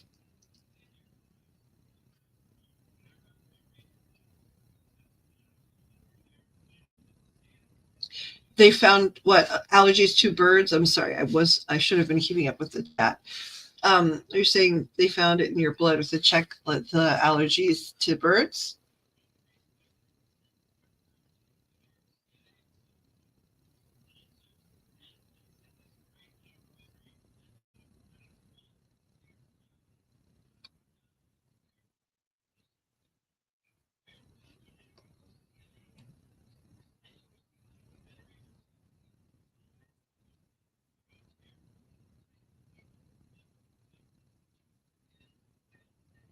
Thank you for subscribing, by the way.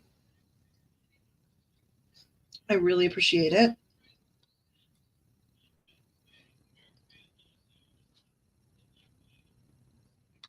Oh, I'm not sure if you were here. I'm going to show Pixie has, I can't link it because there's something going on new with links on the YouTube. But this here, that is Pixie, one of Pixie's channels. DIYs on the cheap, and she's got some like arts and crafts. I want to say arts because I think she's an artist. But makes a lot of crafts. There it is. I'm going to it too. Why can't wait? Why don't I find you right away on here? Maybe I put like a space bar in the wrong place or something. Straight this way.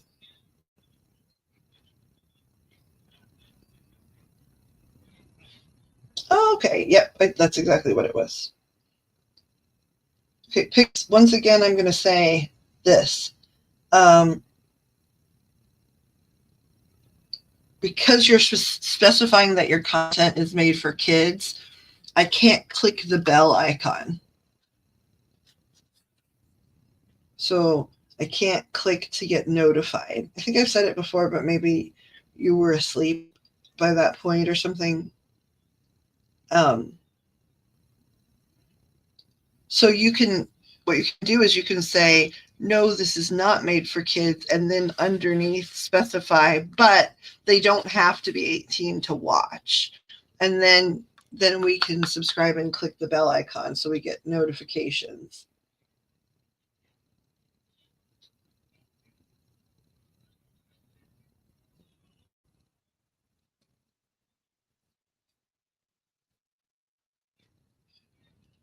It says DIY's crafting. Okay.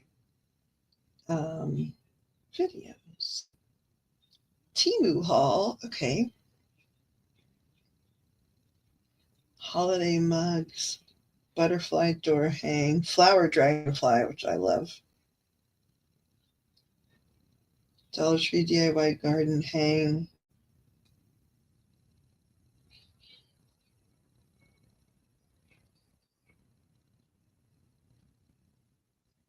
And then you posted for another crafter. I don't think I've watched the hauls, Pixie. I'm going to have to watch the hauls later.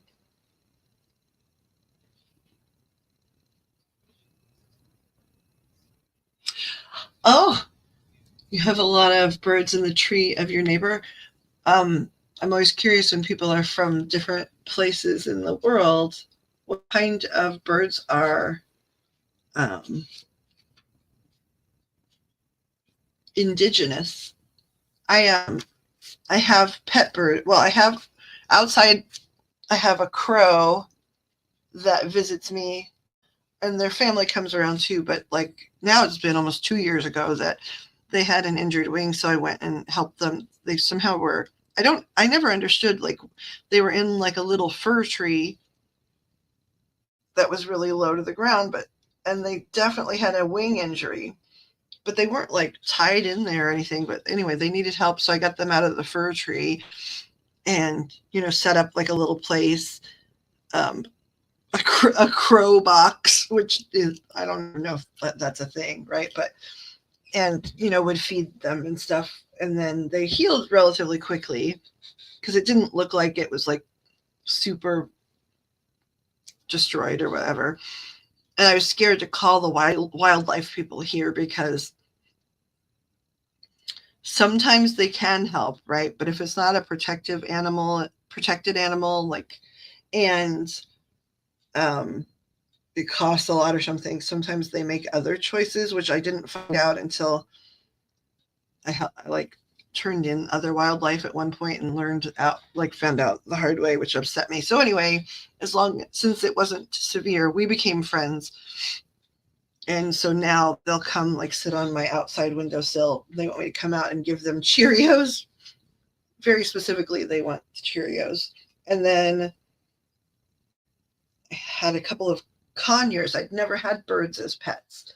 I'd never even thought about it. And then was at a pet store to buy just like cat food or something, and ran into a bird that basically I knew like was supposed to be in my house, and then wound up getting another bird to be her friend.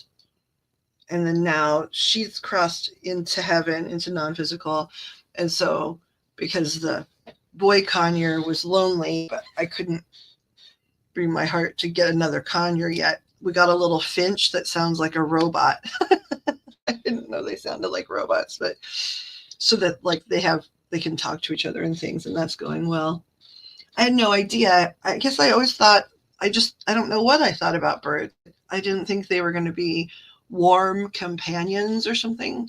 And they are they're like dogs with wings. They're so friendly.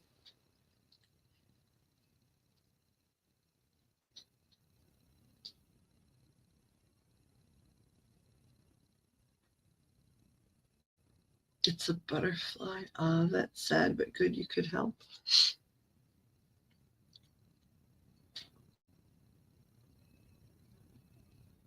Yeah, he did. The crow's done well. Like now he's just like a neighbor, right? He'll come and visit and demand Cheerios. I demand Cheerios immediately, madame.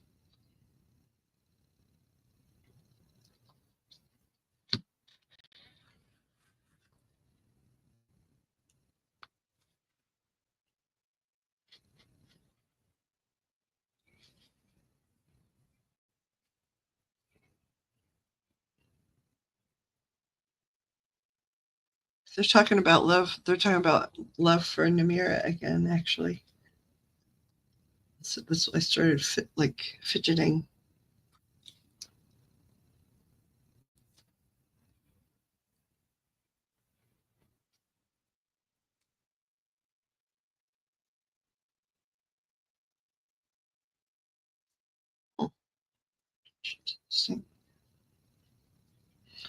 Did we lose you, Pix?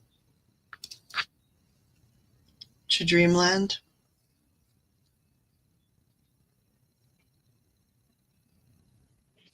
I'm still here. Trying to figure Okay. out why I can't get my account. Can't get in your YouTube? Yeah, I can't get into my DIYs. I mean, it's definitely. I mean, it's still up, so nothing has gone on. Let me tell you. It's just that it just needs. You just need to change the settings once you're in.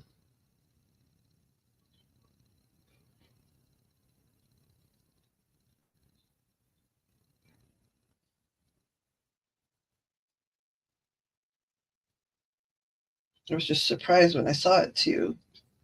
Was it the first time? And then I think you were asleep the first time I said, "Hey, I can't get notifications, girlfriend. Girlfriend, I can't get notifications."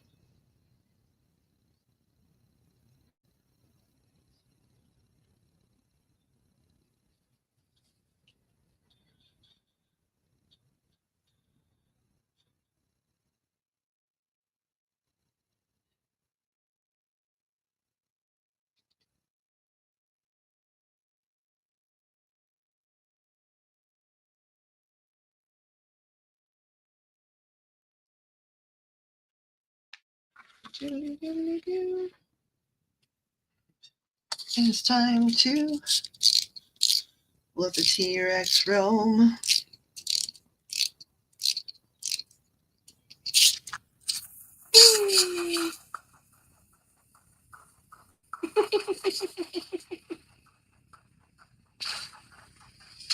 I need to get all of the ones out. I think they're just fun. Big fan of wind-up toys.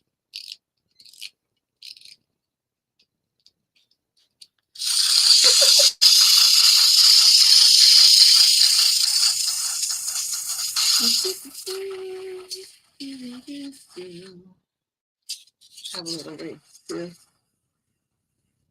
That'd be a fun way, like the times when we have like a handful of people in here and people are saying, you know, like that in the past where it's like we can do one free read or whatever to the people that are regulars.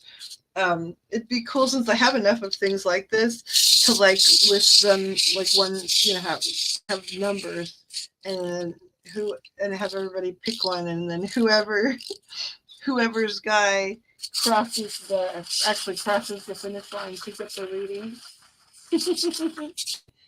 I would love to stay, but I have to go. We'll come back soon, and thank you so much, and nice to meet you. It's been lovely to meet you too. I'm sure it's lunchtime where you are. And so, yes, I very much look forward to you returning, Namira. You know, considering our time zone, we keep very strange hours, but that means we get to meet people like you. So I'm really grateful that you came. We do hope you return and we get to know you better, and have a wonderful rest of your day. Yay. I'm so glad we got to meet. Wish there was a way for me to put like hearts on things when people make comments.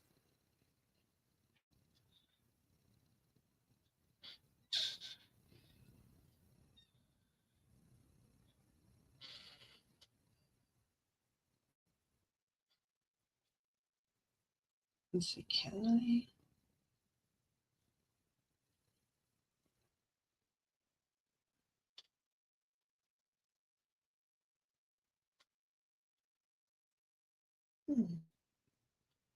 Yeah, I can't hit the heart. You're welcome. See you very soon.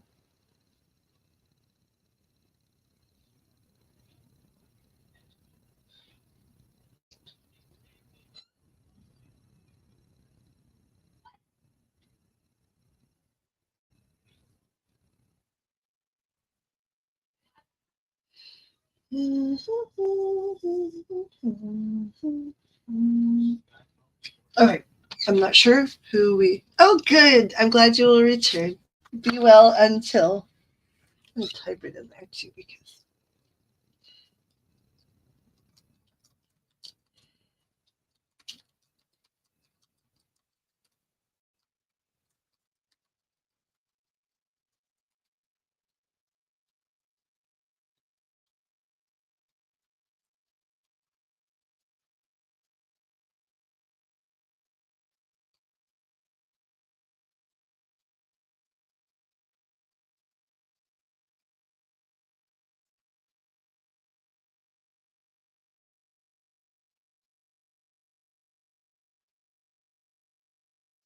This is the way I guess I can send emojis. Is this method?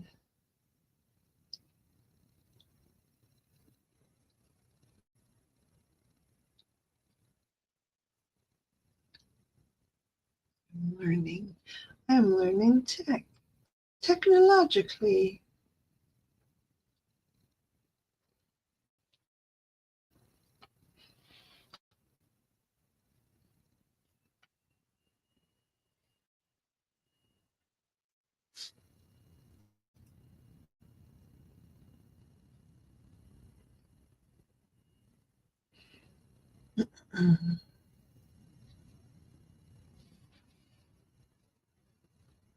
The emojis that are options are fun too. Let's see here.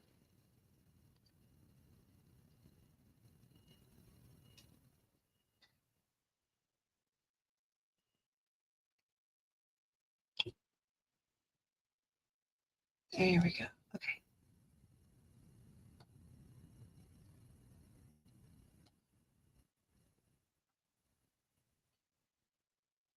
Okay, Pixela. I know that you're working on your channel, so don't jump over here. I am gonna run down the hall and take a little, like just a little break, and I will be back. And then if it's you and I, we can have some reading we can do for you, especially considering, whole ass archangels are sending you energy, energy bubbles, which I guess we didn't talk for very long earlier, but you didn't tell me that before.